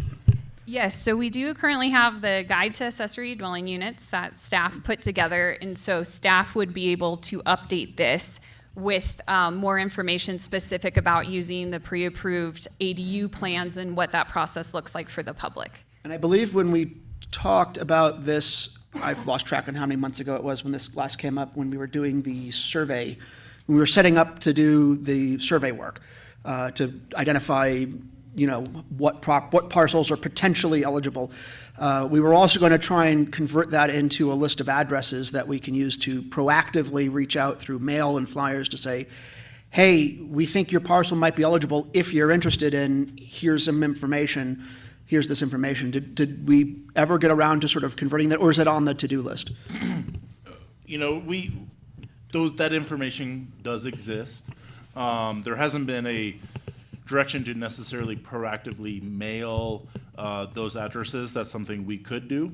As part of our overall, we're taking a variety of steps in development services on a lot of fronts to assist with commercial development, business development, housing development, and now ADU. And so, incorporating all that, absolutely, we could do a proactive outreach. As Crystal mentioned, our booklet will be updated with the appropriate information. We'll also be doing an outreach campaign, updating the website, things like that. But yeah, we do have that information and address location. Yeah, because we talked about this similarly, for example, with lease to locals, where we were going to go through property record information to find people who might potentially be eligible to participate as a landlord in the lease to locals program, if we could do something similar, because you have to know that this exists in order to look for it, and that initial education is part of this. And I'm trying to think 3 steps down the line as we now move along this process, much like we have with the Lease to Locals program, about what do we need to do and what does the council need to do in terms of direction and or funding to do a proactive outreach program that's associated with this activity, similarly to what I think we should be doing for Lease to Locals. Well, I will add with Lease to Locals, since that's come in-house, we've initiated a large number of proactive outreach components of the program that really is of no cost to the city. There's a variety of avenues out there that you can do proactive outreach through advertising, could be social media, other avenues too. So we already do that. We'll be adding this to that bucket, basically. Anything that would perhaps involve a little bit additional funds, such as direct mailing or something that could be explored and brought back to council in terms of an option. But definitely adding this to our pretty robust package of outreach that we do, especially with the incentive grant program now that it's in-house. Well, I know we had a robust discussion about that with the Lease to Locals, with the insourcing of that, but for this as well, would there be consensus? Well, let's. I'll bring it back for discussion. Let's go, Mr. Jenkins. Questions?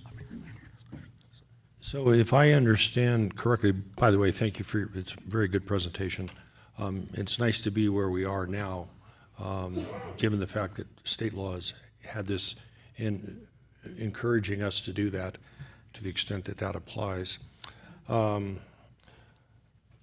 You're saying that at the current time, if someone had an existing two-story house, no increased coverage requirements, that in order to put an ADU in that unit and provide an additional unit of affordable housing, they'd have to pay for a residential unit. What is did you say that that the TRPA is looking at changing that rule? And what is, in your view, the likelihood that what I would call unreasonable rule is going to be changed? I'll defer to Mr. Thomas. Yeah, I can speak to that. So the city has been working with TRPA through the Tahoe Living Working Group. That's kind of the established avenue that TRPA has set up to look at a variety of phases of code amendments. And they're phase 3 of code amendments. They're looking at a number of amendments that are specific to ADUs. They range from exempting coverage or a certain amount of coverage. They also include eliminating potentially the requirement of requiring an allocation or a unit of use. So those are on the table. Those are being presented as options. Those are things that city staff has definitely encouraged, advocated for.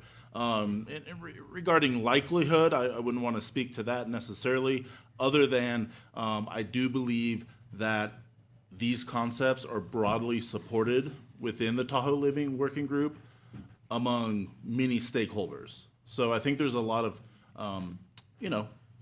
interest in seeing some of these changes happen to incentivize ADUs. Thank you for your advocacy and thank you for your answer. Great. Mr. Roberts, any questions? All right. Well, we had, so just to follow up with staff, because with regards to the question about internal ADUs, I concur on the absurdity of that issue, but we did have TRPA here discussing that a few weeks ago. And if I recall, and this is what I want to ask staff about, that issue, we did ask for that issue to come back with a discussion for us presenting a set of recommendations based on their presentation. We're going to have a discussion and come up with a city's, this is what the city thinks on that issue and what we want to concur on. And so I believe that was a request. That's my belief. I just want to verify that was a request for a follow-up on that, right? Yes, TRPA staff was here a couple months ago, and council listened to the presentation and asked that we put it on the APC to come back. So we should have an opportunity. This is what I wanted to verify. I wasn't remembering that wrong. We should have an opportunity to, with regards to the internal ADUs, to follow up on that with regress. But this is about external ADUs. which, again, I agree that all of this is a silly distinction that we are making, but it's because we live in a silly world. Yep. Let's hold it for discussion. Thank you so much, Crystal, for your great presentation. Oh, excuse me, Mr. Roberts. My apology. I just want to make sure that this is just options that we're providing that we think will be advantageous, and it doesn't eliminate somebody that wants to do their own design and then have to go through the regular permit process and whatnot. Is that correct?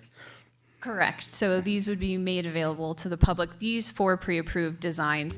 And then also with the prefab list, people would have the option to submit their own customized ADU designs to some of these vetted companies to have that potentially built. And then, of course, people could have their own independent ADU designs created and submitted to build as well.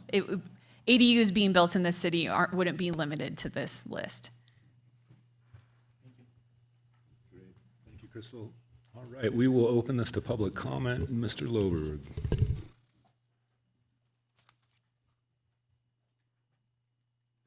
Thank you. Scott Loberg, South Lake Tahoe taxpayer. Seems like when this was originally discussed, long before it was let out to an architectural firm, a couple of the things were discussed to try and have Tough Shed or Home Depot, they do these prefab ones, and so you'd know what the fixed cost is going in on this, and I don't know why we departed from that.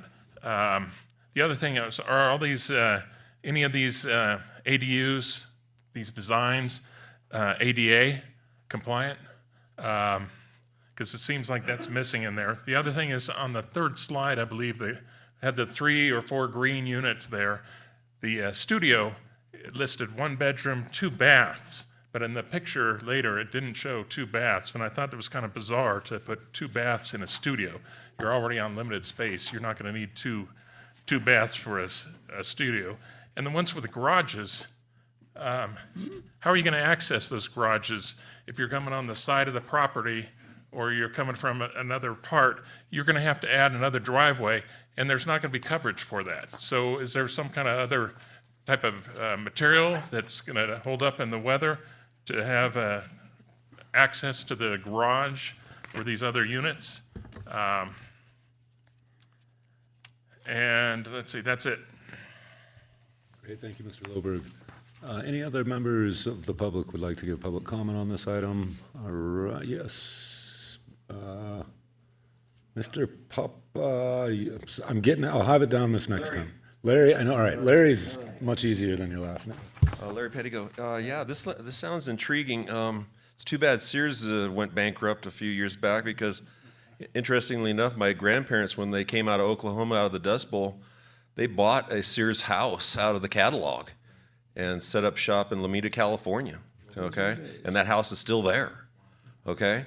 So that's the good news. I'm kind of following the speaker here. Yeah, there's a lot of questions about parking, driveways, getting in and out, and all that good stuff. But I'm just wondering, getting back to what was it, that family of 3 that showed up at the last meeting that had the baby.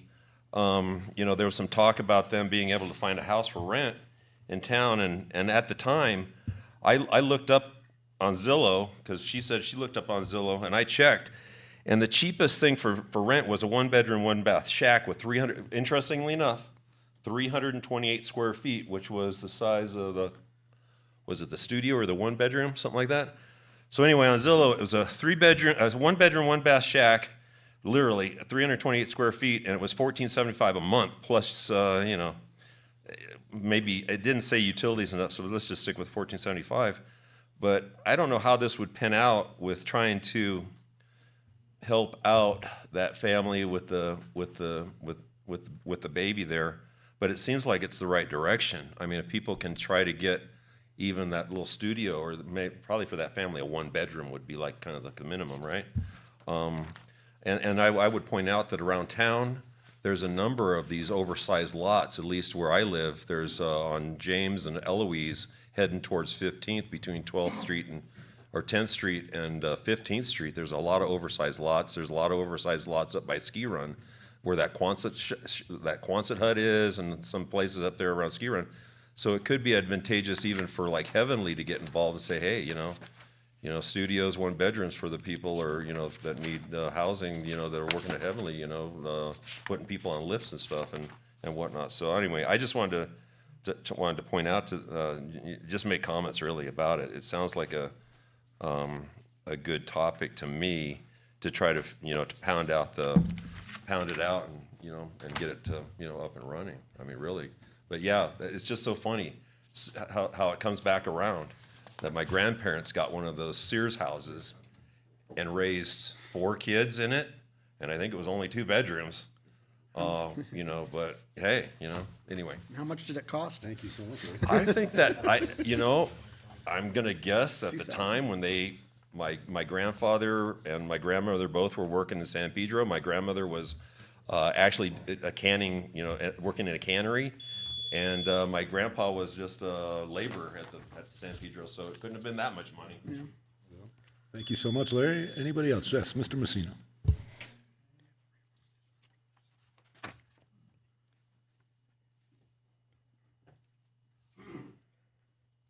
John Messina, and you got me curious. I'm wondering, can any manufacturer produce these prefab homes, or is a couple of companies going to get preferential treatment and be able to underprice the competition? I don't think that's right. If they're going to pre-approve the plans, anybody should be able to manufacture it. And 2, this is going to increase the density of the housing and increase the population of our city. Has anything been done to increase the ability to evacuate the city in case of a fire? We had enough problems during the Caldor fire. Can you imagine that doubled? It took me all day to get out of here the day of the fire. And if they hadn't stopped it at the airport, I would have burned too, probably. 3, tandem parking. We have a 10-unit affordable housing complex going up in our neighborhood. It's using tandem parking. It's got a 10 by 20 parking space, and the snow storage space next to it is 10 by 20 feet. So when we get 8 feet of snow, where are they going to put? Are you going to go up 32 feet to dump the snow? It's not being carefully examined by our planning department. This is going to be a mess. They're going to be parking on the street. There's no other parking except that little 110 by 20 foot spot. And the street's already dangerous, particularly in the winter. And that's on F Street.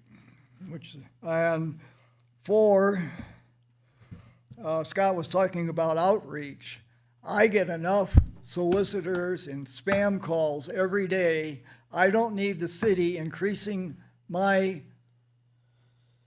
I'll say, burden of putting up with that nonsense by releasing my name and address to developers or anybody else. So I would like to see that at least mine is not given out to anybody. Thank you. Thank you, Mr. Messina. Anybody else? All right, seeing none, we'll go to Zoom. Oh, Mr. Mosier, you didn't stand up.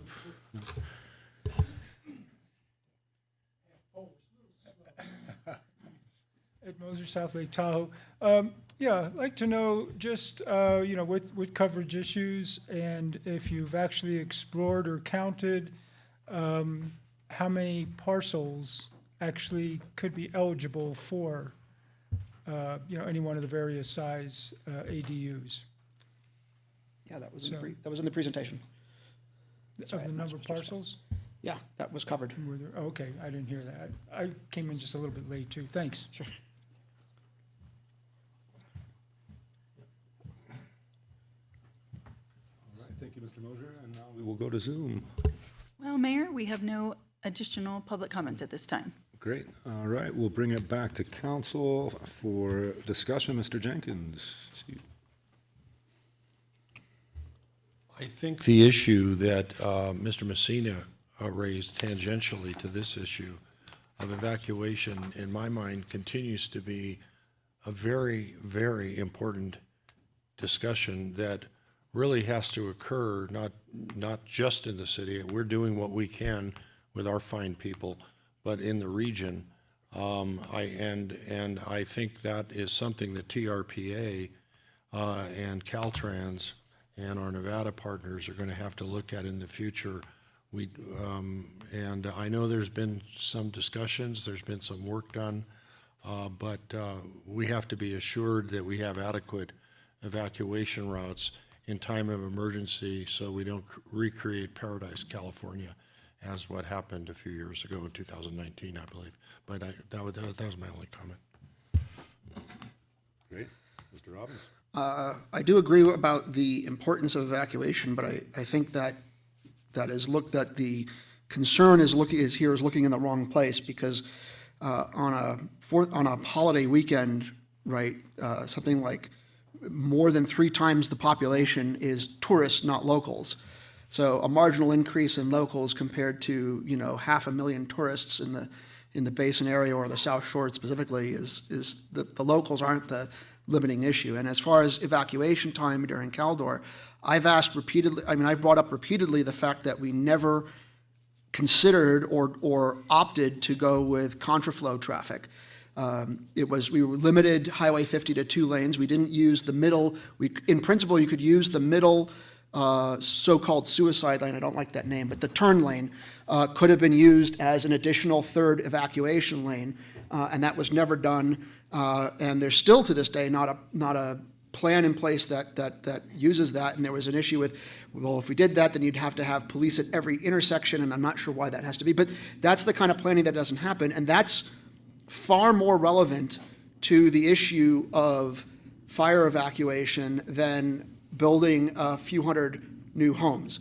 I think that's really where your limiting factor is that ultimately we're not even using all of the lanes we have, and we don't have a lot of lanes to begin with. So I would put the priority of attention there rather than worrying about how a few ADUs may increase the number of families. Also, our population has been shrinking. We're down about 10% since our population peak about a dozen years ago. So, this isn't a problem where we're growing too fast. Our population is shrinking as our housing supply is being shifted from residents to vacations to second homeowners to non-residents. And that's a bigger problem for our economy and everything else. But I'm not dismissive of the fire evacuation concern. I just want to make that clear. I don't think that a handful of new housing units is the core issue. I think the issue with evacuation is the underutilization of lanes that we have. We've also built these they're outside the city, but Caltrans has also built these traffic circles that I don't think are really going to be helpful in an evacuation. I get how they are all the rage for traffic mitigation under normal conditions, but under evacuation conditions, I've never seen anything from Caltrans discussing that. And I think that's, again, another bigger issue that is a priority over building a handful of housing. So I say all that just to make it clear that that's not something I have failed to consider. It's just, I don't think that's where the issue is. But bring it back to the actual ADUs here. We talked about outreach. I don't think, there was a question about outreach. I don't think the plan at hand would be to give homeowner addresses to third parties. This is more about the city sending out stuff. And I think we need to do that specifically because most homeowners do not make city council their hobby. I appreciate you, all that do, with your time, come here and hang out with us. It would be lonely otherwise. But most homeowners do not make city council their hobby, and a lot of homeowners are out of town. A majority of single-family homes are owned by people who do not even live here. And so reaching out to those people isn't something that can be done by having an agendized item on city council meetings. That requires us mailing things to people or reaching out to people and saying, hey, there's a lease to locals program, there's an ADU program, would you be interested in it? If so, here's this information of how you can get started. So I think that's why that's important. But I think it would be the city doing that kind of in the direct way, not handing it off to spam type people. But I get enough crap in my mail too. I live here. I've gotten like a gazillion things on Prop 50. I get plenty of spam mail, so I'm not unaware of that either. Last item on my notes here, or last two items on my notes here. There was a question about 2 bathrooms. I don't know what that was about. All of the units that were presented here are 1-bathroom units. Wouldn't it? Mr. So- Robbins, if you don't mind, just try to keep it in discussion for the item. I know there was questions, but we didn't address them at the end of public comment, so not a big deal, but just try to keep on your, if you don't mind, keep it to the item. Addressing each one of the questions that weren't relevant, we should have done at the end of public comment. That's all I'm pointing out. So that all the plans presented here are 1-bath plans. I'm not sure if something was in error on the slides, but all the plans here appear to be 1-bath plans. I don't think any of them are 2-bathroom, which wouldn't make sense. But on the one bedroom over garage unit, I have a question for who's the vendor? Workplace, I was going to say work-a-day, for workplace. I'm looking at it, there's not a door, unless I'm missing it, I don't see a door going into the car part of the garage from the ground level, right? I see the door going to the upstairs unit, but not a door for the garage, other than the garage door itself. Am I missing something on those plans? A door. Well, yeah, sorry. Am I missing anything? Am I missing? You know what? Touche. Well done. I got nothing. That was good. I don't got to come back for that. Are they still So on Zoom? can you let the consultant speak and answer that question? This is Jamili with Workbench. Apologies here. Can you guys hear me? Yes. Okay, we can add a door. It's correct. It doesn't look like we're showing one right now, but it's easy enough to add. So you could go into the little foyer space and then into the garage. Okay, or we could just have a door from not even the foyer, from the outside. That makes sense, because I think you'd want a people door to the garage different than the car door, and that just looked like it was missing. Absolutely. Okay. Yep, we can add that. And what for the pre-approved plans? And I know there's a lot of these units that are sort of prefabricated. I mean, there are some that are sold at at Home Depot, although I don't know that those will meet our snow loads. Are these? I just wanted a little more exposition on the pre-approved pre-approved products item, which is are these completely prefabricated? Are there options for that, or how does that work? If you could expand on that a little bit.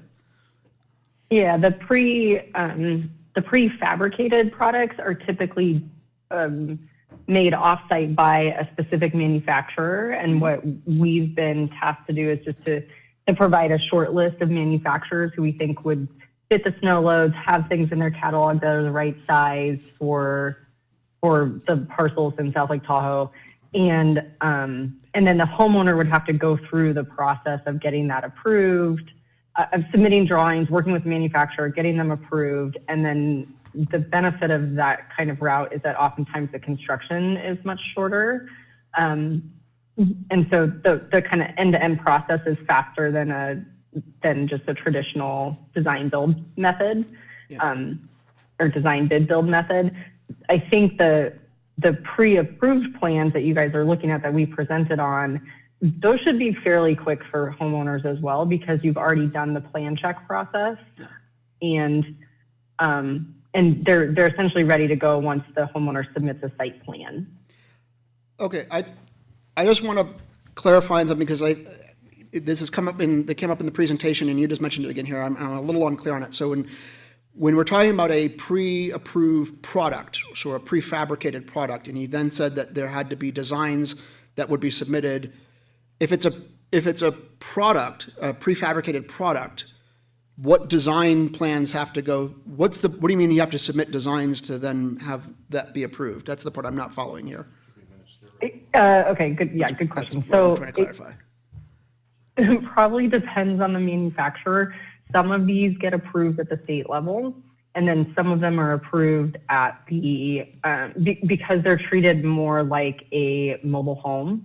So it's a product, it's approved at the state level with the building code. And then what would be approved at the local level would be the foundation plan, the site plan, how the structure actually connects to the foundation. Those things would be run through the local building department.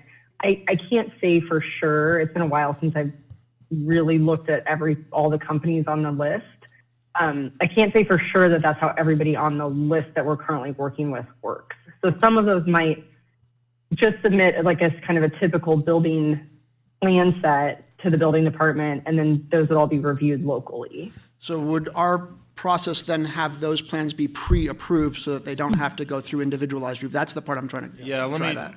see if I can add some clarity here. I may be So- asking the Question question for wrong, Crystal. so. Yeah, so what we're looking at here is these would be 4 plans that would be pre-approved. That's for these, yeah. That's They for would the- require no plan check, and the customer or the property owner would get the plans for free. So it's kind of a two prongs of helping it, if you will. The only thing that the customer would be required to do is show their site plan, basically where this is going to go on their actual parcel. What Workbench is talking about is in the instance of a prefabricated product, there are a plethora of manufacturers out there, some of which only do their own design. A very small number, 1 or 2, might be able to take an outside design and make a prefabricated product. Okay. So what that little add-on option that Crystal presented was basically saying we can provide kind of an informational pamphlet or packet to discuss some of those options. It wouldn't necessarily guarantee that manufacturer a year from now would for sure build this exact plan, but could be an option for a customer to explore. Okay, so you're talking about a prefab manufacturer that could manufacture the plans that have been presented here. That's correct. Okay, so that's different Which is than. a much more limited number than what might exist. Right. That's selling your different own. than okay, so that's distinct then from, I believe, the additional sort of task item, which was identify prefabricated products that could be purchased. That could also be part of that informational pamphlet, but again, those most pre-manufactured kind of manufacturers, if you will, they're going to sell their own product, their own plan, not necessarily what's designed with these. But we were also, in addition to these pre-approved plans, we also wanted to have a set, in addition, of pre-approved products that are like completely prefabricated, like the quote-unquote Home Depot ADUs, right? So that's not what's in front of us here, but that's still I want to make sure And that's that still could be an outstanding. option. That's correct. That's not part of these plans, but that could be an option to kind of present that package. Let's get in a different way. So Zach, the staff report says if we appropriate an additional $5,900, that we'll get a pamphlet. Will the pamphlet be manufacturers that build the prefabs, or will they be prefabs? And what I would do is defer to the, if Workbench can specify what would be included in that pamphlet. Yeah, the idea with the pamphlet that would be it would show the options that we worked through with South Lake Tahoe planning that we felt like were going to be able to be utilized across the most parcels. So they would probably be plans that were similar in terms of size to the ones that we're pre-designing. And then where possible, like Crystal mentioned, we could see if there are any manufacturers who will actually manufacture the plans that we've drawn for you. So it's probably both a yes and situation. Yeah. Where we could have some where they can just choose from a catalog and we'll make some recommendations on the sizes that we think will work best. And then maybe there's an option or two that they'll produce the ones that we've drawn. And then the idea in the pamphlet would be to help guide the homeowner through that process, because it's very different from the process of going to the building department and picking up one of these pre-approved plan sets, right? So there'd be some information in there on, hey, you're going to need to get a structural engineer on board. You're going to need to design your foundation. Here's how the approvals process works for these drawings.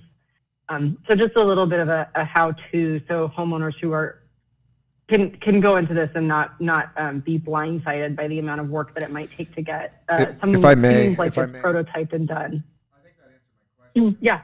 Not a yes or no. There's manufacturers that develop these prefabs, some of which might be interested in designing master sets, a plan that we can give to as an option to our community. But that won't be in perpetuity. They may go out of business, things change. So it's really just a moment in time snapshot pamphlet that we're asking for. Okay. All right. And that would be a pamphlet of prefabricated units that would be suitable for the building requirements, snow load, environmental concerns for this area, that we've done a survey or whatever, that we've looked at and we say, here's a half a dozen or whatever it is, prefabricated units that you can buy. Those prefabricated units should then be also on the pre-approved list, right? That we don't need to go through an additional construction approval. I just want to clarify that point because I was unclear on that. So we wouldn't have those plans. So we wouldn't have the construction drawings of every pre-manufactured product. We would have the four that we're looking at here today that the architect would design, we would pre-approve. And then the architect would make regarding the pamphlet that we were just talking about, they would do their best to make a recommendation of, here's a variety of pre-manufactured products that might meet everything, the criteria we're looking for. In addition, here's a potential manufacturer or two that might prefab our designs. Right.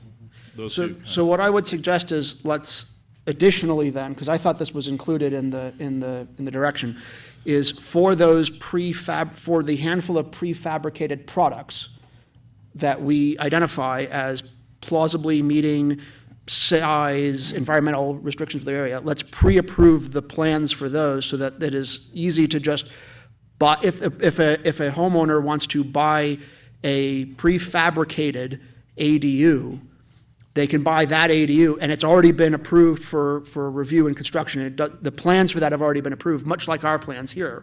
That gives them more options.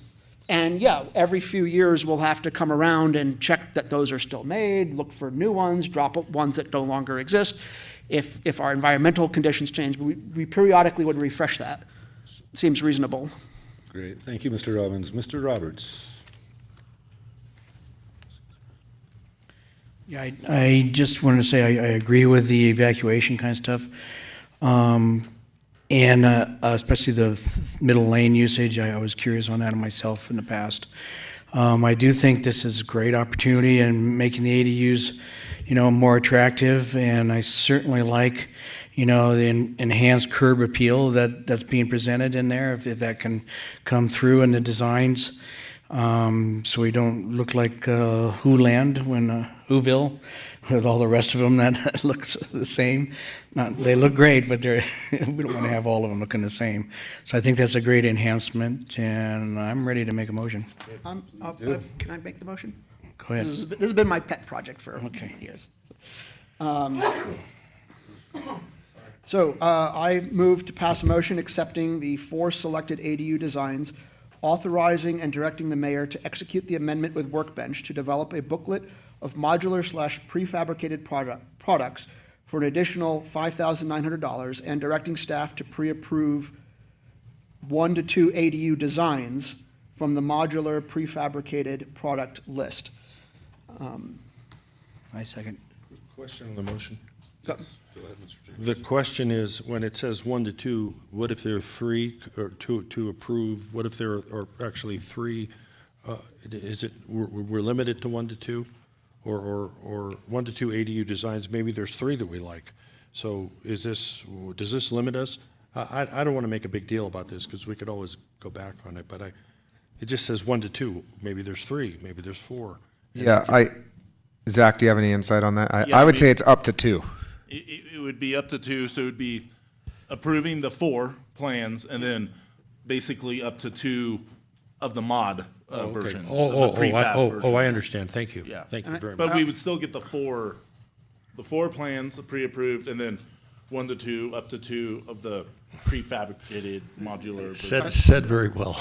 I also want to clarify, I don't think it needs to be in the motion, but I want to clarify that the garage item should have a downstairs door. So as per mentioned earlier. That's clear, She yeah. agreed to that. Make sure that All right, happens. we have a motion and a second. We can vote. Can I request additionally that staff, when you, well, actually, it's just a question. When you have like the modular prefabricated product list, will that be coming back to council for review presentation as well, when that is ready? I think when we wrap up the design of the 4 products, that will be pre-approved building plans, and the pamphlet, we'll share that with council for your information.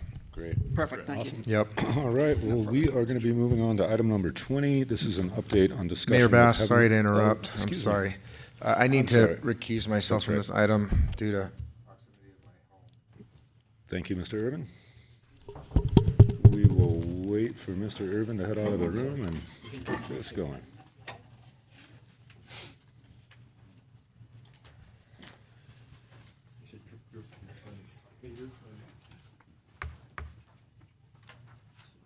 All right, so this will be Ms. Roverud presenting for us. Thank you, Mayor Bass and members of the council. This item is an update on discussions with Heavenly Resort on annexation and parking. It was requested on August 12th by then Mayor Pro Tem Bass and seconded by Councilmember Jenkins to bring this forward as an agenda item. I think most of you are familiar with the background related to these issues, so I won't go through that in detail, but if you have any questions related to that portion of the staff report, happy to answer them at the end. With regard to the annexation, there really hasn't been change with respect to that topic. The city has not submitted the annexation application to the local area formation commission due to the lack of Heavenly support and negotiated tax sharing agreement with El Dorado County. In conversations with Mr. Edelman, the Vice President and General Manager of Heavenly Mountain Resort, he's indicated that Heavenly is not interested in supporting the annexation at this time, so no change in that position. Staff has met with Mr. Edelman as well as Brian Bigley, representing Heavenly, to discuss the parking-related issues up in the Heavenly area. We've had some really positive conversations about the need for infrastructure improvements to enhance the kind of visitor experience, getting up to the Heavenly California Base Lodge and minimizing impacts on the neighborhood.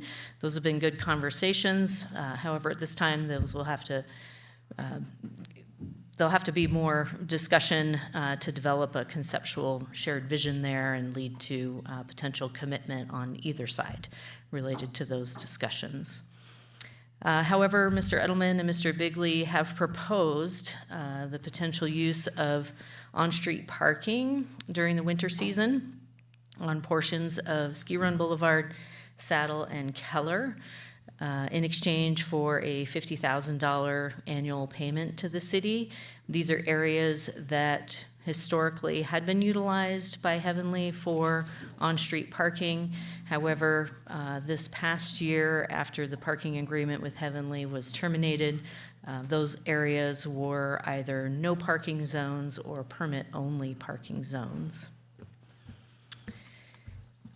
If the city council directs the staff to negotiate with Heavenly on this parking proposal, an approved agreement would also require amendments to the resolution that establishes the no parking and permit parking zones in the Heavenly Valley area.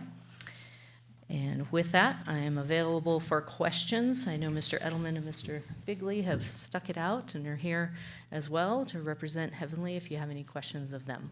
Great, thank you so much, Mr. Overwood. Questions from council? Don't see anybody on the screen. Save my questions for the discussion. Okay, any other questions? Mr. Roberts, you okay? I'm just curious, I mean, do we need to do I know the annexation is closed down for now, the conversation. Do we need to do anything now in order to bring it back in the future when things change, or can it just be brought back easily without any special consideration? So the suggested action by City Council would be to develop a motion to provide direction to staff on whether to continue to pursue the Heavenly Area annexation. Without Heavenly support, we'd need to continue those conversations with El Dorado County on the tax sharing agreement and move both of those items forward in order to, as part of that effort, to continue to pursuing the annexation. And secondly, requesting the council to provide direction to staff on whether to negotiate an agreement to allow the use of street parking for employees and guests at Heavenly Resort. All right, Ms. Robert, I don't believe there are any other questions for now, so we will go ahead and move this to public comment. Mr. Loberg.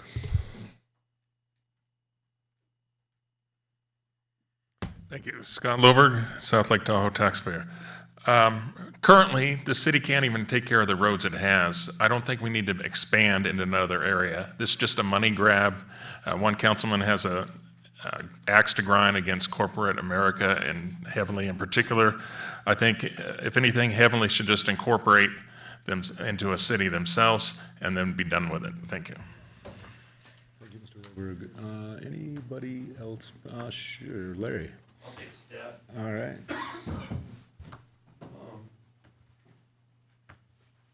We just, Larry Pettigo, South Lake Tahoe. We were just talking about the NGOs, and they were running out of funding and the whole cannabis bit previously. It seems to me, I mean, I don't know, but since we kind of the city got in a position where we had the parking meters, and I know it was contentious. I was against that thing, tearing those things down and mothballing them.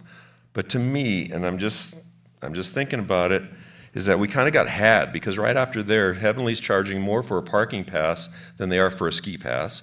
The casinos are all charging for parking. Everybody's charging for parking. And our meters, I don't know what happened to the parking meters we had, but I heard that they're just in some warehouse someplace.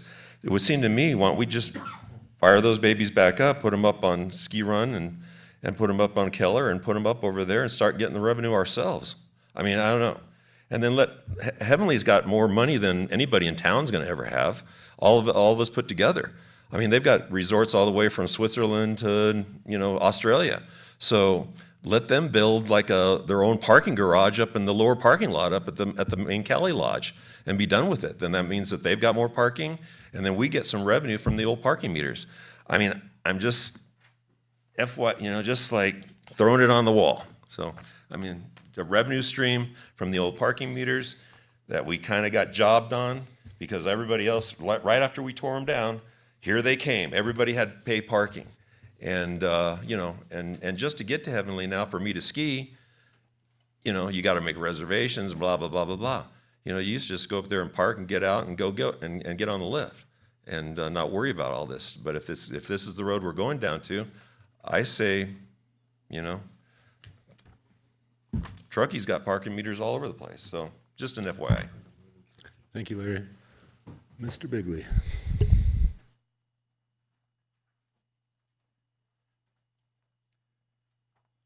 Thank you, Mayor Bass and council members and staff.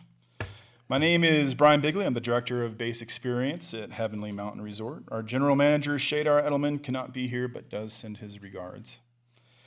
We appreciate today's update and direction to staff regarding Ski Run Boulevard. We ask for a continued partnership for a mutually beneficial agreement that can provide funding for the city and for the convenient parking of local guests, while maintaining a smooth and clean arrival experience. We are also excited to participate in the future vision planning for our shared destination. We hope this will build on our snow removal and road maintenance agreement that provides a sizable financial contribution to the city. We are also committed to continuing transit operations, including the lodging route and the Kingsbury route that we added and expanded last year. This summer, we expanded our childcare program and now offer a year-round service to support that critical community need. Last year, we invested more than $2.5 million back into the South Lake Tahoe community with a focus on childcare and local environment. This includes support for the League to Save Lake Tahoe, a multi-year $100,000 grant to the Boys and Girls Club for essential childcare programs and sponsorship with bread and broth Monday meals. We also strengthened our partnership with the Lake Tahoe Unified School District and now offer free lift ticket lesson and rentals for all 4th and 5th grade students through the newly revamped school program. To celebrate our 70th anniversary, we are pleased with the collaborative work between the resort, the community, the city, including the Arts Council, to exhibit 70 years of history at City Hall. In addition to events on Mountain to celebrate this milestone all season. On November 12th, we will host a community open house to preview the season ahead, and we will prepare to kick off our 70th season on opening day, scheduled for November 21st. We hope you'll be able to join us both at the open house and on the slopes. We look forward to continued partnership. We thank the members of City Council who have taken time to speak with us and for the time and efforts of city staff. Our leadership team is committed to working to achieve the shared priorities. Thank you. Mr. Bigley. Anybody else in the room to give public comment on this item? Okay, seeing none, we will go to Zoom. Yeah, we'll go ahead and open up our Zoom platform. I see we have a couple of hands raised. First, we have Miss O'Hare. Hi, good afternoon. Can you hear me? Yes, go ahead. Okay. My name is Kelly O'Hare. I live on Upper Saddle. I've lived in the area of Heavenly for 20 plus years, 22 years. I started out living at Concept Sierra, moved to Tahoe, Tyrol, and then later moved up on Saddle. And it's probably hard to believe, but the parking at Heavenly has really impacted all of these places over the years. Most recently, it's been a very serious safety issue.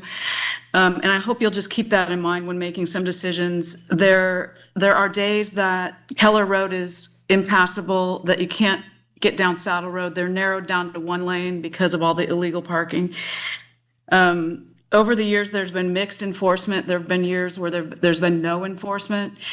The cars are parked in front of driveways and fire hydrants and anywhere they can. It wasn't always like this.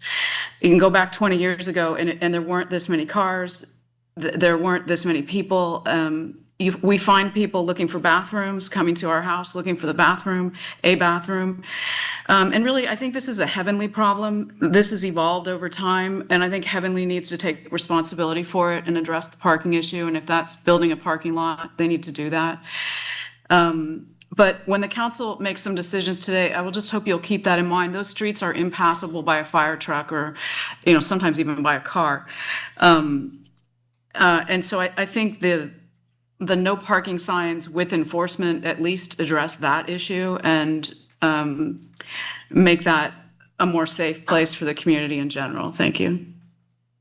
Thank you very much. Okay, next up we have Sarah Pridemore. Hello, can you hear me? Yes, go ahead. Hi, I live on Saddle, actually at the top, so I'm at the top of Ski Run to the right on Saddle. And I would like to reiterate what the other gal just said. When there was parking on Saddle as well as Ski Run Boulevard, it was extremely dangerous for the residents. More often than not, people would turn down to the right onto Saddle Road, which there is no out. You have to go down McAdee, both of which are very steep roads. McAdee actually was not repaved, which also causes issues. More often than not as well, when, like she did say that the roads are down to one direction. I leave my house and I go through Tahoe, Tyrol to get to work every morning. If Saddle Road is down to one lane, I have no way to get to work unless going down Ski Run and dealing with the steepness of the hill when there is excess snow, and that's not kept up very well. I have had my home there for 15 years. Guests or tourists I've seen them come use the restroom behind on the side of my house. They park in my driveway. They leave their garbage. I've never had Heavenly maintain the directions of the road. They should not be turning right on Ski Run Boulevard. They really shouldn't even be coming up Ski Run Boulevard past Needle Peak where you turn left, but they do.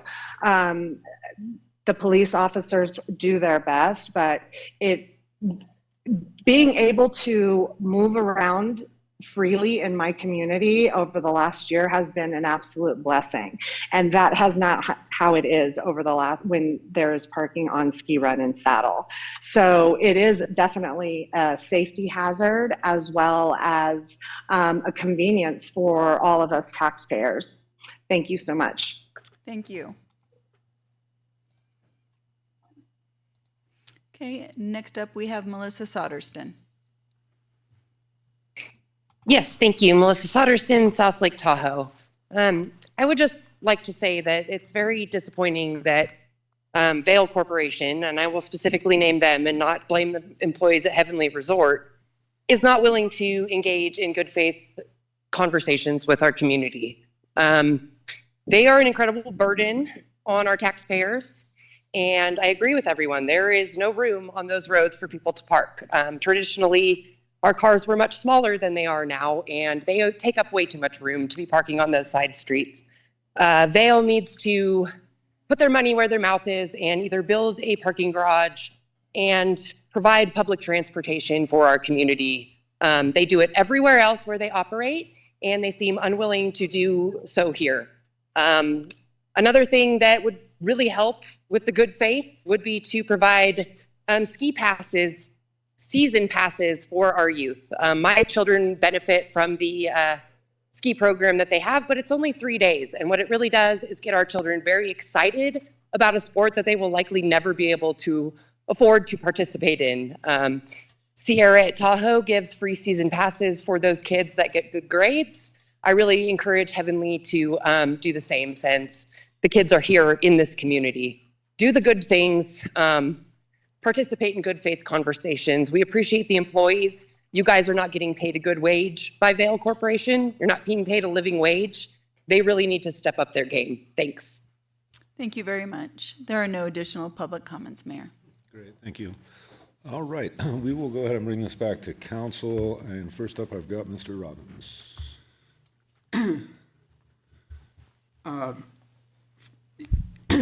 First of all, I want to acknowledge that I appreciate Vail's contributions to our local NGOs and charities. That's an important source of revenue from our largest businesses. But I think it's also worth noting that the League to Save Lake Tahoe does not fund the fire department. The League to Save Lake Tahoe does not pave the roads and fill the potholes. Those are not things that the NGOs do. Those are things that local government does. And in the 60-year history of the city of South Lake Tahoe, not one dime ever from Cal Lodge has gone to fund the paving of a pothole or the funding of a fire engine. Every $15 beer, every $8 hot chocolate that's sold from Cal Lodge, not one dime of that money goes to fund any public or emergency services. And that's not some hypothetical thing. 2 seasons ago, you had a fire in your kitchen at Cal Lodge, and the first responder to that fire was a City of South Lake Tahoe fire engine, for which Vail Corporation has funded exactly zero from that facility. It is the only entity in town that gets that kind of direct city services while paying exactly $0 for those city services. Every other business that has customers drive on our roads to visit their business funds those roads through taxation, something we all don't like, but it's the necessary cost of doing business in a society where we want people to get where they're going, except for Vail. Vail sends all their money down the county. None of it comes back to pave the roads, which their customers must use to get to Cow Lodge. There is no way to get there other than through city streets. Vail has a $5 billion market cap. Vail's CEO paid himself $5 million in the last year. And yet somehow the idea of redirecting, not paying a ton extra, but redirecting existing taxes that are already paid, existing sales taxes from the county to the city, is anathema to Vail Corporation because they don't want to be bothered, because they have a good deal with a county that leaves them alone, and they don't want to be involved with a city that, might actually care about the quality of life of the people that live here. So the idea that we should turn around and give Vail a private parking deal just for them in exchange for them having screwed the city for 60 straight years is absolutely beyond the pale. And I agree with what Councilman Roberts said earlier today on the cannabis discussion, which is I don't like it when governments pick winners and losers. And giving Vail a sweetheart parking deal after they're not even in the city and they don't even pay their taxes to the city. That is the epitome of the kind of corruption of picking winners that government has absolutely no business participating in. You want special treatment from the city? Join the city. Those cannabis businesses that were here earlier today complaining about their high taxes, they donate to charity and they pay their taxes, except for Vail. It's not like you don't have the money. I've seen what you charge for lift tickets, right? You're out of your mind if you think that it's some kind of horrible burden that would be involved in joining the city. Yet you receive city emergency services, you receive police services, you receive fire services, and you receive road paving services for your customers. Join the city if you want to participate in civic life. Otherwise, there's absolutely no business giving Vail Corporation a sweetheart private parking deal that they had for 15 years for functionally $0. It is an outrage that this is even on the agenda. Thank you, Mr. Robbins. Mr. Roberts or Mr. Jenkins, whoever would like to go first. Go ahead, Mr. Jenkins. What is proposed or suggested by staff as a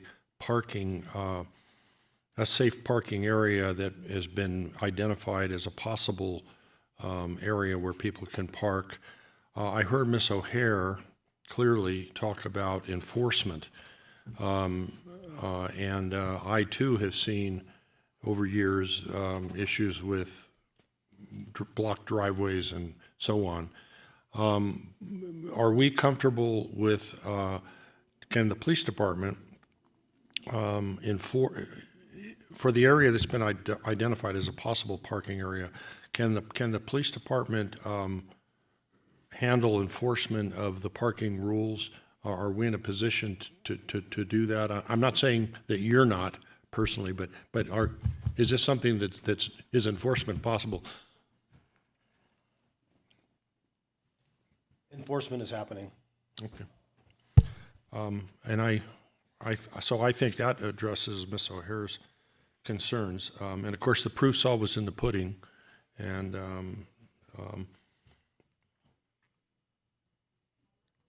what I have been a little distressed about in this conversation about Vail, I'm not a skier.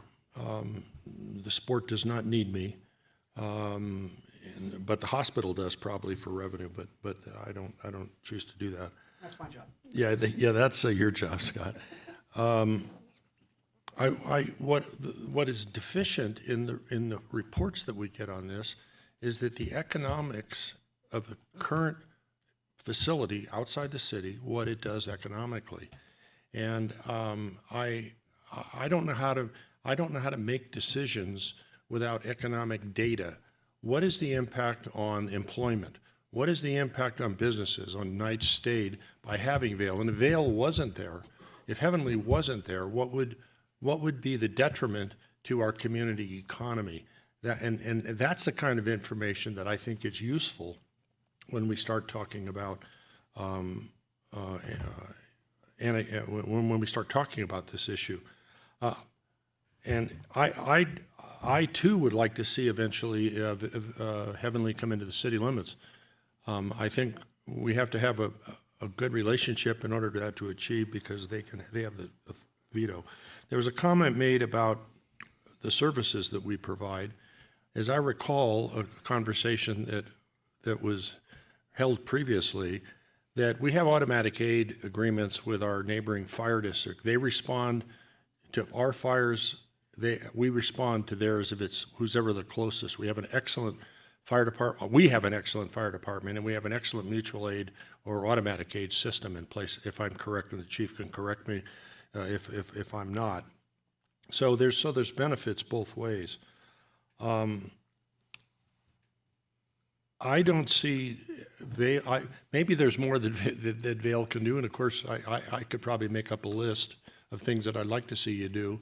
I think you're doing a lot in terms of employment. I have people who are my neighbors who work for Vail, who work for Heavenly rather, and seem to have that they are happy because they're employed. I'm sure if you talk to businesses in the community and ask them how much they purchase, how much is purchased by Vail on an annual basis, that there's a substantial amount of economic benefit. In relationship to parking, I agree with this notion in the end that we need a parking facility, a parking structure. I think that is needed. I think we need more of that to get the darn cars off the street. But that could be a point, at some point with mutual respect and cooperation, that we could have a discussion about how that might be financed. But until that time, I don't want to see Vail fail. Is that a pun? Vail. I want to see them be successful, and if we can ensure that parking is going to be enforced, that parking restrictions are going to be enforced, then I'm comfortable with going one more year with this to see how it works with real enforcement, rather than what maybe has happened historically in the city, whether it's on VHRs or this. So that's kind of where I'm coming from. I don't think we're in a position to pursue annexation at this time for the reasons stated, but maybe over time, if we can work more closely together, and with pre-annexation agreements that could be made that would guarantee things that they are afraid of us for, that we will work into that position. But it starts with goodwill, and I would, so that's where I'm going to support a parking agreement with under the circumstances that I've heard presented here. Great. Thank you, Mr. Jenkins. Mr. Roberts. Thank you. Yeah, excuse me. As I agree with Councilman Robbins on all of the issues that he brings forward about the challenges with, our relationship with Vail.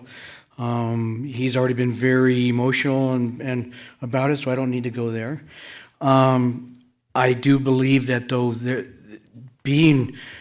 we'll not build a relationship with them just by demanding it. We're going to need to be, we need to think out of the box, come up with reasons why they want to work with us and why they want to do annexation. So I don't want it to be, it needs to be put off to a date to be determined as far as conversation, and for us to be creative in how we create something that's mutually beneficial. As far as the parking, those were some legitimate safety concerns brought up, and what's in front of us right now is to negotiate an agreement. Yes. And I think the safety needs to be a big component of that agreement. I don't know how that would look between our city police and Heavenly Security, but it needs to be involved in that and how we mitigate those challenges. I mean, they're serious. And we all know it's there. I mean, it is the mountains and it's part of the mountains, but it's our job to do better at it. So I'd like to see that into some of the negotiations. I do think we need to continue to build a relationship with Heavenly. They are a major part of our entire town. And I'd also like to see them modify their trail map so Mr. Robbins knows where to ski without breaking any more legs. Thank you, Mr. Roberts.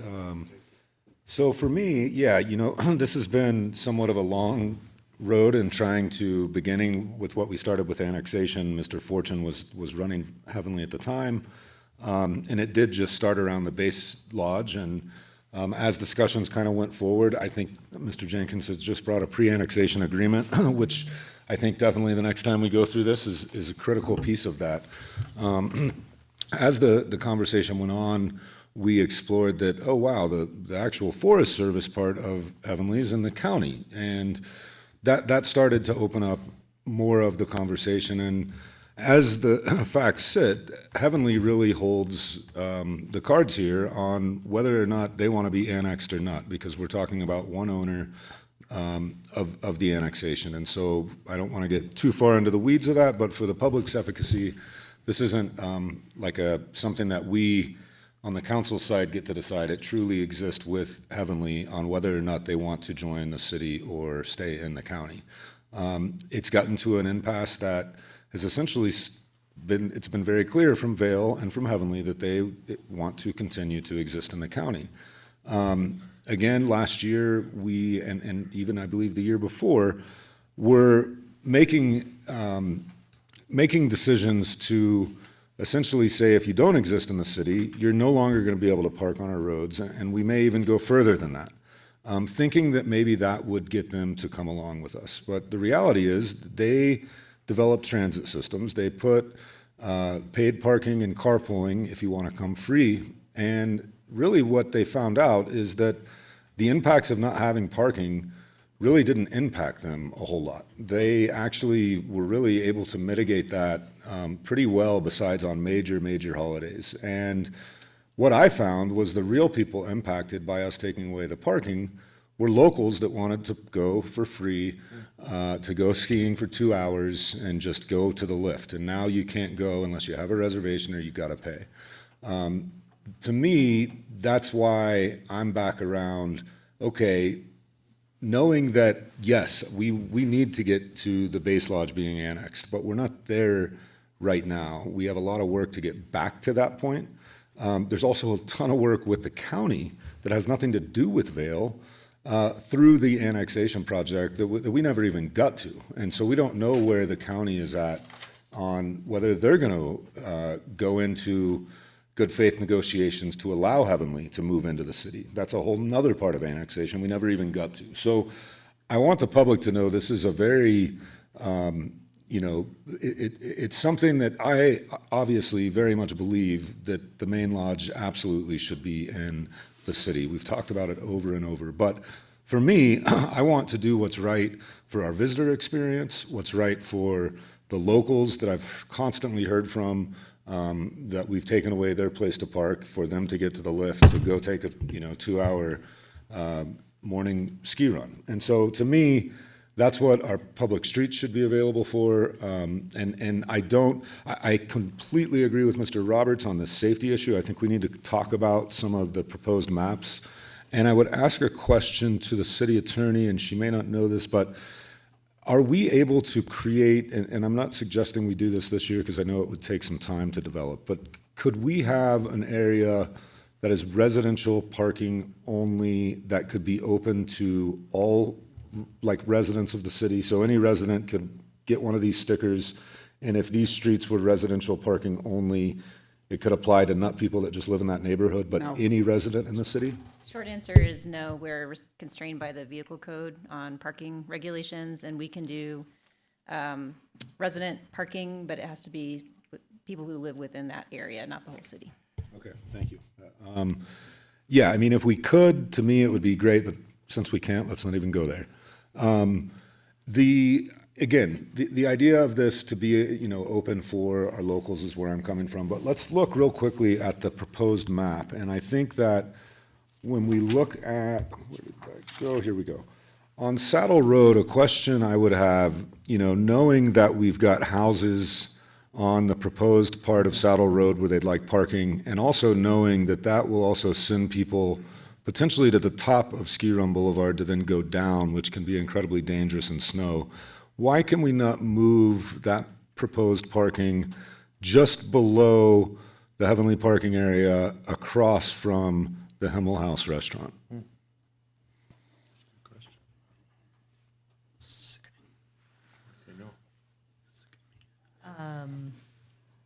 I'm sorry, you'll have to clarify your question for me. I was following you until you said across from the Himmel House. Yeah, so it would be directly across from like the Himmel House, if you know where the Heavenly parking lot has the big kind of grade that goes down. So it would be on that southern side of Saddle, just across. But instead of having it on Saddle Road between Wildwood and Ski Run, it would be between Wildwood and Keller.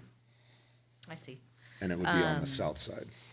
That is not an area that Heavenly proposed to use. They may have a reason for that. I was just looking at the map here to see what parking zone that is in now. That's currently a no parking zone. And just in conversations with our street supervisor who manages snow removal operations, there is some concern with Saddle Road getting very narrow during the winter time. So if we receive the direction from City Council to negotiate with Heavenly, that is absolutely something that we would be taking into account and discussing with them where it's appropriate or under what conditions it's appropriate to direct customers and guests of Heavenly to park in those areas. Keller, we also looked at, once you go around that tight curve and you go up the hill a ways, once you get closer to Sherman Way, there's more driveways and things there. Not really a lot of opportunity for public parking, so we'd probably talk to them about whether that's really necessary in their proposal. You heard from some folks, residents on Saddle, between Ski Run and Wildwood, I think. So that's something that we'd want to discuss with them as well. Great. But the portion of Saddle, just adjacent to the Cal Base parking lot, my guess is that it's the narrowness of that street that was a concern, but perhaps Mr. Bigley has some more firsthand experience there. Okay, great. Yeah, I mean, I think that, again, when I look at the Saddle Road between Wildwood and Ski Run, I feel like that's an area where we should have a sign up, on that intersection facing Saddle that says local traffic only. And for safety, one of the things we should be looking at is keeping the Heavenly traffic on Wildwood, Needle Peak, and Ski Run, and Keller on dry days. But we should try to keep that traffic as much as we can out of what is just strictly a neighborhood. I can see where it's going up Keller and around and up to Sherman. Yes, there's maybe a few driveways there, but again, all of your walkable traffic coming back down to the tram really works. And if we were able to move the Saddle Road across from Himmel House, again, your foot traffic is going to either be going, up the hill to the tram or around to the main lodge. So, but if Mr. Bigley has something to add to that, it would be something that, to me, it just seems like it would be a better situation to help that part of the neighborhood. And then we're looking at parallel parking and angled parking on Ski Run, but on the upper portion of Ski Run. I don't remember, did we do that before, or was it just on the lower portion before? I can't recall us doing that before. Did we do it before? Okay. I guess, yeah, and I guess if we have done it before, it's not too much of a concern. It does make sure we don't end up with the gridlock that we've seen on Ski Run on major snow days, which is probably a better thing than having the parking. But Mr. Bigley, if you'd like to come back and if you do have any concerns, if not a worry. Yeah, I'd probably just say if we do get direction in order to continue conversation with staff, I'm sure we can come up with a good agreement and on what's safe and how to mitigate. Yeah. Great, thank you, Mr. Bigley. And yeah, I guess I'll keep it at that for right now. I do think, though, possibly also in this negotiation to look at us putting in, they're temporary, so it's going to take staff time, but the local traffic only on these streets where there shouldn't be heavenly traffic, I think should be done, and I think that should be recovered. Our cost to do that should be recovered from heavenly, paying for the cost that it's going to take us to protect those neighborhood roads. And potentially in days that we have made a partnership, the year that we were working together to help Ski Run Boulevard, I still think those are good things that can happen, and I think Heavenly should also reimburse us for the cost of making sure that Ski Run is managed in the right way for the visitor experience. So, Mr. Mayor, what you're suggesting is that that would be part of a negotiation that would, if the council agreed, that would proceed with those kinds of components and points to be discussed with Heavenly. Absolutely, that's right. All right, for now, let's see, is Mr. Robbins.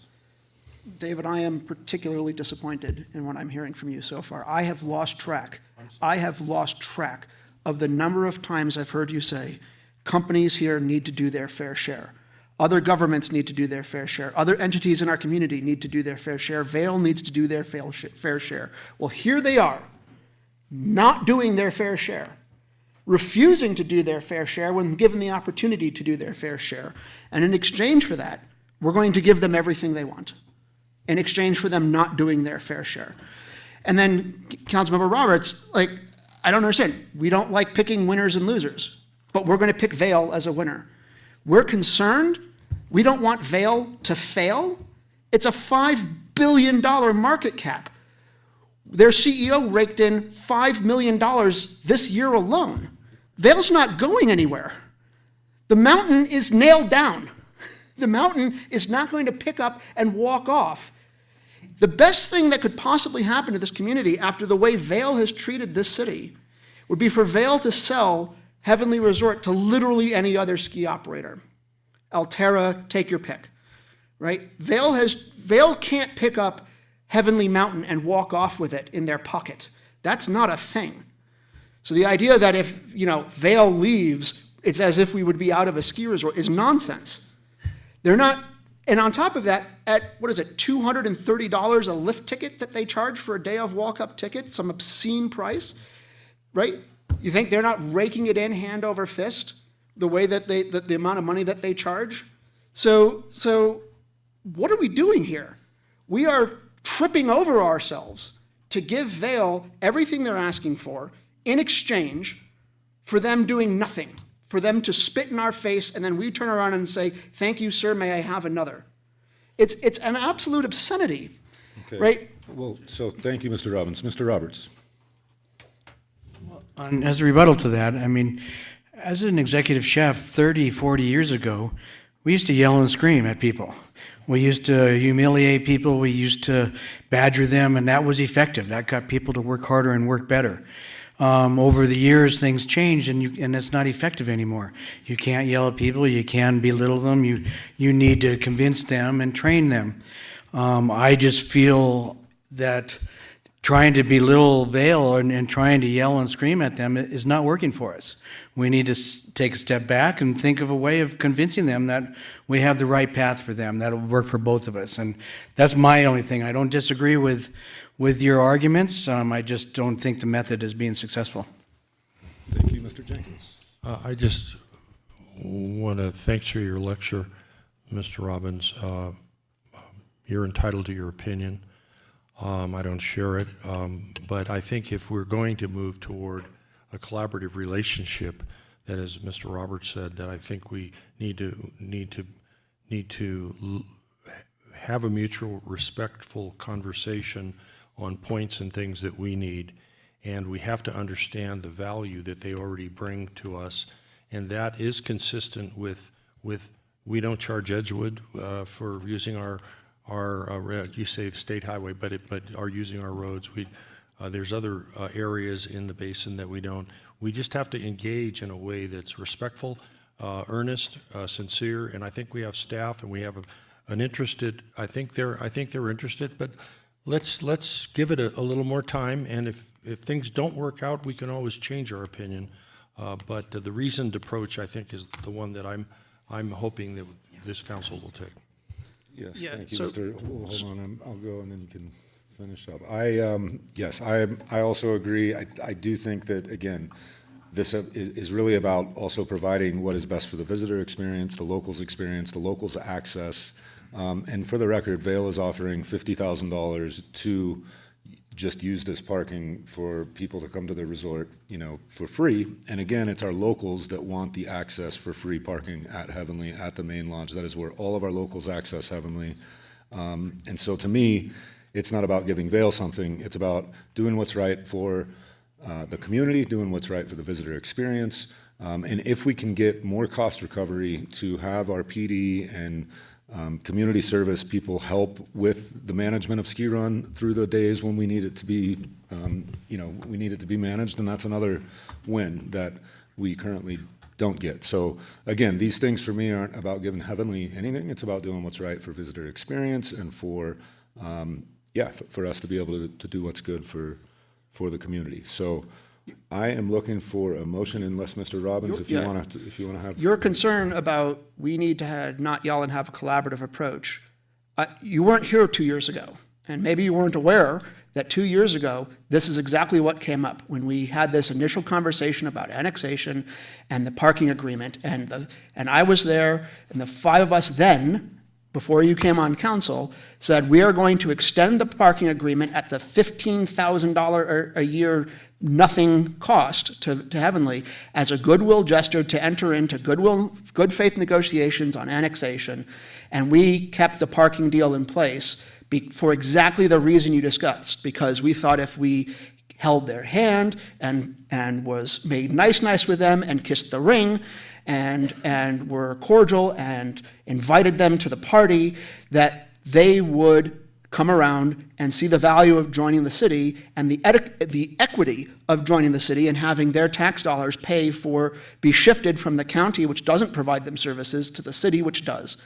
We tried that approach that you're talking about. You're talking that we need to have a more collaborative engagement. You speak as though that's not what we did for 2 years running. That is what we did.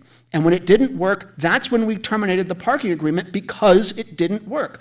We spent an entire year with the parking agreement extended at virtually no cost to Vail, and they spit in our faces at the end of it. And they didn't engage in negotiations in good faith.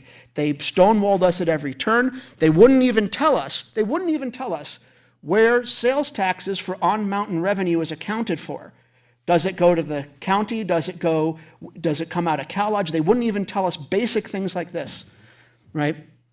They didn't engage in good faith then when we had handed out the olive branch for a full year with a virtually free parking agreement. We did that. And you're acting as though now we've come to this place where we're angry at them all of a sudden. That's not true. I was here when we did that. You guys should go back and review the tape. So we've tried this before. We've tried being Mr. Nice Guy with Vail. They spit in our face. We said, fine, then you don't get your free toys. They said, fine, and now we said, oh, wait, now they don't get their free toys. We liked it when they had their free stuff, and so we're going to turn around and give them more free stuff. It is an absolutely absurd outcome. And and Cody, to your point that this is somehow particularly good for locals, I think that's nonsense, because they are still charging for paid parking. They're still charging for parking at Cal Lodge. There was not, when this first came to council, when the parking agreement first came to council, I asked Vail's representative, this was back when it was Tom, right, that would they offer a parking discount for locals at Cal Lodge? So they have a parking cost, they have to pay, X gazillion dollars to park at Cal Lodge. Would they offer at least a parking discount for locals? And they said, absolutely not. They said no, right? So now what is it that we're doing for locals here? This is going to be filled up with the same tourists as it was all the time. Cal Lodge isn't going to be free parking during the weekdays. So, the idea that this is some particular benefit, it's not. It's to get Vail's customers onto Vail's slopes faster. It's a giveaway. We've done the olive branch. They spit in our face. We've asked them to do their fair share. They said no. We are picking a winner here who doesn't need it. All right. Well, thank you, Mr. Robbins. Again, I think we've debated this enough. Yes, Mr. Jenkins, go right ahead. I commend the previous council for your efforts to engage Vail. I should note, my understanding, no, I was not here. Maybe if Mr. Roberts and I were here, maybe things would have been different. But I think there's also been a change in Vail management here, Heavenly Management. And I think that could be a good factor. I think you have someone in leadership here who is engaging, who wants to engage. And we have to see, I'd like to see if our efforts now, consistent with what has been tried in the past with the new leadership, will achieve things. I like the locals discount. But they haven't done it. Well, they haven't done it before. That doesn't mean that they won't do it now, especially, but we're not saying we're given anything. What we're suggesting, what staff is suggesting as an option, is to negotiate with them and let's see what they come back with. That's where we are, and then the council can decide yay or nay based on that. But, and I appreciate your points. And as to the change in management, we got the same FU from Shadar as we got from Tom Fortune. All right. They had a so- change in management, and it didn't change Vail Corporate's position an iota. All right, so you know what, I'm gonna go ahead and put forward a motion. I will put forward a motion providing direction to staff to continue to pursue messed that up. To negotiate, haven't done a motion in a little while. Put forward a motion directing the staff to continue to negotiate an agreement to allow the use of street parking for employees and guests of Heavenly Resort with safety as the top priority in the area. And yeah, that'll be the motion. Second. Do we need to add, and to continue annexation conversations at a date to be determined? Or can we just do that at any time? Yeah, so I think my opinion on that is that that's best to be like brought back with a second. Yeah, when we're ready, and again, I think a lot needs to happen before we're ready. So, but yeah, thank you, Mr. Roberts. So do we have a second on that? Yes. Great, all right, we can vote.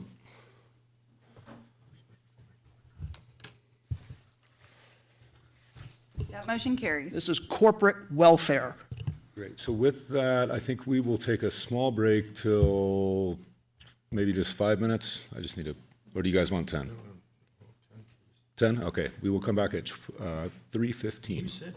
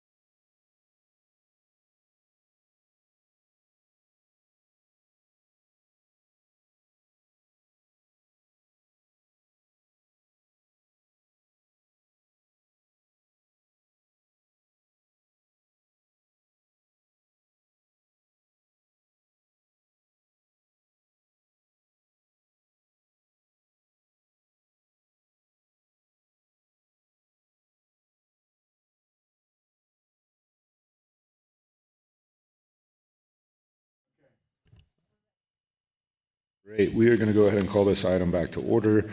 We are going to be now on item 21. This is an update to the master fee schedule and to add user fees for the multi-generational recreation facility. This will be Mr. John Stark.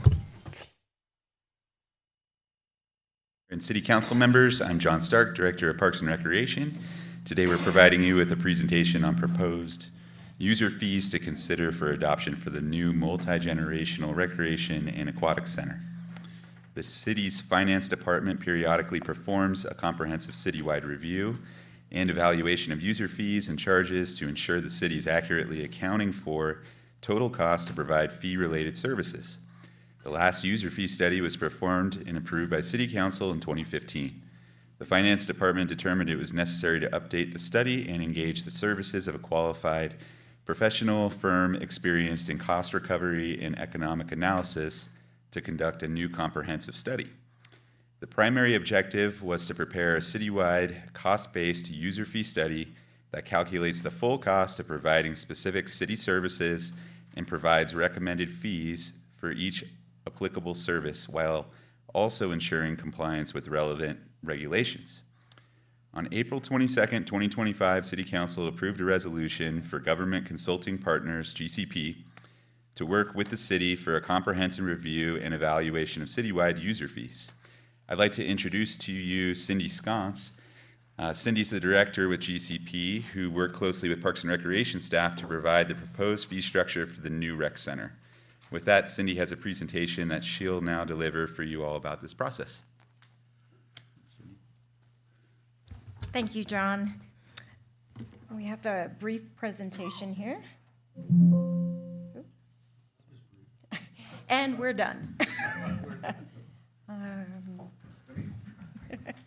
Thank you. Is it on? There we go. Just click that one to the right. Okay, thank you.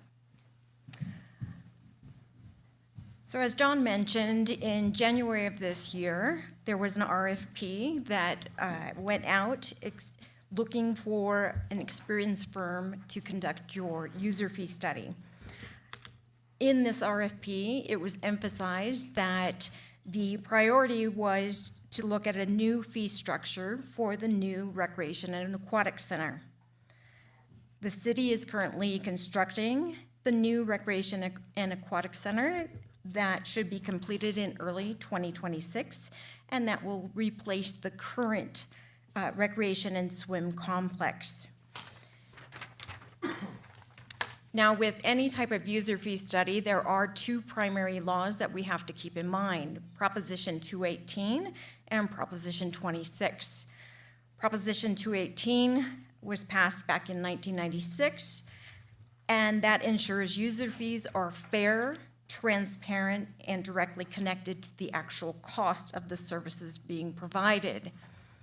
We also have Prop 26 that came into play in 2010, and that further states that user fees are limited to the estimated reasonable cost of providing a service.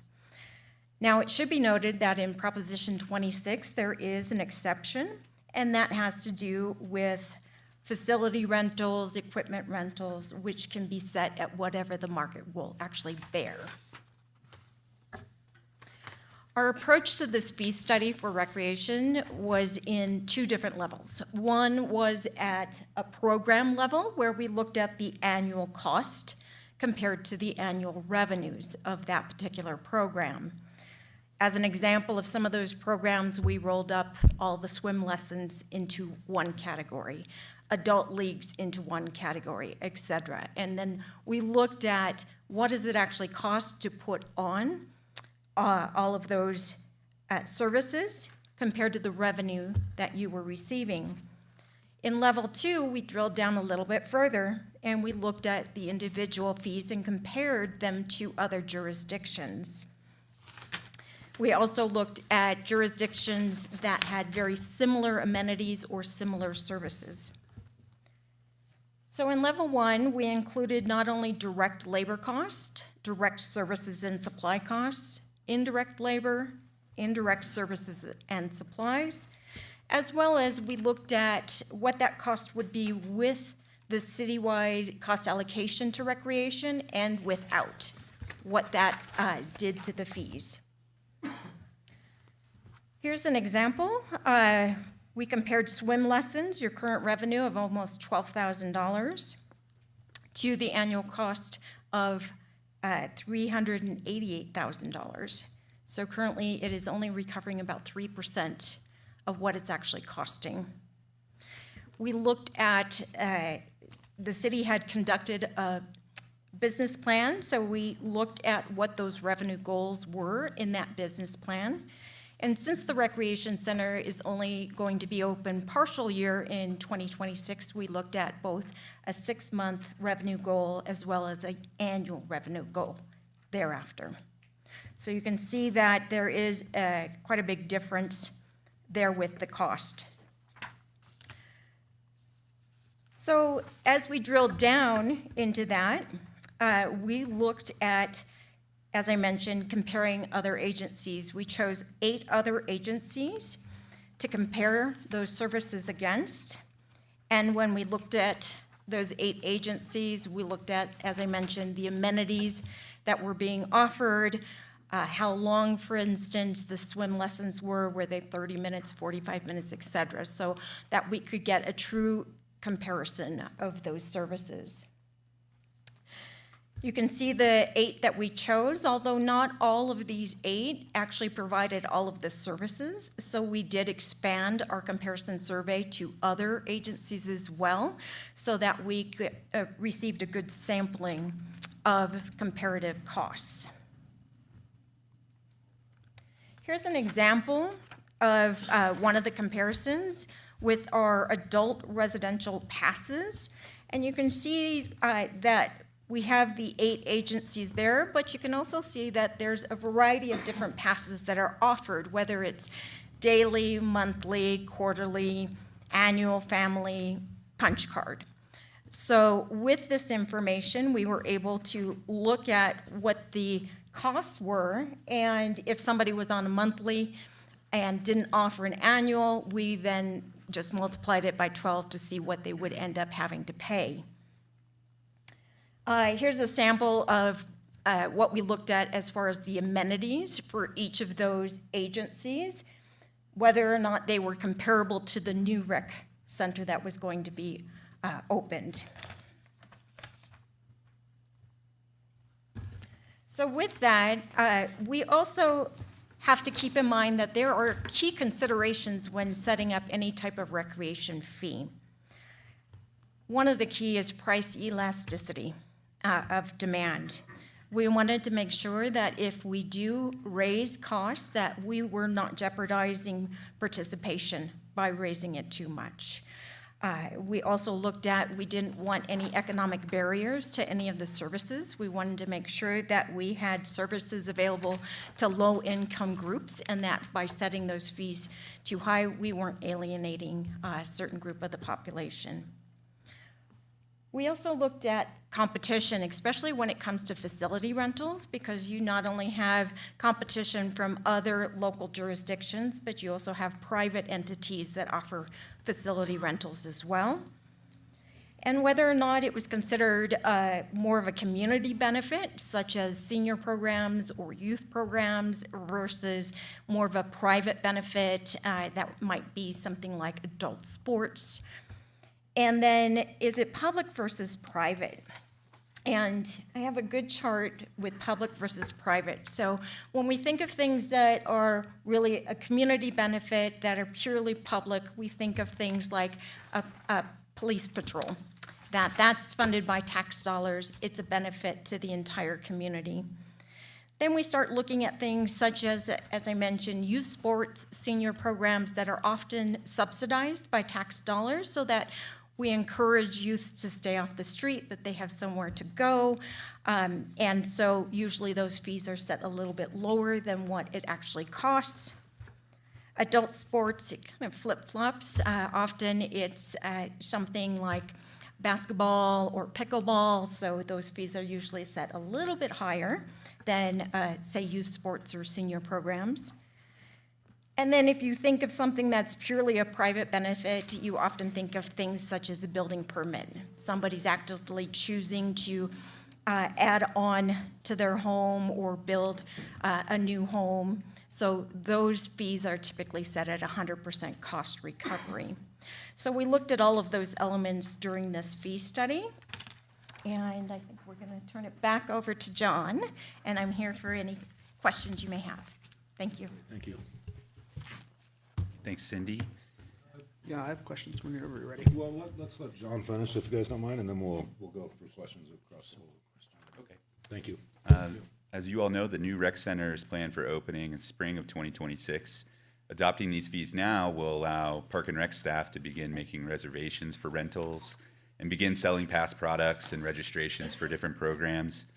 So staff recommend adopting the user fee schedule for the new multi-generational and aquatic center. And as Cindy said, we're both available for questions. Great. Thank you, Mr. Stark. Yeah, go ahead, Mr. Jenkins. I think I know the answer based on what you told me earlier, but I'll ask for the benefit of our community. For those people who live within the city limits and those live outside, the taxpayers of the city are paying indirectly or directly for the operation of the center, that part which is not subsidized. So is there a different fee for residents who live outside the city limits? Yeah, so thanks for the question. There's significant discounts proposed for residents compared to non-residents with items that are used by non-residents. So things like facility day use, multi-use pass products, annual passes, personal training, fitness classes, summer camps, and more. Many of them are marked up 20% more on average. Yeah, that's covered on pages 6 through 13 of the sheet here. So, but I have a follow-up question to that. It's always important for the public to know too. Yeah, but I have a follow-up question on that, which is significant majority of the fees are the same for both residents and non-residents. There is no differential non-resident fee for the vast majority of the fee structures here, and a minority of them do have splits, $6 versus $8, $295 versus $369 just for the swim stuff here. My question is, what generated that spread between, what was the mechanism you used to generate the spread between resident and non-resident fee, and what is the legal limitations on the maximum of that split between resident and non-resident fees? Well, I could begin with some of the things that you're seeing that don't have a resident, non-resident fee reflects some of the discount is for nonprofit rate. So for example, our swim team that rents our pool, they're getting a 25% discount already as a nonprofit. So many of our local user groups are already receiving that. That's being built into this fee structure as you're seeing. Locker rental, $20 per month. That's not something that's a local nonprofit thing. Why is a locker rental $20 per month for both locals and non-locals and does not have a split between locals and non-locals? I'm just using that as an example. Sure, and on some of these, we found that most of the participants were actually residents, so we did not set a fee higher for non-residents. We saw very little participation on some of those items, such as a monthly locker rental. Okay. And then the second part of that question is, what limitations exist on the size of the spread of local resident versus non-resident fees? Are there any legal limitations on that? And then how were those splits arrived at? So we are still far below full cost recovery on any of those services. So if you look at the 25% increase, it's really in line with other jurisdictions, what they are also charging non-residents. So as long as we are not 100% cost recovery on any of those items, we still fall within Prop 218 and Proposition 26. So in short, it could be more on non-residents than what it is listed here. There's room for us to charge more without running afoul of exogenous legal problems. Correct, although we don't want to alienate or lose participants because we increase the fee for non-residents too high. That's the Laffer curve concern then, okay?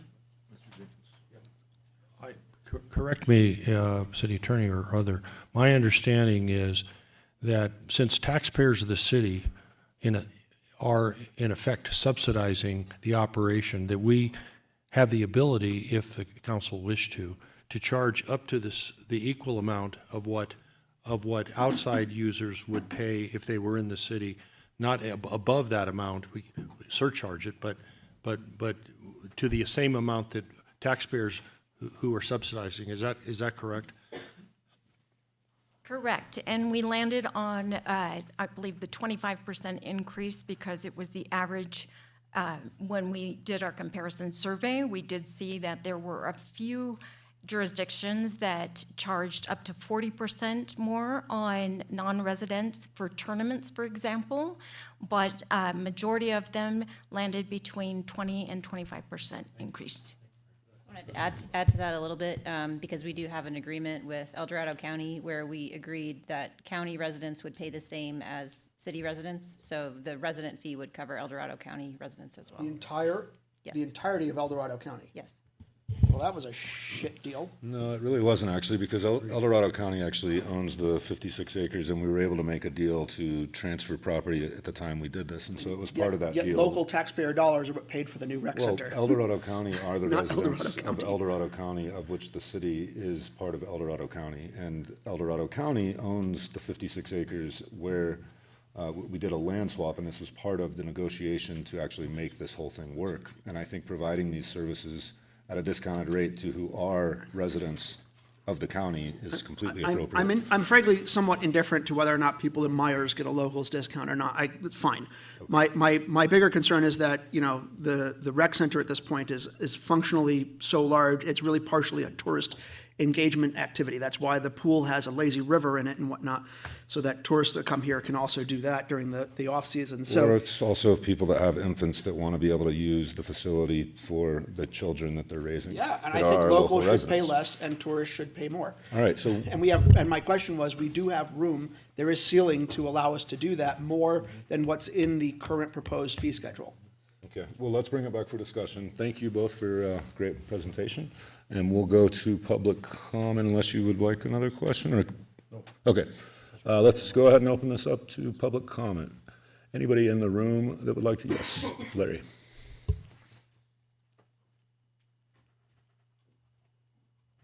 Larry Pettigo here, yeah.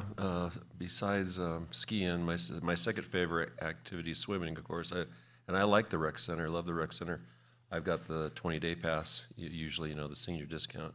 And it's great, and the new facility looks really dynamite, so I just want to say kudos for that. But so did I just hear right that the fee for, let's say, I think it's $80 now for a 20-day pass is going to go up 20% for locals? So that makes it like $100? We'll answer at the end of your comment, because I don't know but yeah, just finish your comment and we'll answer that question for you. Okay, because that's what I normally do, but I've been kicking around the idea of getting an annual pass, but I was just asking about that. I started using the rec center back in, I hate to say it, like about 75 when it opened. Wow. So anyway, but thanks a lot. Thank you, Larry. Any other comments in the room? Seeing none, we'll go to Zoom. Yes, thank you. I see that we have one hand raised. Mr. Bendel. Thank you, and thank you, City Council, for reviewing this proposal. I just want to let you know, as chair of the South Tahoe Parks and Recreation Commission, the entirety of the commission reviewed this proposed rate structure and unanimously approved that rate structure. We thank you for your continued review and approval of this process. Thank you very much. Thank you. There's no additional public comments, Mayor. Great, thank you. If we could answer Larry's question there, because I don't know, Also, I only it see was 10-day going from passes. He's 80. mentioned 20-day pass. I don't see that. So if you look at the fee schedule under facility multi-use day passes, there's a variety of new products. And as we develop these different fees, we really look to focus to provide a heavy discount for residents for some of these different passes. So whereas the adult 10-use punch card is $80, some of the bigger discounts that people may look towards go towards some of the annual passes. So an individual annual pass in the new rec center would be $480. That's for an adult. That's about a 40% discount based off of the day use. For a senior, that's about, if you look at the senior annual pass, it's $300. That's about a 50% discount. I would recommend looking at some of those different pass products. We're also looking at opportunities that we think some of our residents might take advantage of. We have a 10% off annual pass if your pass is purchased at the start of the year between January 1st and March 31st. And then we also have another pass product called the Youth Annual Pass for youth that have, local youth that have a GPA of 3.5 or higher. They'll be able to get an annual pass for $150. So you can look at some of those different options. That's great, definitely. And I'm It's curious. nice to see the city giving a discount for good academic youth. That's It'd be great. even better if Vail did that too. If, I'm curious, I see we have a family pass, which is great, 2 and 2. Was it considered to look at call it a partner pass for 2 adults that don't have children? Because I see it's at $480 basically for the resident, but that's $960, and we're giving 4 total for $825 on the family. I'm just wondering, did we consider that? Thanks. Yeah, we did. It's listed in here as the couple annual pass. So that's $690. And then for the family annual pass, that is for 2 adults and 2 children. We recognize that all families are different. Yeah. So if you look, below that, there's additional fees where you can add additional adults or additional seniors or children, depending on your family. Great. All right. Council, we have questions. Mr. Jenkins. No, I'm ready to make a motion Great. when you want Make one. the motion. You have to take public comment. Oh, did we make? We already did. We already did. Really? You just mentioned it. Yes. Oh, right, Jesus. I'd like to make a motion that we pass a resolution updating the master schedule of fees charges for city services to include proposed fees for the new multi-generational recreation aquatics center included as Exhibit A to that resolution. Yeah, before we move forward on that, I want to make a comment that I think we are charging out of this. Before we have comments, we need to see if there's a second for the motion. I'll second it. Fine. This plan charges locals too much and charges tourists not enough. There is room in the statute for us to be able to charge tourists more, out-of-towners more than what we're charging, and use that money to offset the cost to locals. So again, I don't know why that's something that we should be altering before we move forward and approve this. Or it should be something that we are requesting staff bring back at a later time. I would agree with Councilmember Robbins that we pass this now so we can get reservations started, collect money and so on, but then come back with the tourist charge in a recommendation that's appropriate if that's agreeable with the council. Mr. Roberts? Yeah, I have to believe that with the scope of this whole project and the effort that Mr. Stark has put into it and his team, that they will be reviewing it going forward. And if the number of non-residents is skewed anyway, I'm sure they will be making adjustments. Yeah, and I think there's been a lot of work put into this, and to hear that the Parks and Rec Commission has unanimously reviewed and approved it unanimous, I think that, again, when these things come back, it probably should come through the Parks and Rec Commission, who is working more intricate to this, and maybe they do make those recommendations in a year. So with that, we have a motion and a second, and we can vote. You are charging locals more than we need to, that motion and tourists carries. not enough. Great, thank you. So we are going to go ahead and move on to item number 22. This is going to be our sign ordinance update. And this is Mr. Hitchcock.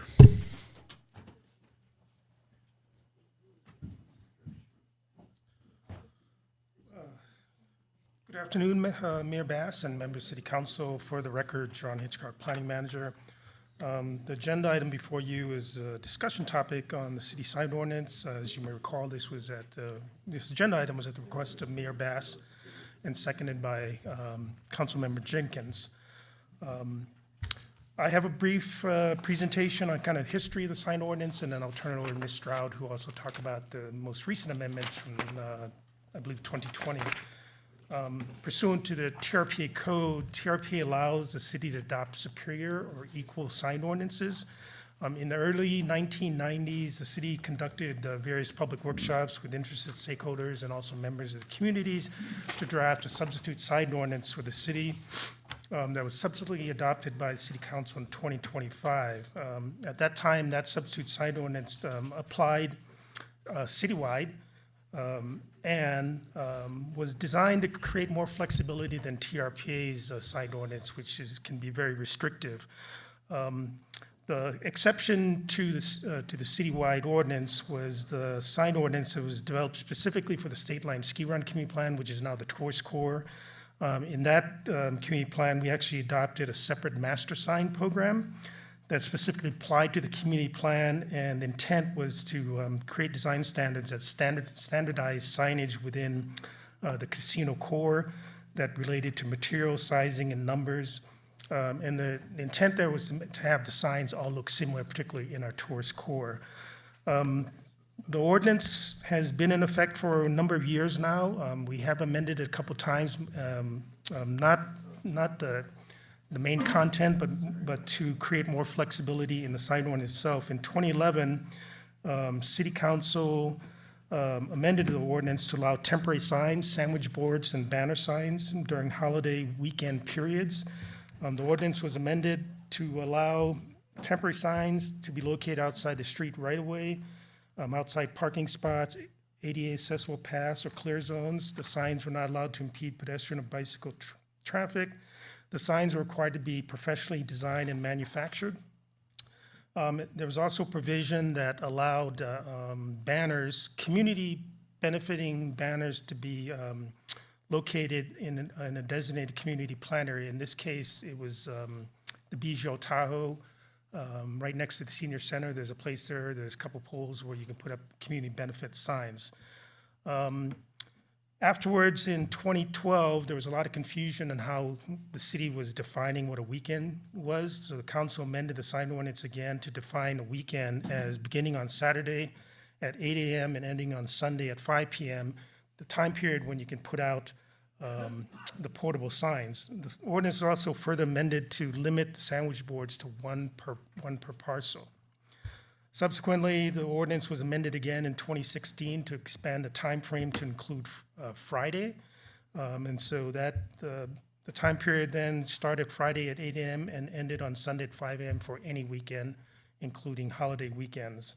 The amendment was intended to initiate and promote economic activity.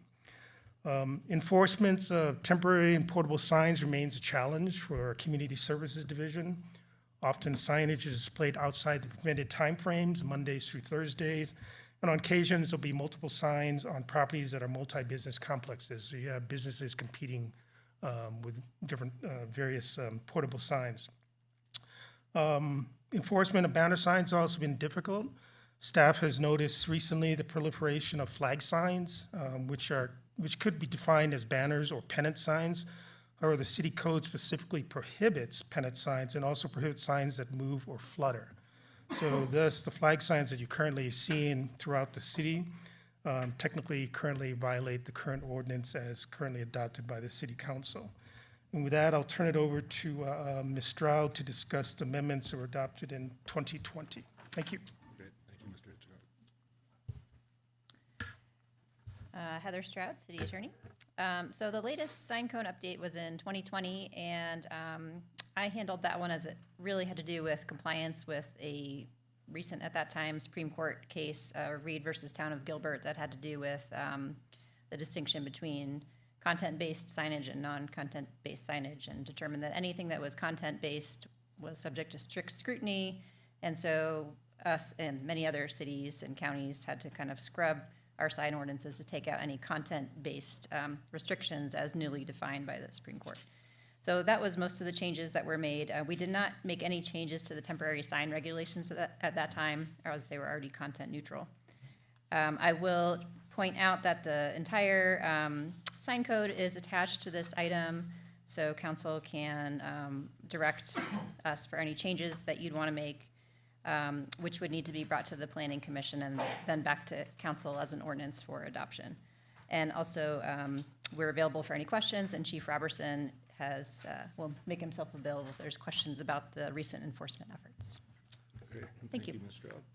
All right, council, so we'll start with questions. I don't see anybody on my speaker roll. Anybody have questions here? Yeah, I'm really unclear what's changing here.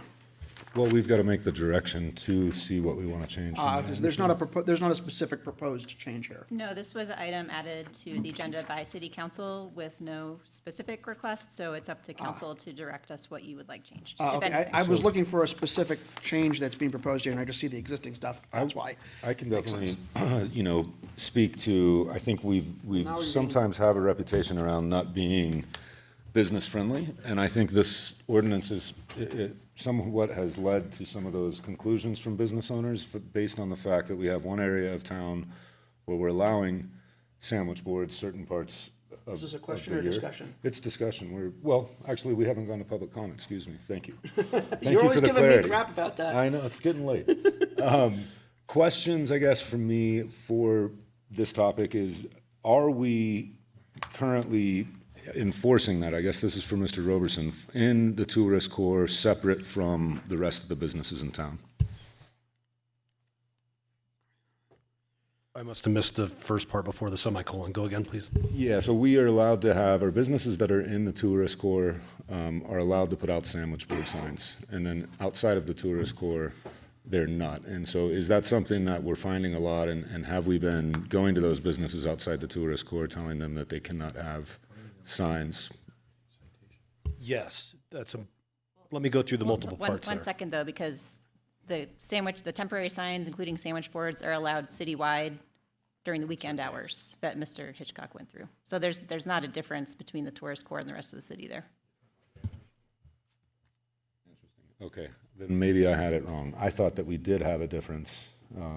That's just been maybe a rumor that's around, because that's been definitely said quite a few times. But as far as not here today, but it's been told to me that the tourist core code was different than the rest of town. Mayor Bass, if I may, but to answer the part of the question on enforcement, back in spring, the police chief, police department, we did send notices to businesses saying, here's our codes, we're going to give some amnesty, if you will, right now for compliance with what the rules say. And then the deadline came and we started enforcing, and we started hearing a lot of concerns. And so that's what started to bring this item for council to say, let's talk about this. Okay. Yep.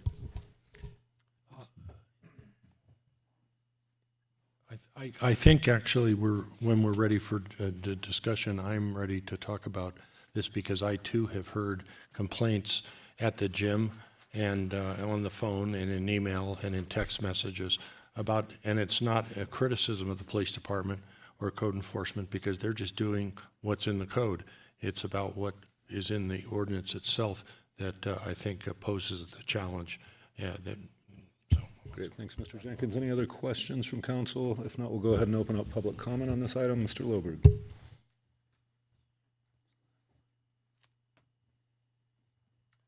Scott Loberg, South Lake Tahoe taxpayer.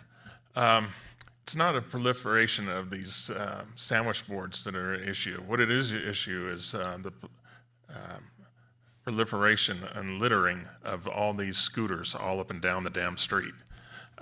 That's blight. That is a blight. It's not these signs.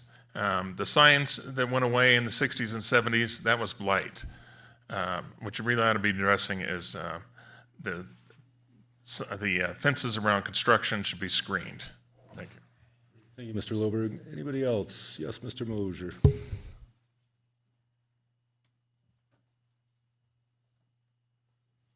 Ed Moser, South Lake Tahoe. Yeah, it doesn't matter really what you have as the ordinance is enforcement, like everything else, VHRs and blah, blah, blah, parking, it's enforcement. And a few years ago, I raised the question of, there was a coffee shop on Ski Run, and they had, it was supposed to be Friday through Sunday, allowed to put one out, and they were off of Ski Run, and so they put the sign actually out in Ski Run Boulevard, and it was like 8-10 feet from the curb, outside the parking, on the outside edge of the parking space. and sitting there all day, and all winter long and through the spring. And I mentioned we had two council members at the time that drove by that every day, and, and I mentioned to them, and I said, that's just, people complain that they can't have sandwich signs or just have to have them on weekends and whatever, and they got that there every day and sticking out in the middle of the street, no less. So, and nothing was done about it. So, yeah, it comes down to enforcement, no matter what your rules and regulations in your ordinance states. According to size, you can go by, Mr. Bass, you were right by, going to Lucky Beaver there, and they have right down on the corner shop there, they put billboards up, and the sidewalk is only like this wide, and they put a sandwich board right in the middle of it, and you have literally 2 feet, 2.5 feet to walk through all the traffic there in the casino corridor and stuff, because Nevada doesn't have any rules. So that's what you get if you don't have proper enforcement, And the only other thing is you might want to consider, it's probably not too far down the road, is, drones pulling banners, that you'll end up having those around town. So, technology and advancement and use of drones, you might want to look at putting that in your ordinance. Thanks. Mr. Messina, thank you. Mr. Mosier.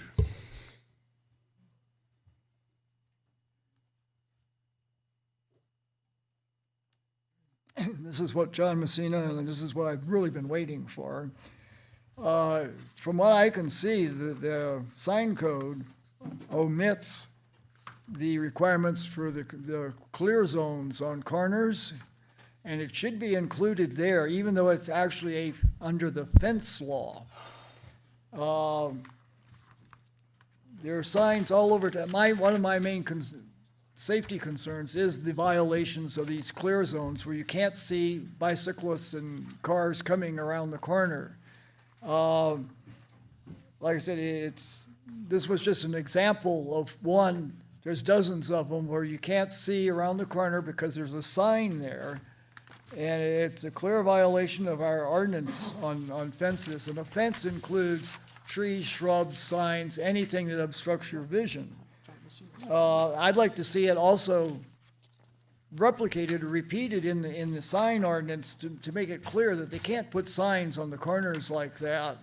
I have difficulties trying to get corners cleared when there's shrubs and other things obstructing the vision. And we really need to enforce it more. It's a major safety issue, especially for bicyclists and these scooters and things like that coming around the corner and you can't see them. So I'd like just consider putting it in the sign ordinance as well as the fence ordinance. Thank you. Thank you, Mr. Messina. Anybody else in the room? Seeing none, we'll go to Zoom. Yeah, we're going to go ahead and go to our Zoom platform. First up, we have Mr. Teixeira. Thank you, Madam Clerk, Mayor, and members of the council. Steve Teixeira on behalf of Tahoe Chamber. We too get a lot of concerns about the sign ordinance. It's a very difficult one to be enforced. A couple of thoughts. I think that everybody understands the need for sidewalk safety and not to have obstructions, as Mr. Messina addressed. Some of the issues that the general plan policies talk about, which are scenic corridors and signage and wayfinding program, those really don't cover sign orientation for places that are not on the corridor.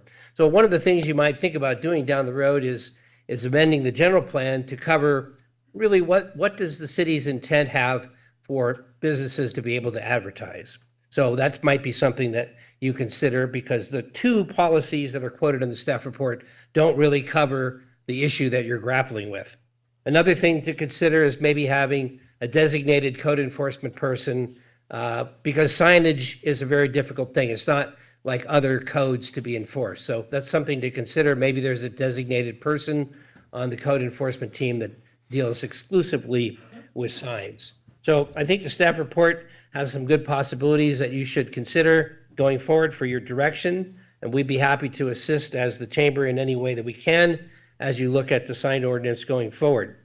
We do think that one of the areas that needs to be cleaned up is when you have a business complex with multiple businesses. There's no real clear standards for that. Sometimes people are one sign in front of the other, those kinds of things. They do happen. So that's something that should be addressed, complexes with multiple businesses. And again, the sidewalk safety issue is very important. And consider the adoption of a general plan policy that might address what is advertising for businesses intended to accomplish. Thank you. Thank you. All right, next up, we have Melissa Soderstrom. Good afternoon, Melissa Soderstrom, South Lake Tahoe. I want to say that I am absolutely in support of allowing sandwich boards at our businesses. They are quite common in tourist communities just like ours. They are vital to our small businesses. They help draw an incredible amount of attention to your business, and they actually do add character to the community when they are done correctly. I too am concerned about the obstruction of sidewalks and the visibility is particularly around the corners. It is already a huge issue, like Mr. Messina said, with bushes and fencing in our community. So perhaps the Chamber of Commerce would be interested in, coming up with some plan to do some engagement with our small businesses, give them appropriate ways to display these signage. I do not think that we should be allowing these temporary banners around town. They are quite ugly and don't add any character. They're just, simply not necessary if we do allow the sandwich boards more often. So that's a great thing to do. Like everyone said, the scooters are what is blocking the sidewalks and not the sandwich boards. So please consider allowing them full time, and consider also implementing something that can help us to update some of these, 1960s era signs that we have. That is much more of a blight than, a few sandwich boards on the sidewalk. Thanks. Thank you. There's no additional public comments, Mayor. All right, so we'll go ahead and bring it back to council for discussion, and Mr. Jenkins. I want to thank the council for asking and staff for bringing back this matter. I agree also with what Mr. Messina raised and Ms. Stotterson raised about removing obstructions that create safety hazards in the city for pedestrians and for bicyclists or people on scooters. There are a number of places where that exists, and somehow we have to have standards and work with the businesses to remove those impediments so that we create a safer passage. I would like to see an ordinance that was brought back that would simplify tasteful, underlined, sign permitting, both permanent and temporary, as long as it does not impede public safety. That's great. And real quick, Mr. Robbins, before I go to you, I just want to throw this out to council. It feels like we have possibly a lot of direction we want to kind of get into some of these changes, and I'll bounce this back to Mr. Irvin, but is this something that maybe a small ad hoc committee would get together to kind of look at Do this? it offline. Well, Otherwise, yeah, we're gonna and then- take all day going a Yeah, gazillion and rounds. I'm thinking that we possibly get some of the sign makers, I think of Mick, and maybe a few property owners and 2 council members, and basically try to come up with this, because I think we could spend a long time here today trying to go through all of these things that we need to do. I agree. This does, I hadn't thought of it, but this does actually just scream ad- ad hoc subcommittee. Yeah, and then that way we would We be haven't had one of those in a basically while, but get this is a good use of that, because Yeah, we could. there's we a could million design dimensions a to program this. like that with a subcommittee of the council on an ad hoc basis. Yeah. Some outreach to chambers and businesses and Cool. come back to the full board. Are you guys in Then we favor of come back that? to the full board All right. with a set of recommendations. I agree. Rather than an Yeah. extended discussion on a gazillion dimensions. I agree, and I would hope that the council would be receptive then with whatever suggestions, that we vet them through the planning commission, and so that when we get a report, it has the full input of both the I'm fine with that. committee and whatever final recommendations. So do we need to go ahead and appoint the 2 counselors right now? I would suggest that you do that December 9th when you do the assignments. You probably could do it now, but it might make more sense to consider that with everything else to 9th. make That's sure not the gonna slow anything. responsibilities are Then in balanced. that case, we can request staff to make sure that's on the list of the assignments is the ad hoc temporary sign subcommittee so that that's included in that list, It because seems otherwise like it wouldn't be. It seems like it's a totally consistent to what we're talking about how the suggestion is what are the changes, and we're saying point is an ad hoc subcommittee to look at what changes might be needed, and that seems like perfectly appropriate. Would you like a motion to do that, or? Sure, that'd be Okay. great. Somebody want to make a motion? Yeah, I'll make a motion. I move to direct staff to include on the, what day, December, what was it? On the December 9th committee appointments item, to include appointments to an ad hoc temporary subcommittee for the development of an updated sign ordinance. Is that sufficiently well-formed? That's fine. I second it. Motion and a second. We can vote. I was going to talk about how this is a Nash equilibrium and then explain mathematics, the mathematics behind this issue, but I guess that'll wait. You got December 9th, it's coming. All right, that, oh. Yeah, I'm trying there's my cursor, there it is, thank you. That motion unanimously carries. Great. On to item number 23. This is going to be our legislative agenda. Could I, Mr. Mayor, could I make a request on this? Yeah. This is, to me, first of all, thank you to the staff for bringing forward ideas on this. This is a critical policy issue about how we engage our legislators, whether they be locally, regionally, statewide, or nationally. What are, in fact, issues that we can have influence on and how we influence it. And what I would hope is, I'm not prepared I would like to see an ad hoc committee that would, or that we can go through this and have a better appreciation, because I think we all have policy. This is a policy matter. This is public policy. So, and I think there's been a good effort made here, but I'd like to see this on another agenda when we've had a chance, other than through a long meeting, to think about what those issues we'd like to bring forward to the council, maybe in addition to those that are on this matter. And plus, I am going to be leaving at 4:30, and so which might be a good thing for all of you. So I would just like to see this matter postponed and have at best a committee of the council to take a look at this ad hoc, to take a look at this so that our policy statement reflects what we think our policy is. And this is exclusively within the council's domain. Yeah, so hold on real quick, Mr. Jenkins. So we have the item on here, and I think that, but I want to ask Mr. Irvin, I think we've got this on here because really these type of things from an ad hoc would only be 2 council members, and legislative policy needs to be set by we need to have that discussion from the whole council so we get the buy-in. Could we do it at a subsequent meeting? Well, that is what I'll ask Mr. Irvin, where. This item's been placed on the agenda. If the desire of council is to move this out and give us time to appoint an ad hoc, we can get direction and bring the ad hoc for a legislative agenda committee on the December 9th with all the assignments. I'm fine with that. And so moving it off, let's see if we have council's consensus on that. I would ask fellow council members if you're okay moving it off. And then as far as When you say moving it off, you mean moving it into a subcommittee that would be appointed on the 8th? That was the second part. I just mean moving it off of this agenda potentially to another agenda. And then that's the second question. Do we want to look at an ad hoc? And I'll just, since I'm saying it, This is on 23 now, right? We're talking about not the ad hoc we just did 2 No, seconds yeah, ago. exactly. Okay. This is on 23. Again, my only point of why an ad hoc could be, because you've only got 2 council members, right? And when we're making the legislative decisions, we want to make sure we got the whole consensus. Mr. Mayor, I think you make an excellent point, and my only concern is I'm not prepared to really go through what would be major public policy engagement issues with the League of Cities, the Cal Cities, National League of Cities, our legislators, the governor, tonight. I'm just not prepared for that. Great. And I need more time. Maybe all of you I know are better readers and understanders than me. And I have no problem if we could just bring it back to give us time to consider.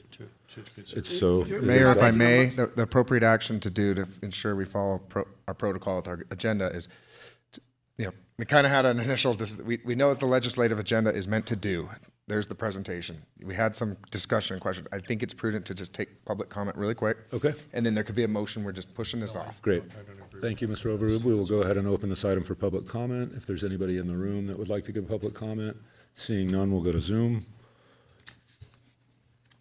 We have no hands raised on Zoom, Mayor. Great. And then if we could just get a motion from somebody to push this to a further agenda. I make a motion that we move this matter to the next regularly scheduled agenda for the council to consider. But let's go to Mr. Irvin on whether or not. I think if we want to appoint an ad hoc, bringing it on the 9th of December makes sense, if that's all right. Well, I was sensitive to the mayor's concern Yeah, that we're all not going to five do of an us. ad hoc. I'm just wondering, will it fit on the 17th of The November? 18th is a night meeting, and I know there's going to be a long agenda for interviews. Oh, interviews, okay. Yes. So I'll get it on No, very that's a quick. great idea, though. Thank Yeah, you for the clarification. Move it on the 9th, or just make it where you can make it happen. Amend your motion for that so it doesn't Yes, say. yes, the motion is so amended, yes. Great. Thank you. And I'm sorry, who was the second? I'll second. Okay, Mr. Bass. Go to the vote.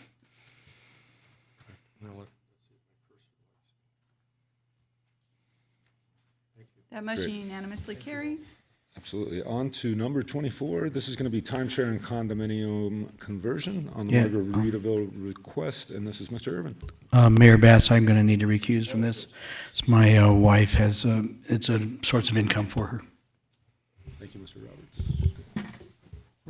For a clarity, could I ask a clarity question to the city attorney? Oh, no, I was just on the previous excuse from excusing someone. What is the standard? Oh, that's right. I just wonder, what is a standard that in state law for the requirement to recuse if someone has a minimal, what is the minimal standard that you, if they're employed, is it $1? Is it $500? $1,000? I just don't know. What is?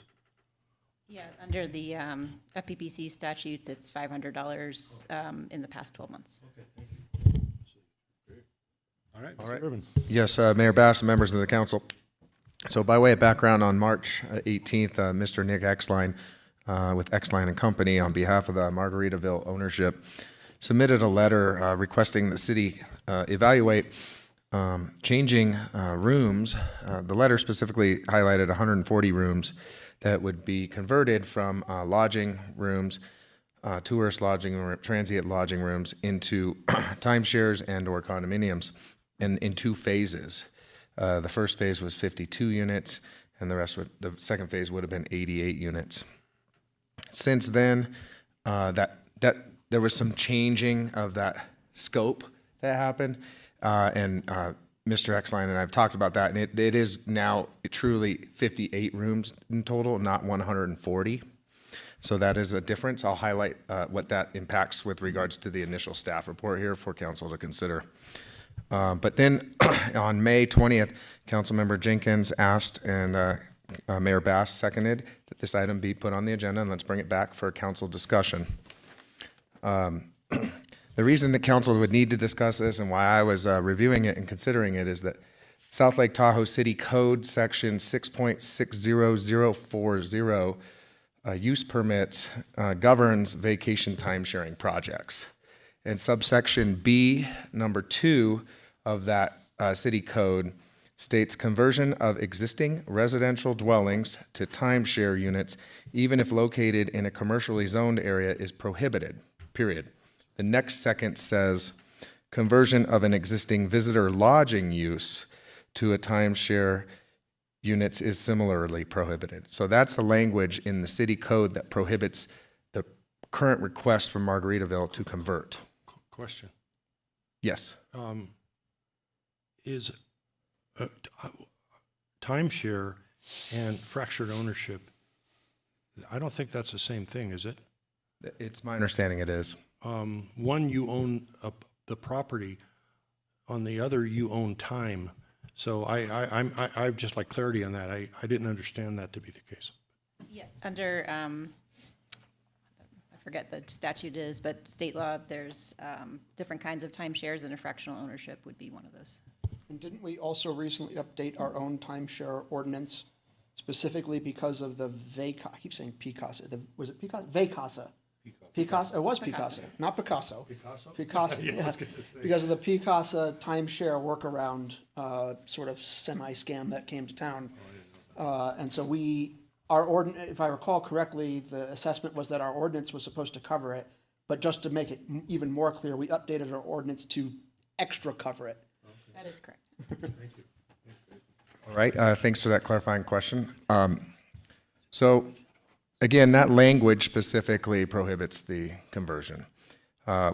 When looking at this, I looked at the current location of where Margaritaville is currently and exists forever, formerly Lake Tahoe Resort. It's in the tourist court area plan boundary and within the tourist center, and the map is included in the packet for council's review.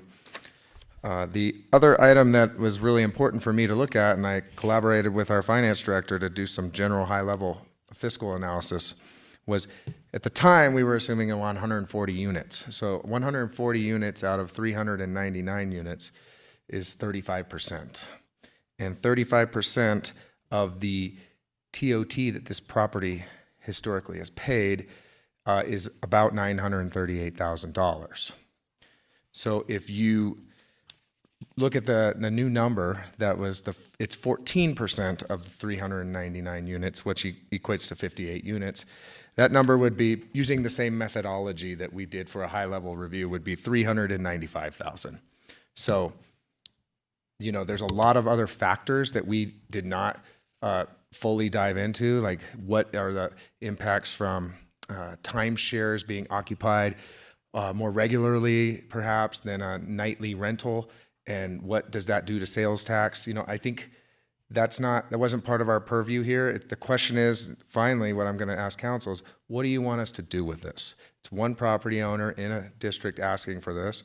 Do you want us to do nothing? These are listed in the staff report.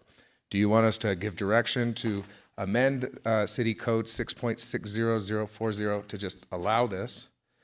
Or do you want us to amend that city code with a contingent language that says property owners that request this need to come up with an agreement with the city that would ultimately be approved by the city council? So those are really the three options I see. I'll open it up for more questions. Great, thank you, Mr. Irvin. Questions from council? No questions? Well, I'll just wait for discussion because I will go into discussion if I start. I will go ahead. I have one question. Okay. How many other properties, or how many other business entities, I should say, would be impacted by this change in addition to Margaritaville? Because presumably this is not a private bill that applies only to one business in town. There's other timeshare properties in the tourist core, the tourist center, for sure. I believe one of the Marriott's down at the Village. That's the immediate other one I know of. Wouldn't the one across Ski Run Boulevard? That's the Hilton, and I believe that's already timeshared. It is. Would this allow them to have more timeshares? Or that's all timeshares Yeah, already, you mean? that's Okay. already. Would All though, timeshares. One of the So- Marriott properties, which is in this district, is not timeshares, and that one would be eligible to convert if the And code if is- and if this passed, how many of those units could become timeshares, or what proportion?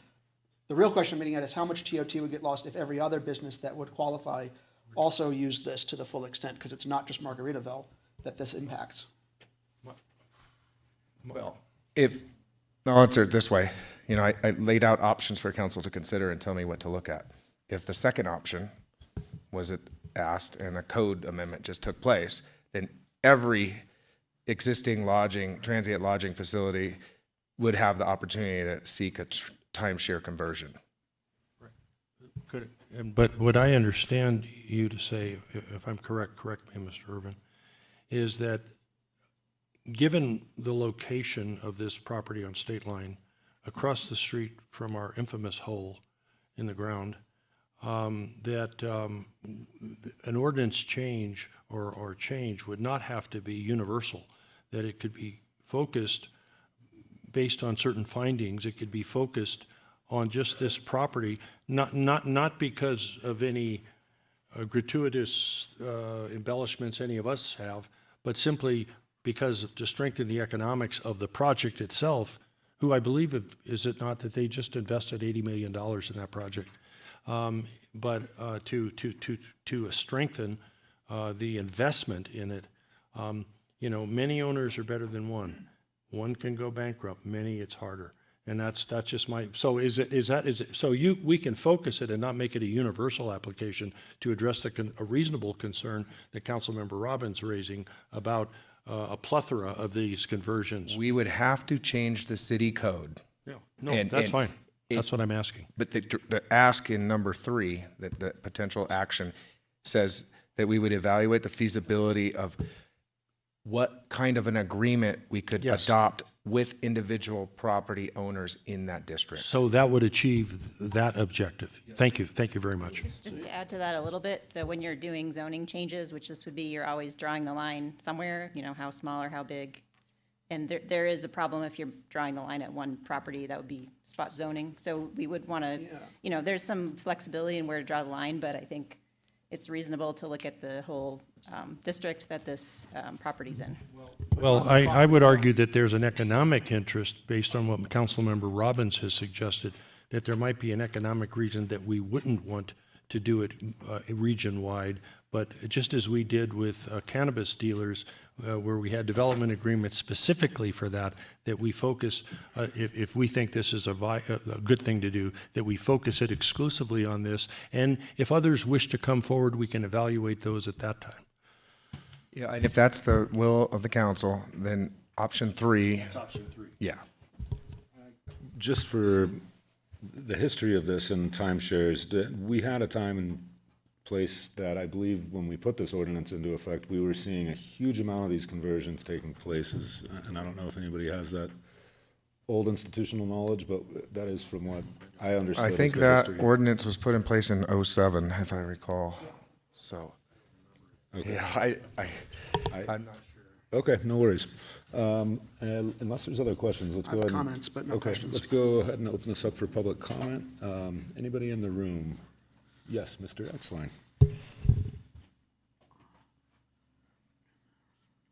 Good afternoon, council members. Nick Exline for Exline & Company on behalf of Margaritaville. Really happy to be here this afternoon. It's been the long end of a long meeting. Glad I got to be with such a fine body and hear the deliberation. You know, really do appreciate being here today, and really, you know, want to give credit to Joe and Olga. I had a great opportunity to have a conversation with them yesterday. And so now, as I have younger staff members, I'm always kind of reluctant to use old movie references, but I just got to say, as was stated earlier, you know, $80 million was invested and no one came. And that's really the heart of the issue. I know people working at the Margaritaville, they're getting reduced hours and things are being, you know, brought smaller as a result of the lack of occupancy and the ability to get people in the door. What's being suggested has been effective at other Margaritaville locations, and that's really what brought the idea going forward. I think, you know, looking at some of the conversation today, I think there's a lot of important points, one being economics. You know, one, I think there's a lot of opportunity to look at the economic and the economic analysis. One thing I pointed out to Joe and Olga yesterday is we're converting 14% of the units to timeshares.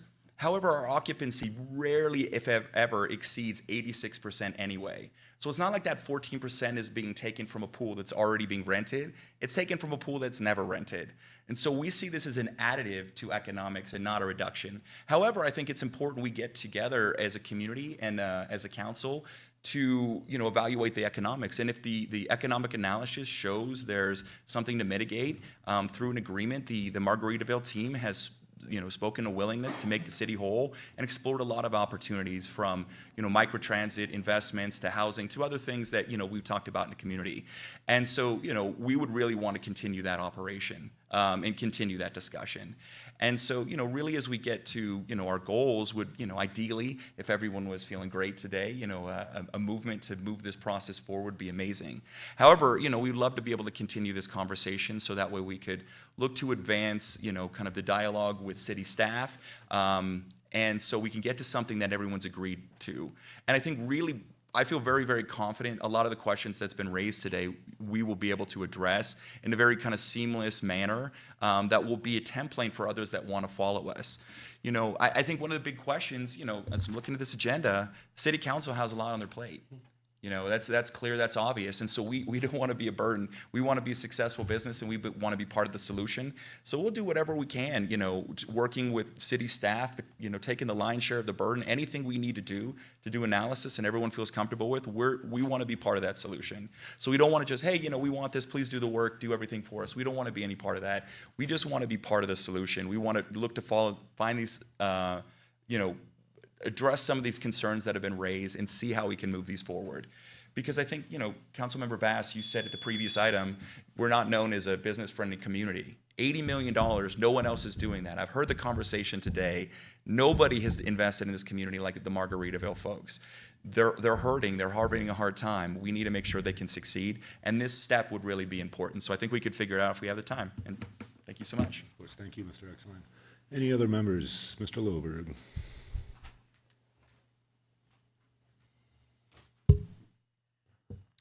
Scott Loberg, South Lake Tahoe taxpayer. I wonder what kind of deal or enticements the city gave Margaritaville to come in, if any. And, you know, historically, they have lots of condos. And I would think that going in, they might have had this planned all along. And, you know, you get in and then, oh, well, this rule doesn't work, but we can't get our way initially, but we'll just do it incrementally. That happens all the time, far too often. And the other thing is, what about workforce housing? If you're going to carve it up, why not put some workforce housing there for your workers? You know, it's too much of the time people come in and they want to do a project and there's no way they're going to get it through, and then they, just like the hole in the ground, they start with 1 foot in and then they go and change it and get their other foot in, and it becomes something different altogether. And we already have one property down the road that's fenced, and 110 workers were laid off. You know, there's too much of that going on. Thank you, Mr. Loberg. Mr. Mosier.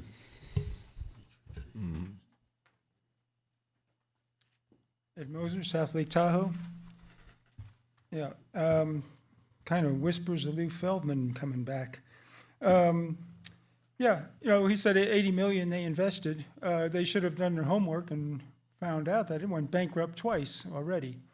You know, I said in the very beginning and joked that, you know, it was dumb to build a place right next to 4 casino hotels that, you know, for half the year they couldn't give rooms away. You know, there were people come up and stay for free, or locals, we were getting things in the mail for $25 to stay at Harrah's or Harvey's or Caesar's. So they didn't do their homework. Yeah, it says right here under B, an issue and discussion, that applications may be considered only for new construction of such facilities. And I think you should adhere to that and stick to that. It gives you time to avoid, they're getting their feet in, they know what they're going to do, you know what the intention is, and new facilities. You know, we ran into problems with redevelopment with the Stardust. You know, we had to draw the line all the way around Stardust because we couldn't afford to buy them out. Redevelopment agency for the project, Project 3 there, where the hole is. So that presented problems. And then they were allowed to convert motels on Pioneer Trail, Stardust Corp. So, you know, we've got problems in the past here with that. Also, I would advise do nothing. You know, like I said, you're just opening a big can of worms here, and with what you want to do, and, you know, other people will be jumping in. And you can't do it, you know, hodgepodge here, one property here, one property there and stuff. You do have to have some consistency within the tourist core with residential areas, you know, just like with VHRs here, you know, you have rules for all over town. So yeah, loss of revenue here that you state, and here 930,000. Property tax impact. You know, during redevelopment, tax increment, you know, we sold the bonds based on tax increment. Marriott lost 200 million from 2005 to 2010, according to the city records. RDA Properties total lost 400 million. We lost many millions since. There's still pagefuls of ads there of foreclosures. The timeshares at Marriott and Ski Run were selling for 5 cents, 10 cents on the dollar. So, you know, learn your lesson. Don't make it twice. Don't make the same mistake twice or 3 times.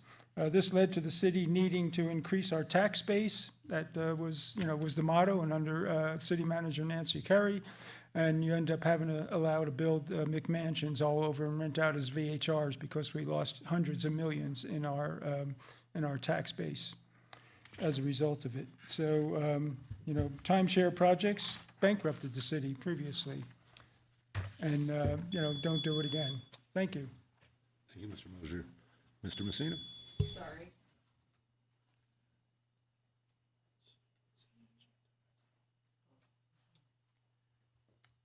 Well, I agree with Scott that this could be used for other purposes, such as single-room occupancy for our local workers. It would be a great location, and if their problem is simply that they don't have enough occupancy, that could guarantee them full occupancy. And I think Scott would even go along with this idea of, I don't know if they needed to convert it to do that. I think they did have to for our single-room occupancy ordinance, but that might be a solution for them. Thank you. Thank you, Mr. Messina. Anybody else in the room? Seeing none, we'll go to Zoom.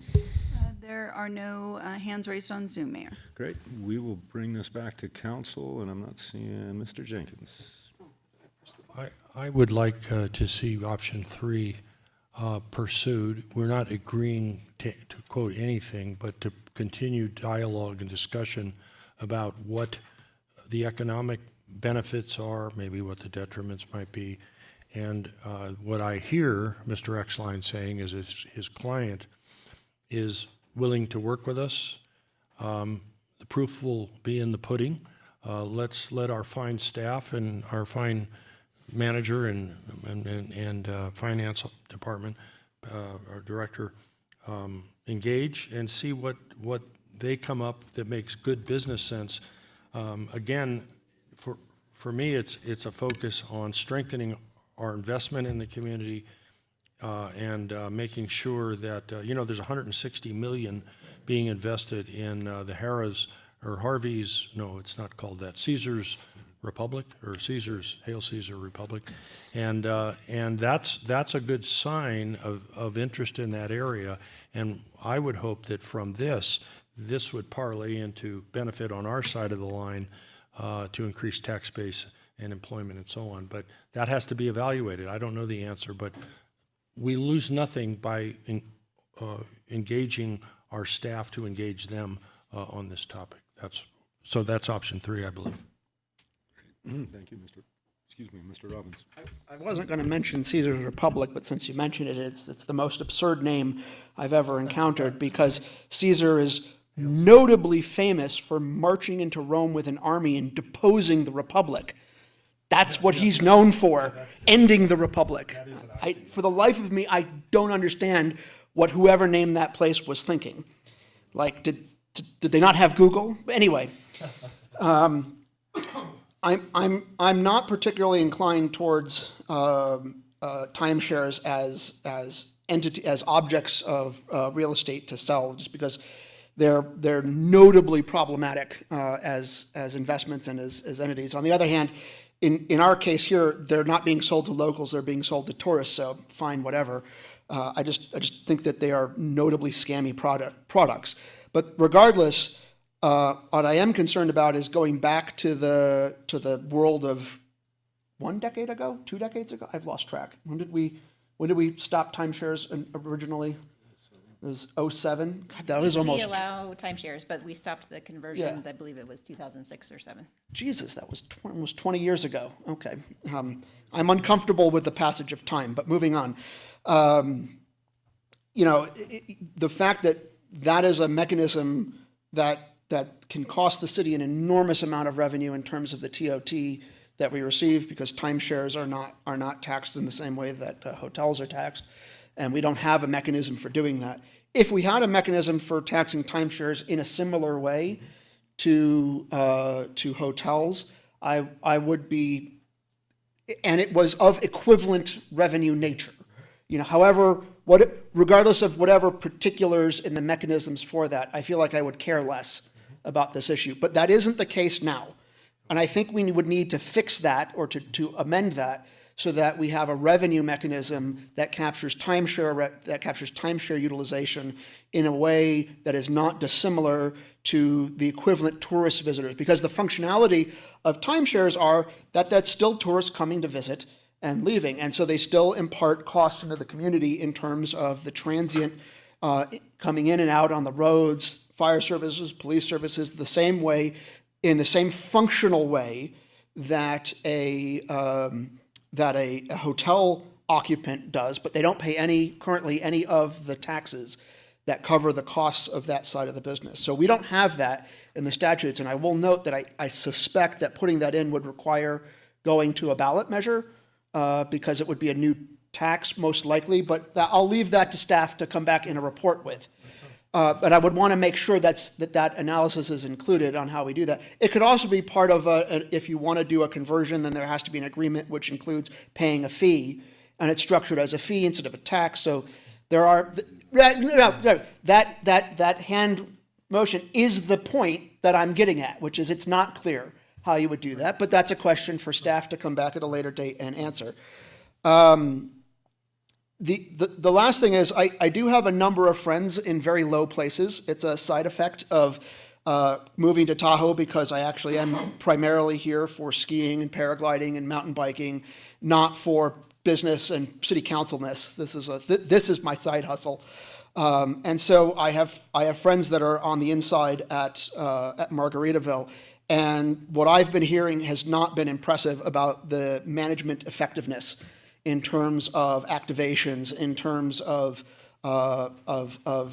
getting people in. For example, there's no charter fishing program with Margaritaville, and you'd think that with Margaritaville's target audience that would be kind of an obvious thing. That's just an example that I came across the other day. So, there's a very corporateness about that, and I don't think, yes, they invested $80 million and then nobody came, but there's also reasons on the inside that happened that I think are probably in need of correction, and I don't know that a timeshare conversion ordinance change of some kind is going to solve Margaritaville's fundamental problems, which is that it's a thematic establishment for the Gulf Coast that has been plopped into the high alpine. It's a bit of an odd brand for Tahoe, and I don't know that ultimately there's a lot of getting around that.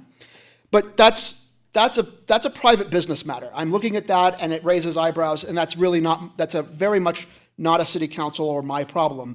So as to the current issue here, I'd like to see a conversion. I would also like to say that I agree with Loberg and Messina that I think that should probably include some kind of workforce housing component, where a percentage, if you're converting so many of these hotel units that were providing TOT, that either that there's funding that makes up for the TOT loss, or that there's affordable housing that's produced as a result of that. A proportion of the say, for example, a proportion of the timeshares could be workforce housing, since they are going to be used in a nominally residential way, as a timeshare. So that may or may not work, depending, because a lot of these timeshares are literally just hotel rooms and not suites and apartments. But, I'd like that to be part of the set of considerations, where it could be a fee exchange that may or may not be valid, or it could be a workforce housing exchange, which would provide the functionality of what some of that revenue loss would have gone to, but it's still providing an offset in one way or another. And so I would want to see that considered. I do want to acknowledge also, because I think it's important, that, multiple times today, I have spoken out at the problems of picking winners, or in the cannabis case, picking losers. And I'm very concerned about the idea that we are legislating, or that we are considering legislating on a per business process. I don't like that. I didn't like it when we did that on a picking losers for the cannabis industry, or we're doing it for picking winners for Vail, or now about picking winners for Margaritaville. It's a bad way to govern to choose a business and say, we're going to help this business because we like them, and not have it apply to other businesses. So if we're going to be making changes, it has to be done in a way that I think applies consistently to everybody in the area, or at least within a reasonable geographic region, not just a single parcel. I'm really, really not comfortable with spot zoning or the functional equivalent of spot zoning or private bill legislation where it's a law that is so narrowly constricted in so many dimensions that it clearly applies to one business and no others. We have no authority in zoning if you listen to what we are being told. So this concept that we're, quote, spot zoning is kind of nonsense in the Tahoe region, because we have You're still off. Thank you. So I think but I understand the issues you're raising, and I think they're important. Let's authorize the staff to do the professional work that they're capable of doing, and evaluate with the proponent what they can do, and let them come back. We're not committing to anything. Let them then bring back what the conclusion of that conversation is to address issues that you have raised and others. I came into this meeting, and yesterday, at the end of yesterday's staff meeting, I was generally inclined to propose that we drop this issue altogether. And I'll be honest, that's still sort of my baseline on this. But because the direction here is to come up with a proposal or drop the issue, not vote on a specific proposal. And I know staff's got a lot on their plate. Like it's not a small plate, but I do want to see what the trade-off potential space could be. If you want to do a timeshare conversion, then in exchange for that, the city would get X, and that X could be something we need, either the some compensation of the lost TOT funding, or affordable workforce housing in one form or another. Something in exchange for that, and then it would apply, and that would apply broadly over a region, not for one parcel. Well, again, I think I'm clear. I think I've made my point clear. I think you made. I wanted to just clarify that might not be something we can do. That's the reason number 3 is talking about negotiating an agreement with entities who would want to do a conversion to timeshares. We cannot require necessarily that the tax revenue be replaced through an ordinance, because that would be either an illegal tax that wasn't approved by the voters, or it would be a fee that would need to be like a mitigation fee. Which Can the if it's mitigation just fee replacing- mitigate the lost tax revenue? Probably not, because otherwise it would be a tax. Well, then if So that's what I'm saying. So it sounds like you're talking about option 3. So I just wanted to be clear about that.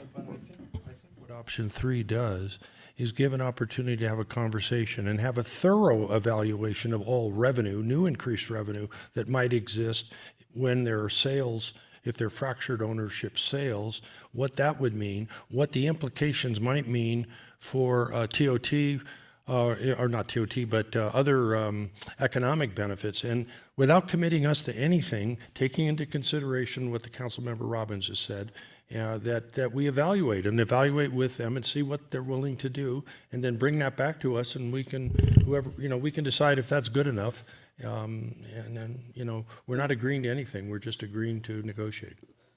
So let me, a few comments here. So I definitely feel for Margaritaville, somebody that's invested that amount into our community. We definitely want to make sure that they can see success and that we create policies that can work for them. But I do see the issue here of opening a can of worms that then is going to open this conversion for so many properties. And I think that's something that really has to be figured out before we head down this path. And I think that really for Mr. Exline to go back, we've already gone from 140 to 58. As I've thought about this, there are also condominium conversions that are not timeshares, but that are actually units that are owned by an individual, but then that unit gets a VHR permit, and the property can then rent that out as an overnight VHR where the city then gets the TOT. And I think that type of a Conversion is a lot easier for me to think about, only because a timeshare is sold, by the week, and therefore it can't be opened back up for an overnight rental, and therefore that's why we're not getting TOT from an actual timeshare. But a condo unit, which is like Zalanta, it's also like the Lakeshore Lodge. The property can then manage those units. Also, somebody owns the unit, so the Margaritaville owner is going to be able to recoup some of his capital investment because they're selling that condo unit, but then they're renting it out overnight and collecting a management fee from the person that owns it, and we're getting our TOT. So I think those are things that Mr. Exline can kind of go back with his team. Where I think that we need to be a little bit, I think Mr. Exline, I know he's very more than capable to do a lot of that work before he needs to come back to our staff and have them do kind of the work. And I think the other point that needs to be looked at here a little bit is this may be an issue that really needs 4 council members here, considering that it takes 3 votes to get to a passing ordinance. So I'm just going to put that out there too, just as far as timeframes for Mr. Exline to be thinking about for our staff. Is it maybe good to wait till we seat or elect a new council member to find out and make sure we have the support before we're putting a huge amount of time into it? I think it would be useful along your lines to have the information we're agreeing to nothing, but let's do the evaluation, a complete evaluation of the economic benefits and detriments and how those might be offset. And I think if we do it now, I'm concerned with this. I'm concerned with the perception that we are not business friendly, that we're by the book, that without the economic impact analysis, and we have at least a party who's already invested here who wants to, arguably, they would argue, making improvements. Let our staff evaluate that and then bring it back when they think that they're ready to do so. That's all I'm saying. I don't know what. In fact, the more time they have, the better research, the more information, the more back and forth that they can do, and that's what I would hope that we would do. And I'm not saying I'm not disagreeing with you. I'm just saying that for one, we need something to be able to really analyze, right? So he's going to have to bring back what it is, and I'm just saying let him do that work. And it also might be wise to make sure that when we have a new council member, that the support is there, so that we're not spending too much time on this if we don't have the support. If we do That's our my only homework point. now, it'll make it easier for a new council member. Let's do our homework now, and let the staff do our homework so they're not rushed to do it later. And that's all I'm suggesting. Let's do the kind of research that cities do, economic impacts. Let's evaluate it now and not do it later. And let the staff engage. That's their job. That's what they get paid to do. Let them do that. Yeah, Mr. Jenkins, I'm not disagreeing with you, but what would be so different for them to be able to do that work is if, for instance, what I was just saying about a timeshare compared to a condo, if those units are condo units, the Margaritaville owners are able to get their capital, but we're still getting TOT from when those are overnight rentals, well, then that economic analysis is going to be so different. I guess that's a good question for Mr. Exline, if he can, because you're directly involved, you're allowed to come up and answer. Why not condoization instead of timeshares? That's a good question. I just want to know, what was the thinking there? Yeah, absolutely. So Margaritaville, although an ocean brand, does exist coast to coast, and my wife and daughter did stay one right off of in the center of Manhattan, and they really had a great experience there as well. And so the ocean goes wherever you want it to be. Sorry, it's been a long day. Really? Yeah. You've got their marketing package. No, I got to tell memorized. you, I really thought I was going to see Jimmy Buffett, and I missed him in a previous experience in my life. And unfortunately, he passed away before that opportunity. So I was never to see Jimmy, unfortunately. May he rest in peace. No, so, we really, kind of going to that story, what it's been is, Margaritaville, again, has, many operations, if you just look at their website. And so what this is what they found to be effective in other localities, right?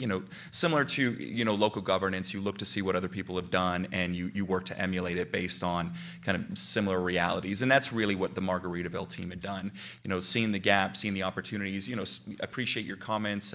Councilmember Robbins will definitely bring those to the Margaritaville team.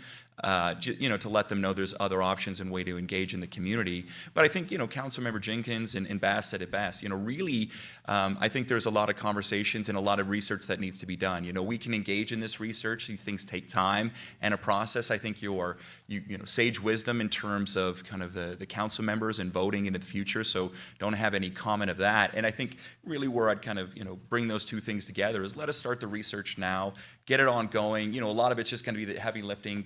Make sure we're touching base with Joe and Olga. Everyone feels good. Kind of we do the research, and then that's going to take a little while, right? These things don't happen immediately as this kind of advances forward with the council members and so forth. And I think then be in direct contact with with Joe and staff to ensure we're bringing it forward. And whoever that new council member is, Councilmember Bass, I assure you I'll be engaging with them as well. And so I think long story short, completely agree with everything you said. I mean, condo conversion though that's something you could do yesterday. No. Right. They don't need city council approval to do that. We need to change code for condo conversion. Yeah, the condo, yeah, so if the council wants us to give that motion, we can evaluate all that and bring that back. What, I thought So they the could condo, convert.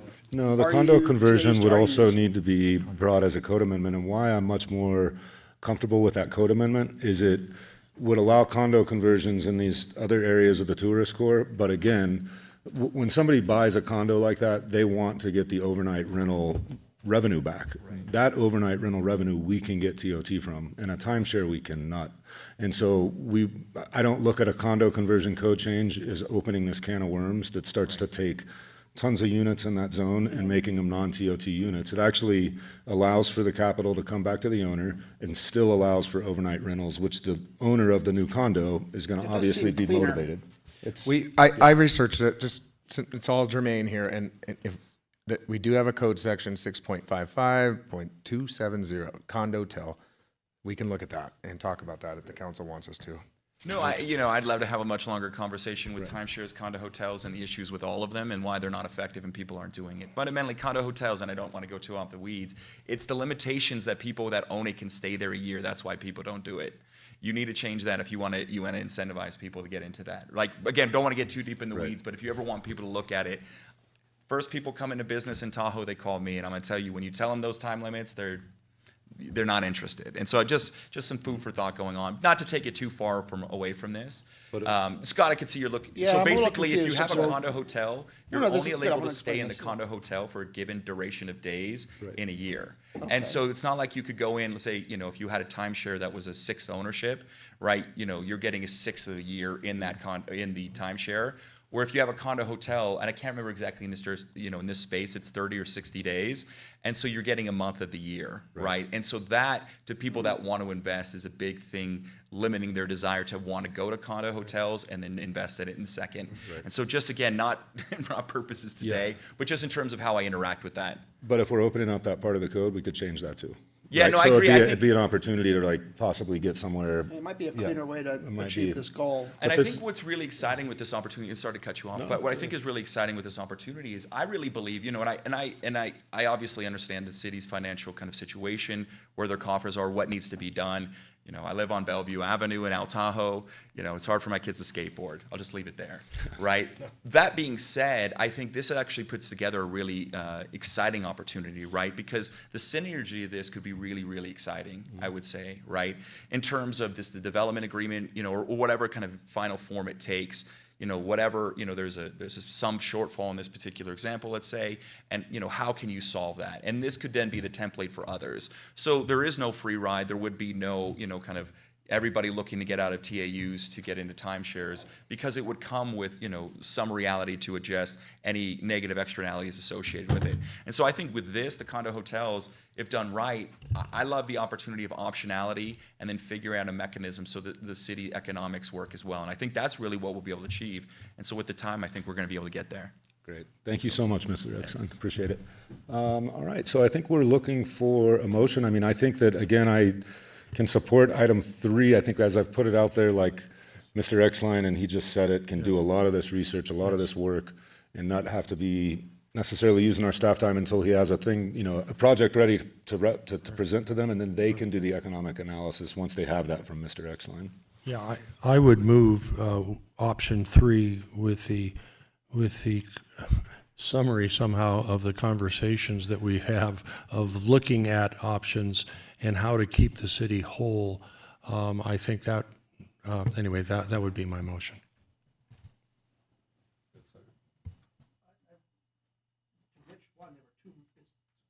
It sounded like you had two competing motions. I was a little confused there. I'm saying with item 3, our staff will do the economic analysis, but it's going to take Mr. Exline presenting that before our staff is really doing anything, right? He needs to bring, whether it's a condo tells, it's 54 units, it's got 9 affordable housing units, all of those things.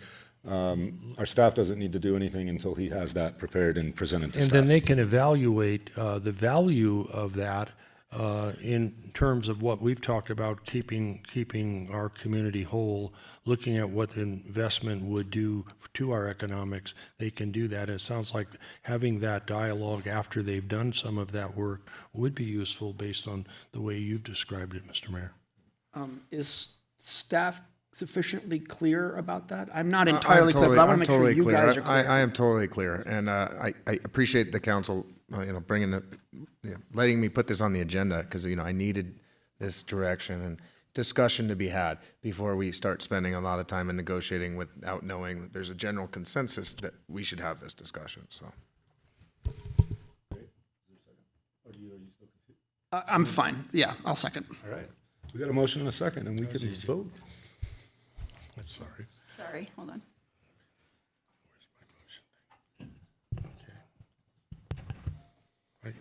I don't have mine up because for some reason I don't Do you have. vote yes, Mr. Jenkins? Yes.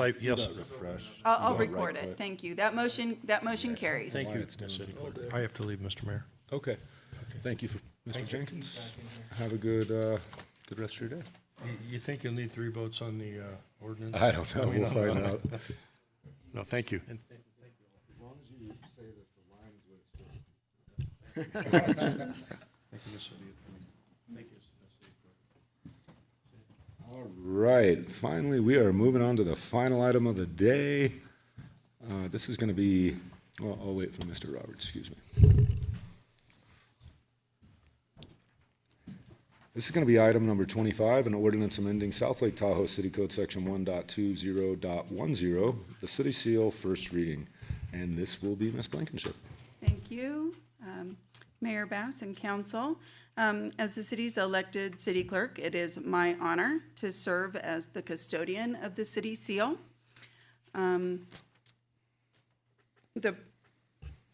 This item concerns a proposal to amend the city seal, a design that has represented the city of South Lake Tahoe for nearly 6 decades. The city's original seal was adopted in 1965, followed by the version introduced in 1966 on an ordinance creating our first fire department.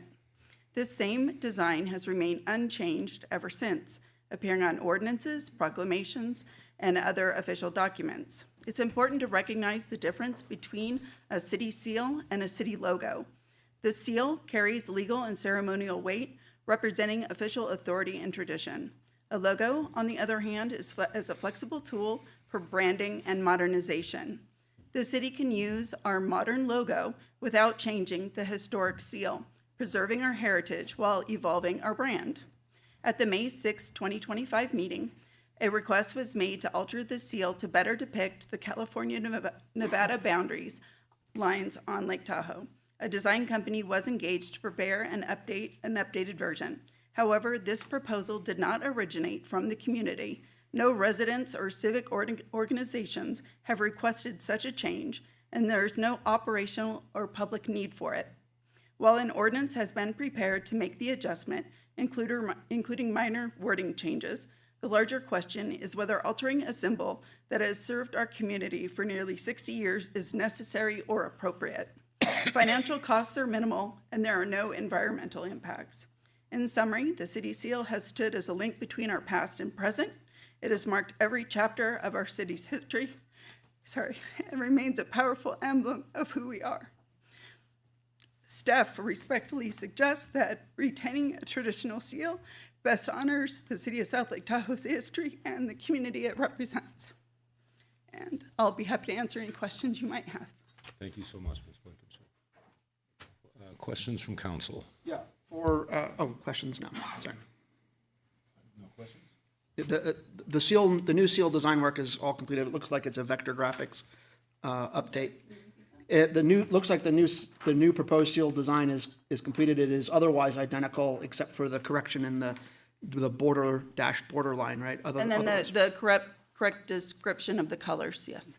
Yeah, okay. And it looks like it's a vector file now, like an SVG file rather than a bitmap. I So it think looks the like it's first been one updated. was like a wooden etching. Yeah. Okay. All right, any other questions? No. All right, seeing none, we will go ahead to public comment. Mr. Loberg. How much does this cost already? This is ridiculous waste of money, time, and effort. There's nothing wrong with the seal as it stands. When I go to the store, when I go to the bar, when I go to the restaurant, anywhere, the hospital, wherever, I haven't heard one person say, we need to change the damn seal. Not one person. This is ridiculous. This is just grandstanding. We don't have time for this crap. All right, thank you, Mr. Loberg. Anybody, don't see anybody else in the room. Public comment online to Ms. Blankenship. There's no public comments on Zoom, Mayor. Great, thank you.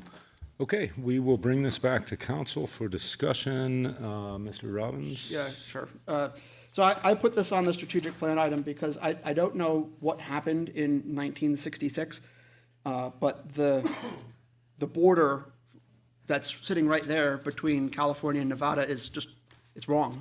It's in the wrong place.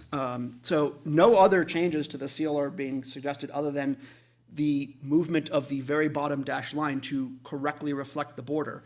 And I think it's a little silly that, we have a city seal that indicates that we don't understand where the border of our own community is. And this is a minor thing with de minimis cost because we're just updating the code item. And I've also seen the city seal, the corrected version of the city seal has already been used in the past in things like placards and awards. There's an award on our Deputy City Manager Ruverud's office with the correct border. So, and I've seen that also on city vehicles have been emblazoned with a city seal that's already been corrected. So in some places we're using the correct border, in other places we're not.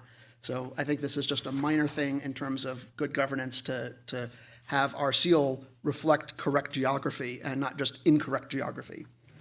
And otherwise, there is no change to the seal other than the one dash. So this is a pretty minor thing. Mr. Roberts? No real comments, other than I would hate to take Mr. Robbins' pet peeve away from him, what he's going to do in the future. Can we at least get this right, for God's sakes? I think it's a very nice seal. It's a lovely seal. There's nothing wrong with it. I think it's a very nice looking seal. We're just going to fix the little error that apparently went overlooked for the last 60 years. Yeah, when this first came up, I very much agreed, but actually hearing Mrs. Blankenship it is a symbol from the past and into the future, and I do hear that. I also do hear the side of we want to be, we do want to be geographically correct. So, and I think that they're looking at it. There is just kind of we'll call it an upgrade going to a vector file. Yeah. But I do hear her concern, not concerns, but I think that there is a real meaning of why you've used the same seal since you've become a city over and over and over and over and over again. So that I kind of feel that's why there's no other change to it other than that one dash. From one dash. And I agree. Otherwise, it's going to look the same. And we've already started using corrected seals for things like awards and on our vehicles. So someone in city staff has already noticed this and has fixed it on a number of things that are already being used. Okay. So, well then, if there are no more comments, looking for a motion. Comment. I too was taken back by Ms. Blankenship's response and passion about it. I didn't expect that. Is this something that we want to do, like a simple outreach to the community and have a simple vote on it? I don't know. This is one dash line to be the correct border.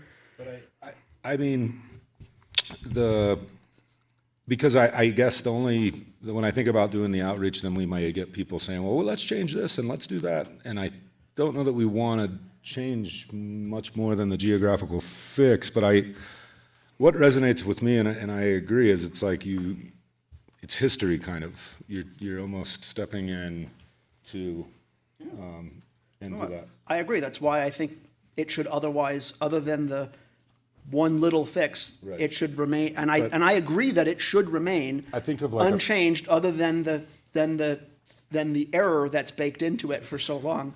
But other than that, I wouldn't change a thing for it. And I'm surprised we're still talking about it. It's such a minor, it's such a minor little I thing. really hadn't considered Ms. Blankenship's points, and I do think that they're very real points, because, again, it's history. It's like a family seal that's been around for thousands of years. We've only been a city for, If it was 60, but- if it was a thing where that used to be the border, or that was the border when the city was founded, and it's different Wasn't a now, mistake. then I kind of would get it, right? Because it's representing the state in that historical context. But it was a mistake in 1965. Okay. You know? Well, then we're looking for a motion. And Mr. Roberts, excuse me. Can we look at a different revision where only the one dash is changed and not the colors? That's all that's actually being changed. The colors are just being updated so that they reflect the old colors. They're the same colors they're functionally the same colors as the old colors, right? Yeah, well, the seal that's in the ordinance does have colors, but in the ordinance, we are allowed to use different colors for different, like an anniversary or something, without the seal being changed in itself. That is allowed. But the official city seal is pretty much like that. Yeah, it's a blue lake, yellow, gold lettering, and a blue trim, and it's the same colors. I think it's just in the new vector file, it'll be like defined rather than being a picture of something. So, otherwise, I guess for Mr. Roberts' concern, I hear that as maybe we want this tone of blue to be what's primarily used unless we're using different colorways for special occasions or holidays. Yeah, I agree that we should keep the colors. Keep the colors as is. I thought it Just did move that, the though. dash, which is a pretty simple computer fix. It is a different color tone from the. This is like a really low res, so I wasn't sure if the color was actually different or is that like a printing artifact. I would keep the colors as close to the original seal as we reasonably can within the bounds of modern tech, which should be pretty good. Cool. So with that, I'll make a motion. I move to pass a motion to hold first reading by title only of an ordinance amending City Code, Section 1.20.10, City Seal, and refer to second reading and adoption to the November 18th, 2025 meeting, noting that the new seal will keep the original colors as close as practicable. It's in the ordinance. Right, so, noting that it does that. I second. All right, we got a motion. I'm sorry, my computer is tired and the motions aren't working, so I'll just do a roll call vote. Councilmember Roberts, Yes. Councilmember Robbins. Yes. Mayor Bass. Yes. That motion carries. All right, so we are moving on to our agenda planning calendar. Mr. Irvin. Yeah. Next meeting's November 18th, 5:30 PM start. We will have the 2026 City Council meeting schedule on the agenda. You guys will set the calendar for 2026. Also, City Council member applicant interviews and possible appointment. I'm going to have to take a look at this agenda and see about pushing a couple things off, but TID annual report is planned. We'll probably keep that because it's a time-sensitive matter, and then the future of the senior center discussion is on there too, so I'm going to try to keep that as well. Okay. Quick question on the meeting calendar. Will that get presented with the options to pick if we want to eliminate night meetings, or how's that going to look, or would that have to come back? Ms. Blankenship and I will definitely make that, present that in a format that council will have autonomy to pick and choose days. It'll be presented as a resolution, so changes can be made. Perfect. Great. Thank you. All right. Updates and announcements. Ms. Stroud. Not at this time, thank you. Great. Ms. Blankenship? I just wanted to notify City Council that we have received a couple of resignations on a couple of our boards and commissions. We had a resignation on our Independent Citizens Oversight Committee. We are coming up to the time when we fly the notice of applications, so we're going to fly that position. We also have a vacancy on our Planning Commission. Natalia Vjorchek had moved, bought a house outside the city, so November will be her last meeting, and we will go ahead and include her position in our annual solicitation as well. And that's all I had for you. Great, thank you, Ms. Blankenship, and Mr. Irvin. Yeah, Mayor Bass, next Wednesday, November 12th, is the State of the South Shore. The Chamber's hosting it. I'll be presenting a brief presentation at South Tahoe Public Utility District headquarters on some of that. Metrics we're achieving consistent with our strategic plan. Great. That's at South Tahoe Public Utility District, starts at 6 p.m., goes till 7:30. And then additionally, comment came up earlier about bear boxes at the campground. John Stark and I have actually been evaluating what the true impact is of that. There are bear dumpster enclosures, but we're looking to see, get the numbers to show what the true impact is. And I'll just give council my word that we will look at that, and I'll bring that back at a future date to at least have a discussion with our capital improvement planning. It's not a small project, I will tell you that. So it would have to be tied into CIP. Great. Okay? All right, thank you, Mr. Irvin. Oh, one more thing. Yeah. Being a city manager is a really rewarding job. And, you get highlights often when your staff do really good work and your teammates. And I just want to compliment Ms. Blankenship for your courage and strong commitment to the profession earlier. It was well known, and thank you. Well said. All right, council member reports and comments. Let's start with Mr. Robbins. So I was called out of town last week to deal with my father's estate, so I was unable to attend the Tahoe Clean Program meeting, including on Zoom. I was stuck in a closing that I had to be there in person for, and tried my very best to get out of, because that's 4 hours I'm not getting back. So I don't actually have much to report as a result. Okay, thank you, Mr. Roberts. I can share the report on that. It was actually an emergency meeting, just to remove Ms. Wallace off of, signing. And it was a 3-minute meeting. What is that about? Nice. Can we do that? Yeah. All right. For me, I actually have nothing, so the meeting is adjourned.